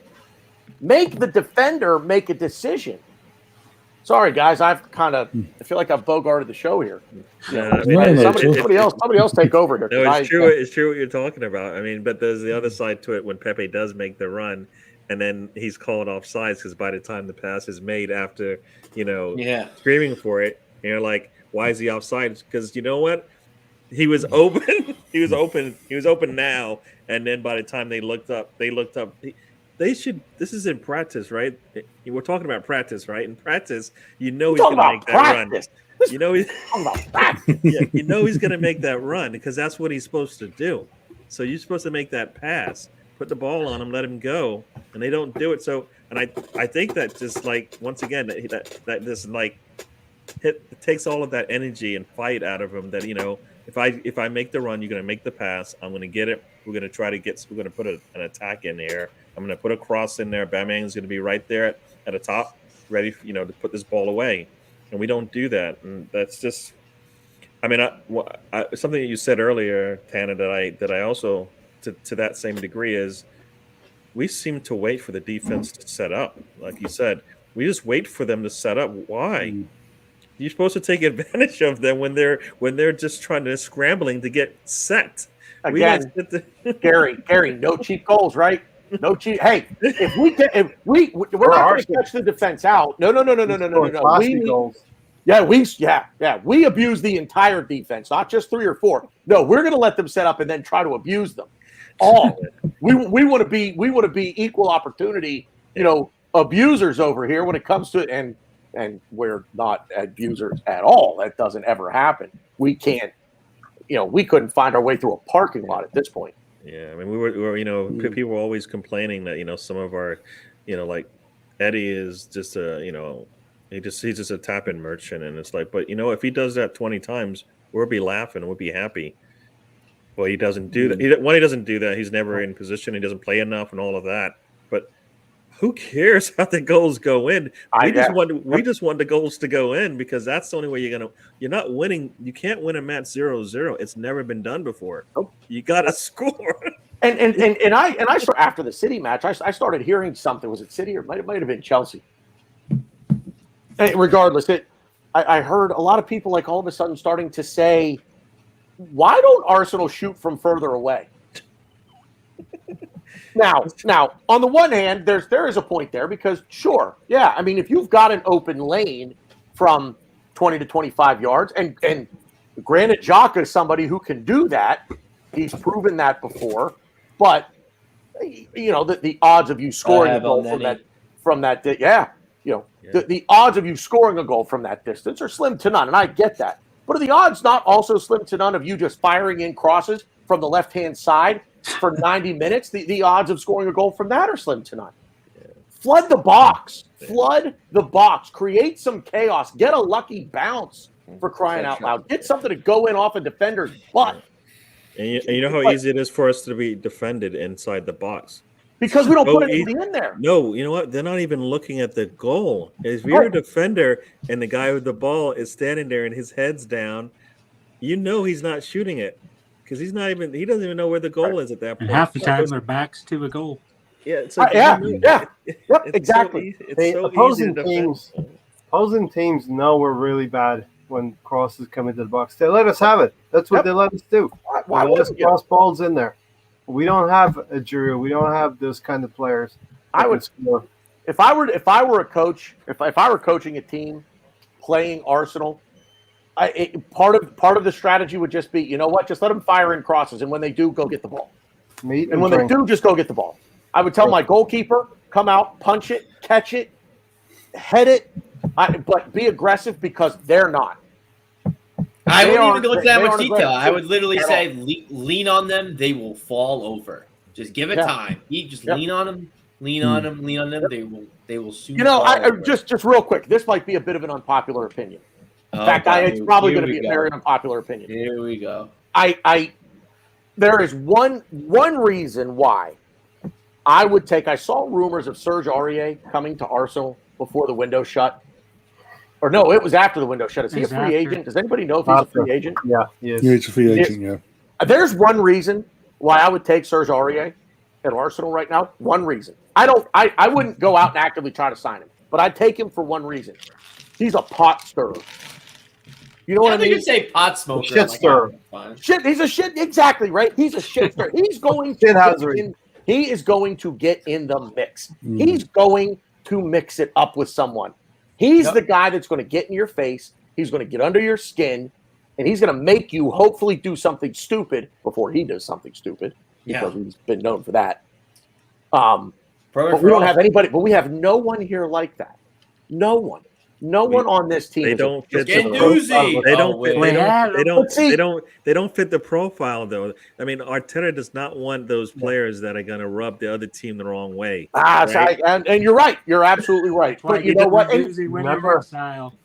In Manchester City, I mean, again, we go back and we're talking, the City comparisons, because that's where Arteta cut his coaching teeth, so to speak. They don't really have that player, right? They don't have anybody on that side that's really going to kind of get in there and mix it up with you and get in your face and try to get you off your game. They just don't have those shit talkers. Kyle Walker, maybe. I mean, but I was thinking a couple of years ago, there used to be a little bit more like that with Fernandinho. Yeah, sure.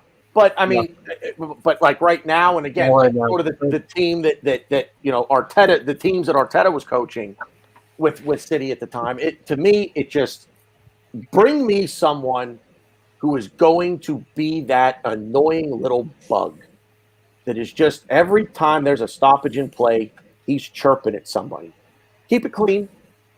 Don't get out of hand. Remember somebody's face. Remember when Arsene Wenger came to England, our disciplinary record was terrible, but we were winning games because we stood up. We stood up to teams and we fought. And we won the right to win games. I really hate to say this, and Ray and Ryan, you will both. Well, Tony, you'll appreciate this. Tony, you'll probably understand it better than these guys might. But there needs to be a little bit of the 75 Flyers in this Arsenal team, the Broad Street Bullies. Yeah, just go beat somebody up. I don't mean that literally, but get in people's faces, man. Yeah, I do. Make it uncomfortable. Go back to Emery. That's the thing. That's the thing, right? You're either you are a bruiser or a bonehead or whatever it is they call the guy in the hockey, the guy that creates all the fights, or the goon, right? Or you are Man City, meaning you're a finesse and you're just going to beat them with the game of football, right?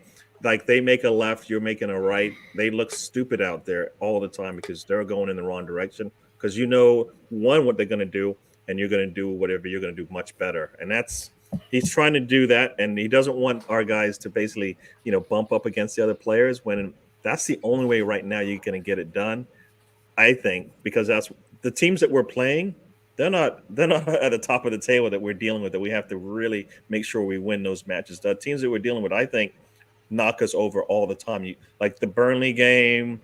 I mean, think about how many times they did not care for us at all. Gave us no, like somebody said in the chat there, no respect, right? We got no respect from the players. We don't get it from the officials, right? If there's a VAR decision or if it's a yellow card decision, it doesn't go our way, right? Because we're always flaring and just falling over, and other teams are just knocking us down. And for some reason, it looks different, So that's where we are right now. To what you're talking about, the North London derby under Unai Emery, 4-2 win.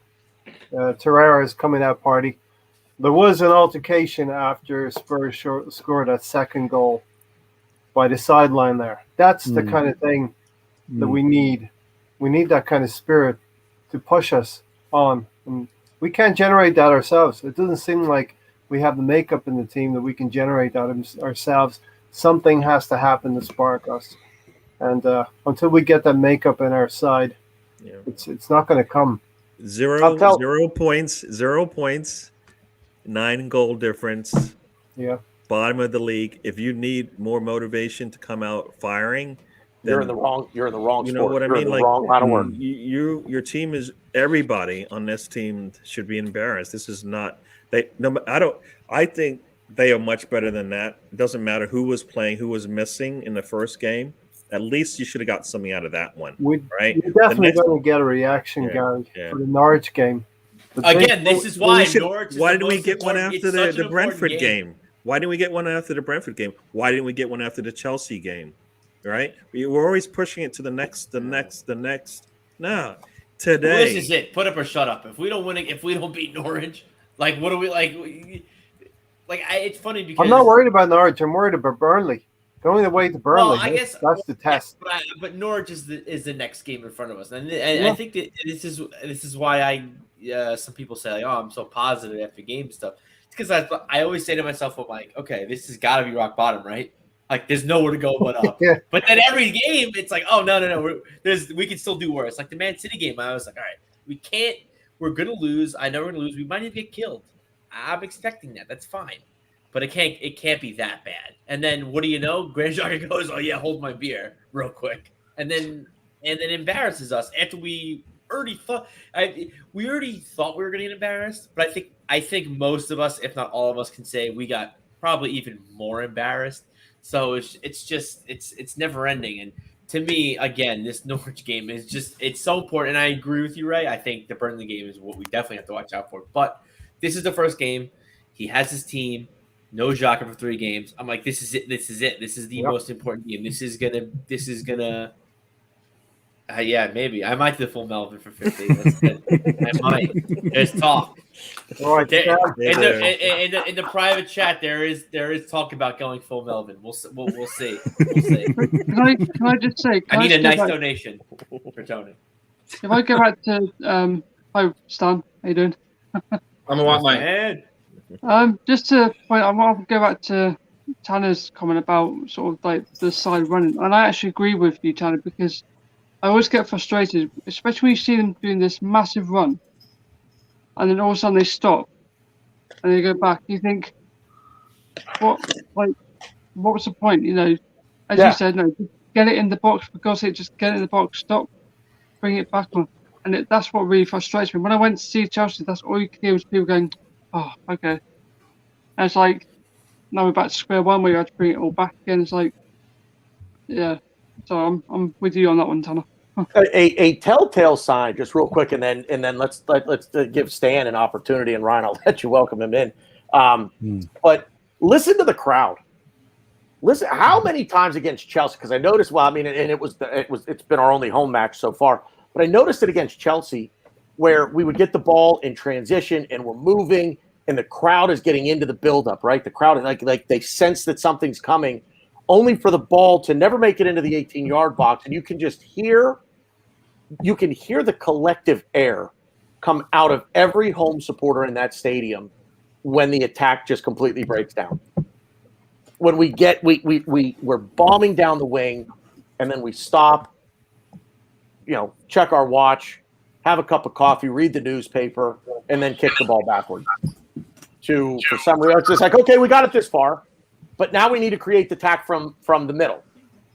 It's like Arteta's never satisfied with where the attack is going to start from. So, I don't know. Anyway. Yeah, I felt that when I was there. I felt that when I was there. Yeah, you were there. Am I crazy? Am I making it up, or did you? At least when I was standing there, when, as you said, how you described it, all the crowds behind me, even myself, just went, oh, and you could literally just feel it. You feel the disappointment, the sort of frustration from everyone. So, yeah. Yeah, they've got a plan, but it's got to be, like you said, it's got to be a certain way to implement it, as opposed to take what the other team gives you. That's what I say in every sport. Are we still talking about Arsenal? Brownie, what are you doing on here? I told you. No call difference. Favorite second tomorrow. How'd you get on here? I don't know. I just sent the link, Gary. Brownie loves us. I've been trying to keep him off of this thing, and look what you guys did. Right. Yeah, we bypassed you a ban. We all know Ben is a secret Arsenal fan. He is. He's close. Brownie. Put the shirt on now. We won't tell anybody. Put the shirt on now. Hey. It's okay, Brownie. You're in a safe place. I got my Mercy Wenger t-shirt on here. How are you? He's in the Arsenal chat box, isn't he, Brownie? It just come out, mate. It's okay. You're amongst friends. It's a safe place. I'm only popping on. I'm doing a watch along of River Plate and Independiente at the moment, but I just wanted to jump on and wish my mate Tony all the best for tonight, and thank you for everyone trying to help him out, and everyone in the chat. Please donate, and hopefully we'll give Tony what he really needs, and he's such a good friend. He's always texting me at random times of the day, asking me how I am, which sometimes can be really nice and really. What are you looking at? Ryan wants to know really big for some reason. Like, hey, look at me. We've all been affected COVID one way or another, and sometimes there's a text of someone who is thinking of you can go a hell of a long way. And Tony is one of those people, and he deserves everything. So please donate. Please do what you can. Spread on Twitter, spread on Facebook, because this good guy needs your help. Here. Gotta give him that peg. Well said. Yep. Well, Thank you, Bernie. Good words. Anyway, Brownie, why don't you just cash in your fucking bitcoins? All those bitcoins you've been harvesting, and just man. Yeah. We all know that you're fucking wasting bitcoins. Liquidate the empire. Liquidate the empire, Brownie. Come on. I know. I'm keeping them. I'm keeping them until end of year. I'm keeping them till end of year, and I. But you got under his pillar. He don't get like a quarter. He gets like a new Bitcoin. Got a Bitcoin theory. Hey, hang on, Stan. Right, let's get one thing right here.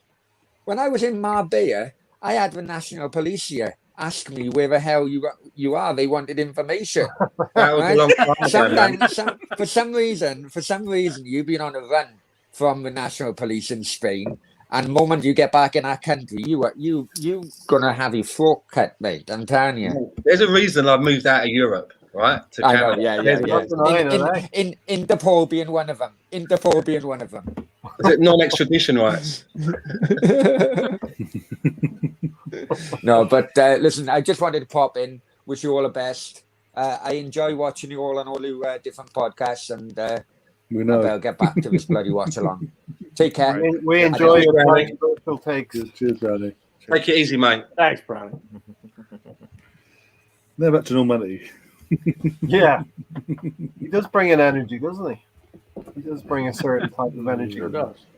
It's funny, right? Because you know on like YouTube, when the way that they do it now, when Brownie puts a video out, and obviously because he's got the word Brownie in the title, underneath that, similar videos, it's just like recipes of making brownies. Underneath. Every time on the video, it's still stuff to make actual brownies with. Oh dear God. Oh God. So do we want to keep talking about Arsenal, or do we want to go into? Is it? Well, did you see? I guess the is it the Brazil game? Do you guys see what happened in that one? Yeah, I saw a little bit of that. Yeah, I've seen. Yeah, Emi Martinez blamed Arsenal for that. Yeah, it's Mikel's fault. Yeah. Wait, we are massive, Ryan. We're massive. What? I have no idea what you're talking about. Yeah, in the Brazil-Argentina game, I think there was four Argentinian players were Buendia, Martinez, and I can't remember who else. There were two from Brazil and two from the Spurs, right? So four players total, and they since they were coming from the UK, they were supposed to isolate for 14 days, I believe, is the thing, and they of course did not, and then they were about to go play, and their officials were about to tell me the game had started. They were 7 minutes. Yeah, two of them were starters, so it was like, you guys shouldn't even be here. You shouldn't even be in the country, basically. Supposedly they lied on their paperwork to get into the country because they were supposed to have isolated, is my understanding, right? And that didn't happen. So then they were like, you guys have to go. And then I think Argentina just said, we're not going to play. As opposed to, they're not going to play this game. They're going to come back and play the next two, but without. Why didn't they do something before kickoff? Why did they wait till the game had started and then they didn't even have to come rushing on the pitch, right, saying, right, you, and you, right, off. It was almost like, let's wait until the match kicks off so we get the most visibility out of this as possible. They must have had the information.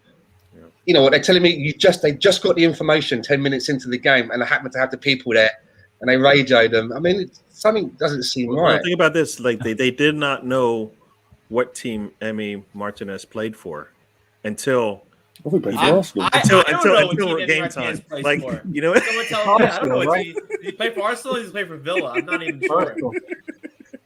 So so I think that was they turns out it was Point Leno that made the phone call to alert the authorities. The best is they got. I think there's a meme with Edu calling it in. I think Edu called it in. We have some very important information. I have some news about the whereabouts of one Emi Martinez. Wow. I'm watching it right now. Wow. Listen to me carefully. I shall say this only once. Yeah.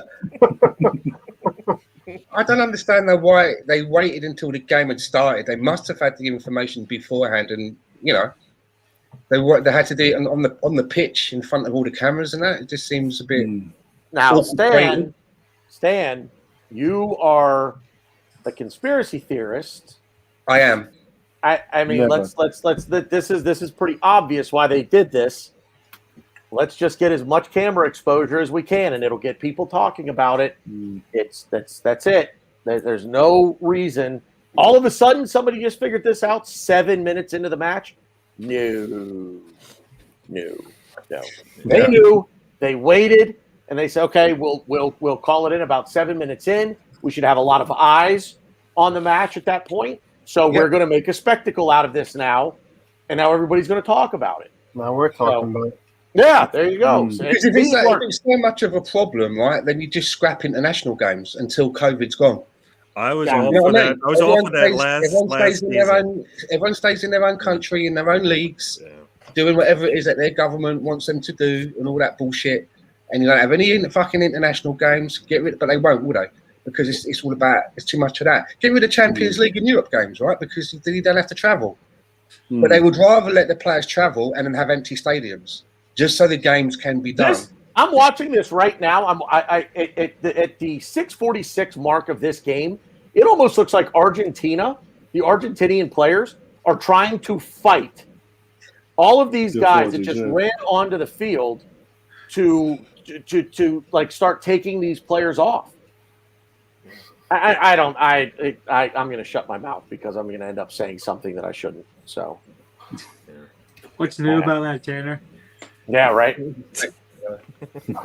Yeah. With what's been said in the first over 7 hours of this podcast so far. Yeah, you're pretty clean. You're pretty clean. Yeah, you're not saying anything that can get you in trouble. You'd be surprised. You'd be surprised. Yeah. Tanner, what's a mudslide? If you take your shirt off, basically means you have man boobs and you're fat and everything just like rolls down your chest. It looks like a mudslide. I've never heard of that. I don't wear a bra. Like I don't follow. Today. Right now. He only wears the bra when Megan tells him to wear the bra. It's not a bra, it's a bro. Okay. That's what she tells you. Yeah. It's a man's ear.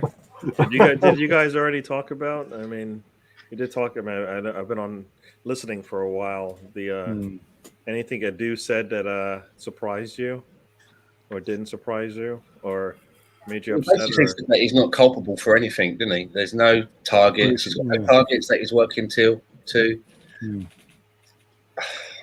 You know, we're supposed to all of the players are playing together. Well, they'll be playing by October the 30th, November 2nd, when we play the Watford game. Surely they would have had enough time. It's very soon they're not going to have enough excuses. You know, very soon, you know, we're going to have a run of games, thick and fast, and everybody should be available. Thomas Partey included, you know. Yeah. I want to see how much of a difference that Thomas Partey can really make to our team, you know, because he was so much heralded before he came to us. And I was aware of him. I never watched a lot of Atletico Madrid games, and he's had a bad luck with injuries. But I want to see, you know, a lot of people are also talking about Sambi Lokonga being the one to partner him. But when I listened to the Edu interview, the way that he was talking about Sambi Lokonga was that he's brought in to basically be cover for both Xhaka and Partey. Yeah. If either one of them can't play for whatever reason, whether it's injury or suspensions, Lokonga's the man to come in. Yeah, that's the number one pairing, Xhaka and Partey, and there's no change in their mindset on that. Lokonga is the cover. A red card will change their mind. Well, sure. We'll find out for 3 games. Yeah. For 3 games, but you know, Xhaka's coming back. I think you guys said that earlier. That's right. Well, what? I don't want to hear that. But if he's playing Lokonga next to whoever in the midfield, if Partey's back in that, and by the time Xhaka comes back, you can't just drop him, right? If Lokonga's playing very well, you can do that. You've seen it so many times. He's done it to Lacazette. Yeah, Pepe. It's been done, Stan. Then he's learnt nothing. You know, this is now his second full season, and it should be all about have you learnt from past mistakes, right? That's what I wanted to see. You know, and these mistakes, these things things will come up again, like rotation and things like that. We're going to learn soon how stubborn Mikel Arteta is, or whether he's looked at his past, he's analysed himself for the season, and looked at where he could do better. And if they did have a behind-the-scenes talk, which Pierre, the captain, turned around and said they want to talk, have home truths. I really hope that if Mikel Arteta was attending, that he takes criticism and feedback on board and doesn't stand there biting his lip, making a note of the names of the ones that are, in his eyes, may be speaking out against what they're trying to do, or have a critique about the training sessions or anything like that. He's got to be big enough to listen to what everyone's saying and act fairly, not be stubborn and not be just their closed ears, just wanting to know who's against him. And that's my biggest fear of it. But Stan, I think we've seen evidence already. Last season, away to Manchester City, he does the false 9. We lose 1-0. This season, he puts not Xhaka's biggest defender here, but Saka all alone in midfield. He puts Odegaard and Emil Smith-Rowe around him. There's no midfield there to counteract Manchester City. He's always trying to outwit Pep in these situations. There's no way that he's learned over the summer, which is what I wanted him to do. Learn something. Learn from the Europa League semi-final, your mistakes. And it's a small sample this season, but I don't see growth with Arteta. That actually carries a lot of weight coming from yourself, right? Because you're usually quite tolerant. Yeah, and I'm giving them to the end of You've October. been quite tolerant, but you and I both said that we were looking at the end of October, right? I think Glenn from New York said the same thing. I don't know what everyone else thinks, but I honestly think that I'll actually extend it to the 2nd of November when we play Watford, because then we have another international break. By the time we get to that next international break, we would have played, I think, 8 or 9 league games, and we would have played Wimbledon, right, in the Caribou Cup, AFC Wimbledon, I think. So we're going to play about 9 games all told. We should be able to. That should be a big sample size to give an idea of what this team's about. Not forgetting that he's been a manager now for almost 2 years. Yeah, he's only 4 months away from 2 years. And there are a lot of managers that have come in after Mikel Arteta in the Premier League. And I'm already looking at these other teams and I can see how they're playing already. So he's had a lot of time. Yeah. Look at David Moyes. It's a good example, but maybe not a good example, because West Ham have players who have heart, have mentality, have desire.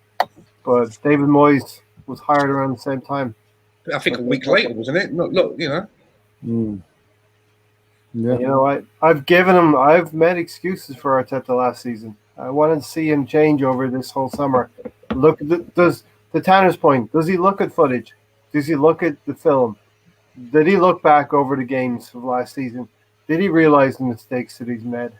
I don't see the evidence so far based on these 3 games. And I know it's a small sample, 4 games, small sample size, but I don't see any growth in him. Or it's just pure stubbornness. Of ego. Yeah. I mean, Stan has said it before. It's the too cool for school mentality. And we've said this in multiple ways, all of us here tonight, that it's either his way or the highway, right? It doesn't matter the opponent. He's going to play his style. It doesn't matter the scoreline within the game. He's going to play his system. He's only going to do what he wants to do. He will make no effort to change anything, to alter an approach. It's either we're going to live and die by my approach. And that's not a winning mentality. That's an egotistical mentality that I'm better and I know better than anyone else does. And if these players just listen to me and do what I tell them to do, we'll be unbeaten for the entirety of my career managing at Arsenal. And that's just you guys had said, Stan and Ray, you guys are giving him till the end of October. I really think that if we lose to Norwich on Saturday, I think they really need to consider, because when you look at the talent that we have in this team, and if he refuses to play that talent, now he's going to play Lokonga in midfield for the next 3 games because he doesn't have a choice. It's either going to be Lukonga or it's going to be Maitland-Niles because there's no other option there right now. Is El Neni still with us, or did he You go? could play El Neni in part. He's Still there. Oh, good. Yeah. Okay. Why don't So you stay here? well, I think if he plays El Neni over Lukonga in midfield against Norwich, against Burnley, if he plays El Neni in midfield over Lukonga, as much of an El Neni guy as I am, understanding where his, what he brings to the club in terms of that 20-minute closer type of guy that you bring on in the last 20 minutes when you're winning. If he puts on El Neni ahead of Lukonga and we lose to Norwich, the question will no longer be how much longer does he get? The question will be why is he still here? Yeah, and it will solve one thing. It will tell us if he views Lukonga as a direct replacement for Partey, right? Yeah. If it's either Partey or Lukonga plays, then it's Partey and El Neni will start. But yeah, and we've just been told by Edu that's why Lukonga's been bought, right? If any of these two are not available, he's the next guy. He said it a number of times. That's one thing that stood out to me. Mm-hmm. And he said because he can play as a 6 or an 8. That's what he said. So okay, I'm that's what the player said. Edu. Of the 6 players that we purchased in this transfer window, two of the 6 are meant to start now. Ben White and Martin Odegaard. Even Tomiyasu is not meant to start. Tomiyasu is not meant to start. That was what's that? He must be a starter, surely. You would. Let me put it this way: you would think, and I agree, he should be a starter. I mean, we paid $17 million for him. Who starts ahead of him then? Take your pick. Would you be surprised? Would you be surprised if Chambers did? Would you be surprised if Cedric did? I wouldn't be surprised if we terminated Bellerin's loan at this point and brought him back and had him start. That's where I'm at. Tomiyasu has been bought as a backup. Gave him the Is that right? Is that what you're saying? I understand. We've had this conversation before, where, and I agree with you 100%. Why on earth does it take our players that we bring in? They need time to bed in. They need time to settle. We heard this with Willian last year. Yeah. Meanwhile, he's going from West London to North London. It's a half-hour ride on the underground, right? But he needed time to settle in with his new teammates and blah blah blah. So Willian had to find his feng shui. Yeah, right. Yeah, his feng shui. His captain, your house is very feng shui. Anyway, quoting Bad Boys too. Anyway, but with Tomiyasu, it would not shock me at all if Tomiyasu does not start any one of the next. It wouldn't shock me if he does not start any one of the next 3 league matches. I'm surprised at that. Then. He was the last player bought in this window. I would think he's going to start, but we wouldn't be surprised. I think my point is I would not be. I'm banking on Arteta doing what we've seen Arteta do over the last season and a half. If I had to give you a starting lineup for the Norwich game, I would be willing to bet somebody a nickel that Cedric Suarez starts at right back for us. No. I'll take that action. I'll take that action right now. I'll bet you a nickel. Witnesses. I'll bet you a nickel. Yeah, I'll take a piece of that as well. All right. I'll bet all of you a You're nickel. losing money. No, Come on. So, did Edu say that Tomiyasu is not the starter? What made you say that he's not the starter? He has to be. In his interview, he was talking about the players that have been brought in are not players for the here and now. They're players for next year, 2 years down the road. Well, then he's thinking Arteta ship because Tomiyasu is the perfect player to play Arteta's system. That makes sense. Tomiyasu It doesn't make sense for Granit Xhaka to continue getting these It doesn't make sense for Kolasinac to play 2 matches in this season. We've only played 4 matches. He's played. How in the world is that even happening? How is that happening? He played in 2 matches The 2 matches, 2 matches. He's played 2. That's fully understand that I'm only saying this because I agree with all of you, by the way. I don't want anybody to think that I'm advocating for any of these players. I think all 6 players that we brought in right now should be starters. Should be starting. I don't think maybe not all 6. Well, crazy. Tavares is the one that shouldn't start. Tavares is the one that shouldn't start. I'd take Ramsdale over Leno. I would take Lukonga over anyone else that we could put in that role. Tomiyasu at right back, Odegaard in the middle, and who am I missing? There was one other. Who else am I missing? Ben White. Odegaard. I say Ben White. Oh, and Ben. I mean, Ben White, I think is the better option at right center half. So Tavares is the only one that I would say no. He's a backup. So Tanner, you're starting to convince me because I remember Partey. He needed training sessions before we could throw him in at the deep end. Professional footballers. It's Mikel Arteta's system. And he needed sessions. I've been screaming this for how long, fellas?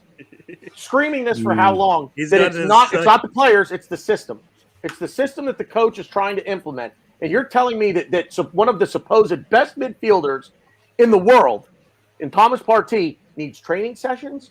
So is Thomas Partey that stupid that he needs training sessions to figure out Arteta's system? Or is Arteta that stupid that he thinks his system is so unique, so complex that one of the best midfielders in the world can't come in and fit? Like, look, man, come in. You're a great player. You got to sit in a classroom first and fucking have boards up and fucking have all that going on. I mean, I laughed with Gabriel Megalegs, right? Because he didn't want to play him straight away, but we were so bad at the back, he had to play. I hate all this settling in. I'm like, settling in. He's coming across the fucking channel from France, for fuck's sake. Well, he's not coming from Mars, and he had to play him. And what happened? He got man of the match and scored a goal. I was pissing myself. You guys have not seen. You can't leave him out again now. He's done that on his debut. You can't leave him out. You guys have not seen the Arteta Book of Football. It's an encyclopedia. It's got like 20 volumes, and it takes a while for you to digest it all. Can I just say, Gary, you can get the book on Amazon. It's called Football for Dummies. All I think of right now is the GIF of John C. Reilly of Step Brothers. If nobody knows who he is, he was Will Ferrell's counterpart in Step Brothers. But it's the GIF of him like trying to figure things out. Like you see all these crazy like equations like above his head, and like that's Mikel Arteta's system. It's like, if you X is going to equal Y if you carry the 2. If the Earth is rotating on its axis at just this angle, and here's the thing. Mikel Arteta would use all of those GIFs. Go ahead, Ryan. Sorry. I don't know. Yeah. I don't really necessarily agree because there's a team in the Premier League that is playing that way. Again, far better than us. Leagues, levels, whatever the fuck you want to call it, better than us. But there's a team that's doing all that equation. So to me, it's like I get what he's doing. It's like this is where I think stupidity in a way comes in, and it's like no. Like back-to-back 8th places, we have no European football. Like we need to get into Europe next season at all costs. Whether even if it's Europa, I'll take it. Not the conference that belongs to Tottenham, but the Europa League. Like that's your posh schooner now, not the conference. Come on. Yeah, but yeah, we your nose up with that. We need European football, so it's like, why are you complicating this? Like, I just, it's like, yeah, I get it. Man City does it. You came from Man City, they win titles. They also have Kevin De Bruyne and a whole slew of world-class players. To me, it's just. Again, it's like it's putting a square peg in a round hole. It's like we're not there yet. Like, maybe if these guys that we signed, these young players that are set for the future, if they come good, yeah, maybe we can play Man City football. But like, come on. Well, but doesn't that also go to show then too that Arteta's just not getting his message across? Because there is already a blueprint for what he wants to do. Just watch City. So here again, back to video sessions. That's what I'm saying. Instead of watching their own video, they're watching fucking Man City play. It's like, oh, here's a video on the opponent. Mikel. Well, this you is, need this to is, do this is that. Man I mean, City. This is Man City. This is not our opponent. No. But this is how we play. This is how we play football. Oh, this is not us. This is Man City. I don't. Why am I watching Man City right now? I legitimately think that's what we're doing. We're watching Man City tapes when we are in fact not Man City. It just doesn't make any sense to me. Ryan's controlling his PowerPoint with his finger. I mean, which player on Man City do we even have close to a match? That's a good question. Do we? Can you name a player that we have close to the match? The way that they play, because Tierney's a really good player, but does he fit into the Man City approach of how who's their left back? Is it Zinchenko or no? They have somebody else, don't they? Cancelo. Oh, Cancelo. Cancelo. Yeah. And Zinchenko to bring in his backup. Yeah. Oh, by the way, I don't know. I think I'm going to go downstairs when we're done. I'm going to buy Zinchenko on FIFA. That's why one of the things that I'm all about is, all right, I know you didn't buy these groceries. I know you didn't pick out the right vegetables and the steak and all. I know you didn't. But guess what? You're going to have to make a really good meal with this. I don't care how you do it. You need to figure out how to come. $2 steak. I want to be able to taste something good when you're done with it, right? Tony? You've got 11 players. Figure it out. Signed 2/3 of a fucking player. So he has some confidence in them, and yet he still doesn't want to. forces a system that doesn't work. He did it all last year. Because he doesn't. I think there's two heads bumping, and clashing right now. Because they're, like you said, they're signing paid players that they don't want to really play them. You signed all these players and you don't play them. Marie, Cedric, they don't want to play them, right? You're not letting. I think they should have done all they could to get Eddie out the door because they don't want to play him.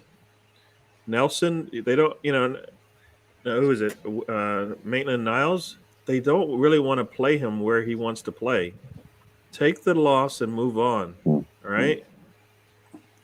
I just have a quick question for you guys. So we talk about how same mistakes, we're doing the same thing as last year, and I'm not disagreeing with you. I get that. I guess this is my way of trying to be stand and play devil's advocate.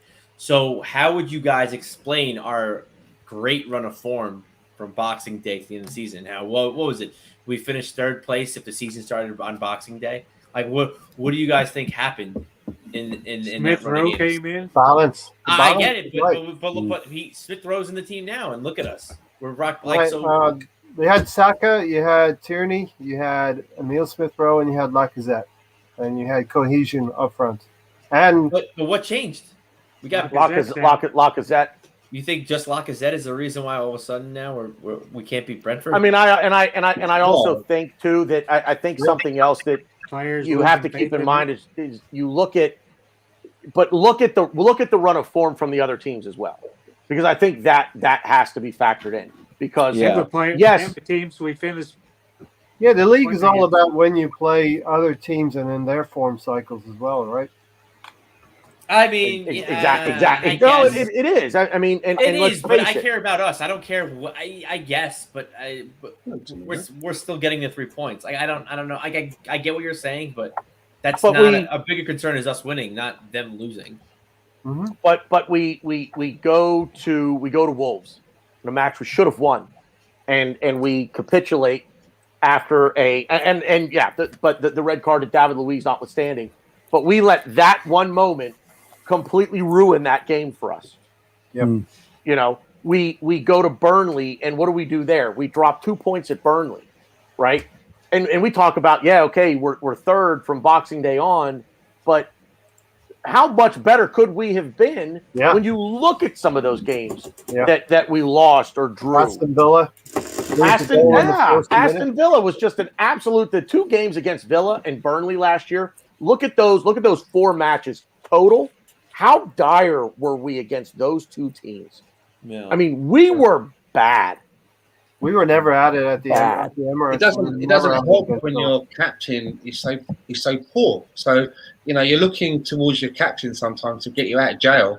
I mean, there must have been times when we were having really bad games, and Tony Adams is still being like a brick wall at the back and shouting at everyone and putting in a big block, and lifting the team. And I suppose some of our youngsters are looking towards our captain, and he's just totally off it. I mean, he's our main outlet for goals. He's a golden boot goal scorer, our main source of goals, and he's not able to provide that at the moment for whatever reason. Yeah, I don't know. I just think it's very interesting how, and then I'll be honest, I drank that Kool-Aid for a little bit when we were, we finished third place, like we're great. I mean, we did that the year before, though. Our form couldn't have changed that much. Like I think we gotten better. I think Ben White's an upgrade on David Luiz. I think Conga is I think I agree, Ray. I think it has a lot to do with balance, and I think some of these players are finally. I think some of them are low key getting like fed up at what's going on, and to an extent, I think Aubameyang's relationship with Arteta is to an extent dwindling, and I think that's affecting the dressing room. I don't think to an extent of the dressing room being lost, but I think it's a lot of little things. Players can pick up on it. Players can pick up on a manager. Darren? Go ahead, Darren. I had such temptations because I did the stadium tour. You were able to go into his office, Arteta's office. I was trying to find a pen so I could write on the board, but I couldn't find one. I was like, I was trying to find hints somewhere. I was like, come on, all the sharp objects. I couldn't find anything, like any hints. I was like, come on, there's got to be something I could find, but no, we couldn't find a pen. So I was like, oh, okay, maybe not. Could you imagine, like, I mean, I've done the stadium tour, and I know the manager's office, for most of them, the manager's office is open, so you get to walk in and kind of see the managers. First of all, if I'm the manager, I'm like, yeah, no, you're not coming in here. I'm locking this is my key. Nobody else has this key. Yeah. This is my office, and no, I'm sorry, you're not coming in here. You know what you should have done, Darren? You should have gone to the fucking canteen, got a knife or a fork, gone back into the office and just etched your message into his desk. Yeah. I'll do it next time. But could you imagine, just like your Arteta, you come in someday, for work, and all of a sudden on your whiteboard in your office is just in big black letters, change your fucking system. It just says, sort it out, you cunt. Yeah.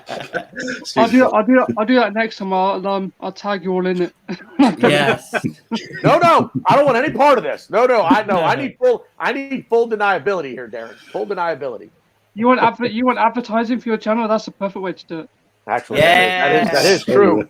That is true. For more tactical tips at the Bearded Gooner, or just like search Bearded Gooner Media on YouTube. There we go. Like we're getting somewhere now. What do you think of all of this with the Conte thing? Because it's like I scroll up and I read a story about how preliminary talks have taken place. It's all been etched out.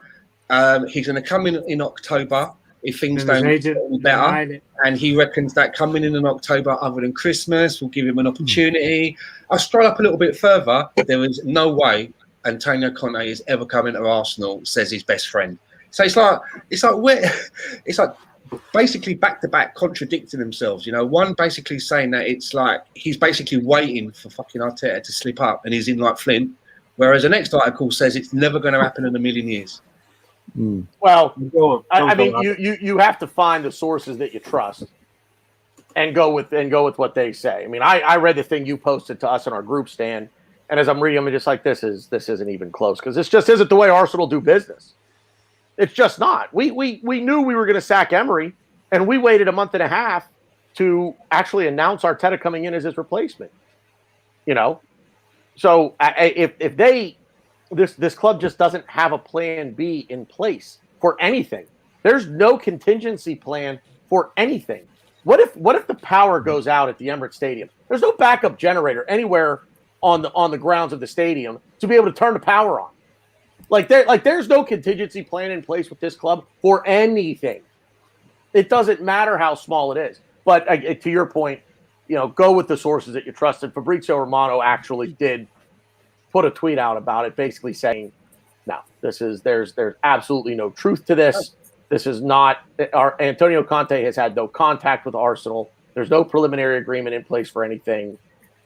Besides, and I think we all can agree that this is not going to happen. What if Arteta goes like 12 games unbeaten and just gets like, or do we just win? We just rattle off 12 straight wins, and Tomiyasu is like the answer, and Aubameyang wakes up and goes, you know what? I'm tired of being on this 8th place team. I'm gonna give 110% for 90 minutes, and ESR is it could happen, and it's like and we have all of this like agreement with like I don't know. I just don't I don't see that happening. That's expecting all the stars to align. They never do that, and he has to be able to adjust to that, and that's the problem. Yeah, you take out one piece of the puzzle, and he's done. He can't see the picture anymore. Right? Just one puzzle is out. Boom, done. Tierney's out of the game. He has no answer.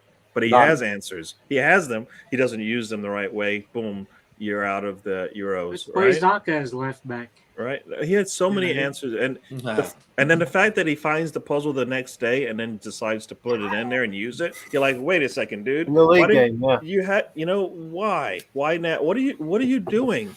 He doesn't need to play left back now. It's too late. We don't care anymore. Right? To apologize. Yeah. Right. So Gary's like, yeah, that's it. I don't know what he's. I mean, I think I always say it's easy, and I keep saying it. It's easy. Starts with one win. It starts with one win. It's got to be Norwich. Oh yeah, and we should look like a team that hasn't won a match in a while, right? And I'll get my American sports reference. The biggest thing with college basketball. Survive and advance, and that's all we can do for right now. Is just survive, move on to the next game. That's it. That's all we got to worry about. And yeah, if we win ugly in Norwich, it's not going to be very promising. I'm not going to be happy about it, but whatever. At this point, we just need 3 points and move on. That's it. 3 points, and then we have. It's like you have the level 1 boss in a video game where it's a joke. It's anyone can get past it. Then you got Burnley now, a little bit tougher. A little bit more rugged. Okay. Yeah, then move on. So I mean, it's I don't know. I'm very excited for the game, and it's crazy. I'm very excited for the game against Norwich. I don't see this again. Famous last words. I do not see how this can go wrong. No Xhaka. We're playing the worst team in the league. We have all of our signings here. Like this is it, right? We're playing the second worst team. He's had 2 weeks to plan it out. There's been no rush. He's had 2 weeks to plan. Exactly. No rush. He can take his time. And like what you're saying, Ryan. We're going from week to week and one battle at a time. And he's having a good week in between now. There's no European distractions. Plenty of time to get his ideas across. And you could even think that the 2 weeks for this international break for Mikel, it's almost like an extension of the preseason for him, right? He's got another 2 weeks here now to get everything nice and ready for Norwich. He's probably shopping for new outfits, Stan. Dan River Island. He's going to look dapper on the day, Stan. Dan River Island getting a new turtleneck. But Stan, didn't he have? I mean, he had all preseason to get ready for Brentford, and we saw what happened there. Do we really think that 2 weeks in the middle of the season? Yeah, exactly. I'm giving him I'm saying he's got no excuses now, right? There's no congestion. There's no congestion in between games. He's got plenty of time to get his ideas across. And he's playing with the players, right? That's what Adu said. You know what? We haven't had our players. Well, guess what? You pretty much got all of them. Who are we missing besides Xhaka, who's our starting in midfield? Well, I was gonna say who's on international break right now? Is Saka, Xhaka, anyone else? Aubameyang, I know is. Is Partey out there? I don't think so. No, I don't think Partey's out there. Tierney, Leno. Okay, Leno. Yeah. Okay. Is Ramsdale? No, he's not. No. Okay. He didn't get selected. I know Tomiyasu's there. Tomiyasu did not get selected. Tomiyasu. So there again, Tomiyasu with no opportunity to train with the squad before, because he's off on international duty with Japan. So he comes back, and what's the excuse going to be when he doesn't start on Saturday against Norwich? Is that excuse going to be with the team? He's had no training sessions with the team, right? But we just spent $19.5 million pounds on him. No, he's not with Japan. He's not. He's not. Yeah, he is. He's not coming back till the 7th. Are you sure? Yeah, they said that. They said he won't even be. He won't be in the country until the 7th. He was even for the Olympics. And we play on the 11th, so he's got like 3 days. I thought Japan didn't take. Will he have to quarantine or will he have to isolate? See, I heard he's not gonna. I heard he's not gonna have to because he's coming from countries on the green list. Okay. It's coming from China. They can make up whatever they want to. Well, China, China will just say, "No, he's fine." So good to go. Good to go. Yeah, I really thought China didn't select him. That's funny. Yeah, No, he's playing. He's definitely playing because in his video he said, "I'll see you on the 7th or whatever," or there was some article about it. He'll be in the 7th. Oh, so you're saying we're fucked? No, I'm kidding. Yeah. Well, no, I mean, if we look at it that way, then every other team that's playing that has starters out there, you're saying they're not going to play, right? I don't think so, right? What do you mean? Like, what? We're talking about our players being out on international duty. Every other team that we aspire to be has players out there, right? Yeah, I don't know if Norwich does. Norwich might have Pukki, right? Pukki's with Finland. I think that's about it. What do we do after every international break? We lose every time. Yeah. Yeah. It's not a good thing for like the young players who are there to shine a bit, because it gives them that opportunity to come out, because it has done before where we've had just young players on and they seem to do well. So I mean, during the behind the doors game against Brentford, everyone was raving about Charlie Patino. They said They said he came on. I think what was like 60th minute, 70th minute, and they said he was very good. They said people were saying that it's going to give Arteta a lot to think about. I don't think he's going to. I'm not saying he's not going to start, but maybe he'll take someone's spot on the bench. Maybe he can get. Maybe I'm not there yet, but I'm just giving hypotheticals. Maybe we're beating Norwich 4-0. Bring him on. So that is good to your point, Darren. I think that's it is good that we're getting some young kids in, but I don't know.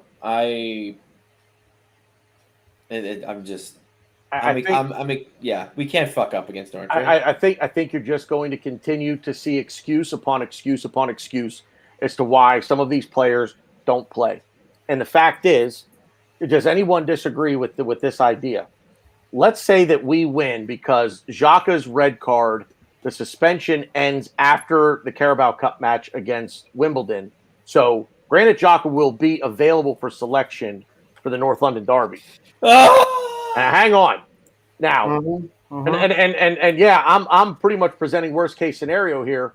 We beat Norwich, we beat Burnley, we beat Wimbledon with either Lokonga or Maitland-Niles in the midfield in place of Granit Xhaka, and then the North London Derby rolls around. It could be Partey and El Neni. And or El Neni. Either way, it doesn't matter. Yeah, Granit Xhaka is not playing these next 3 games, and we win these next 3 games, and then the North London Derby rolls around, and he gets chosen as the starter. I think that's my biggest. Like, if we win, I want to win all 3 games just to see that happen. Just to be like, I want to win all 3 games because I want us to win all 3 games. But I'm saying, like, if we win all 3 games in his absence and he comes back into the team for the North London Derby, like, because then he'll just be like, oh, it's experience. We need experience. He's going to train like a champ, Ryan. He's going to be the best player on the training pitch. I mean, up to the I'm still holding out and still hoping that we can play like we did against West Bromwich Albion again. Because I know that they only put out their young. We will against Wimbledon. But we played a game of football. I looked at that game, and people seemed to be enjoying what they were doing. And it's funny because with that one particular football game, it was the first time that I noticed Mikel Arteta took prolonged periods of time sat in his seat for once. And I believe that the players were able to express themselves a little bit more. And we went back to the next game, and he was back in his technical area for the full 90, barking and waving his arms around. And I wish that he would sometimes let the players play their game a little bit. I mean, isn't that what it's all about? I mean, when we're in possession, Stan. Yeah. If you're a coach, put your coaching cap on for me, okay? You're coaching a team that doesn't need instruction, a team at a level that doesn't need instruction being barked at it constantly. Or in defense, sure, you want the structure, you want the discipline in defense, but in attack, it's like, fellas, go play. Just go. Create havoc out there. Go, reckless abandon. That to me, but he's it's almost as though every player has to be in a certain position in every second of all 90 minutes in Mikel Arteta's system seem to be accounted for every player in terms of position and responsibility. Nothing else seems to matter. But Stan, my question is, put your coaching cap on. Are you in attack? Are you barking instruction at your team? Or are you saving it for defense or transition? I just feel that if I'm stood on the touchline, and let's say you're a player of my team, Tanner, and the ball comes to you and you do something that I don't like, if I now stand there shouting at you and I'm standing there telling you what to do next time, I'm now playing with 10 men. You're now focused on listening to what I'm telling you. The game is still going on around you. Everybody else hasn't stopped while me and you have a conversation.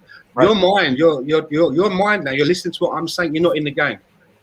I get that sometimes, especially if, you're sat down and there's a set piece and you let the real bad go in. I could get the manager will come up to the technical area and start shouting a few things out, reminding the back line of their duties and maybe talking to the captain to tell everybody. But you don't have to do it for 90 minutes and constantly micro-manage. So much so that, especially when the teams didn't have any spectators, you knew that, if I put a foot wrong, the boss is going to start shouting at me. I don't want to do that. I don't want to make a mistake. I don't want to make the mistake. Maybe that's why sometimes I keep kicking the ball backwards and a little bit more inhibited. Doesn't that almost encapsulate everything we do? Yep. I just feel that against West Bromwich Albion, I saw a different team. I know that they weren't top draw opposition, but we still had to play a game of football, right? And everybody looked that they were up for playing that game. And I don't know whether it's because we had so many people talking before our ball was kicked for this season about, well, look at the fixtures that Arsenal got. You ain't going to get nothing out of Chelsea. You ain't going to get nothing out of Man City. Did the players go into those games expecting to get nothing? The only counterbalance for that is, and the other argument for that is, we also played against Brentford.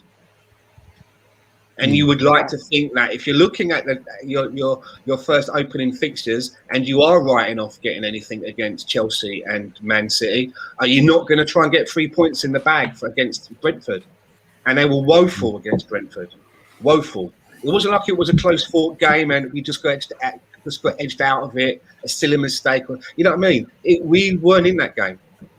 Yeah, I look at the West Bromwich Albion game, and to me, it looked totally different. It looked like we had that the players had a game plan. So it just confuses me. I know that they played a high line as well and let us in.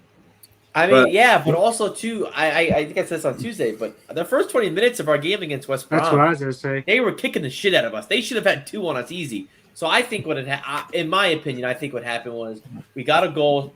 I think Saka did a really good job with his individual piece of skill, and the ball. Aubameyang did make a good run. He got to the ball. We got a nice goal, and we're like, oh wow, we could do this. We could score. And then I think we started playing well. But I don't think we were playing great from the get go. I thought they should have at least had 1 on us. Against Man City, Amanda earlier said the other thing. She said she was at that game, and she said for the first 6 minutes we were all over Man City, and looked like we were well in control. Confidence is fragile. Guys, we need to wrap this up quickly. I need to get part 2 because we're about run out the 8 hour slot. So I need to get part 2 up. We'll bring you guys back in and go again for the next 8 hours. So, guys, don't go anywhere. We're back in like 2 minutes. So do bear with us. Donate, people, if you're watching. Please donate. Donate. Love Tony. Donate. Right. Keep donating.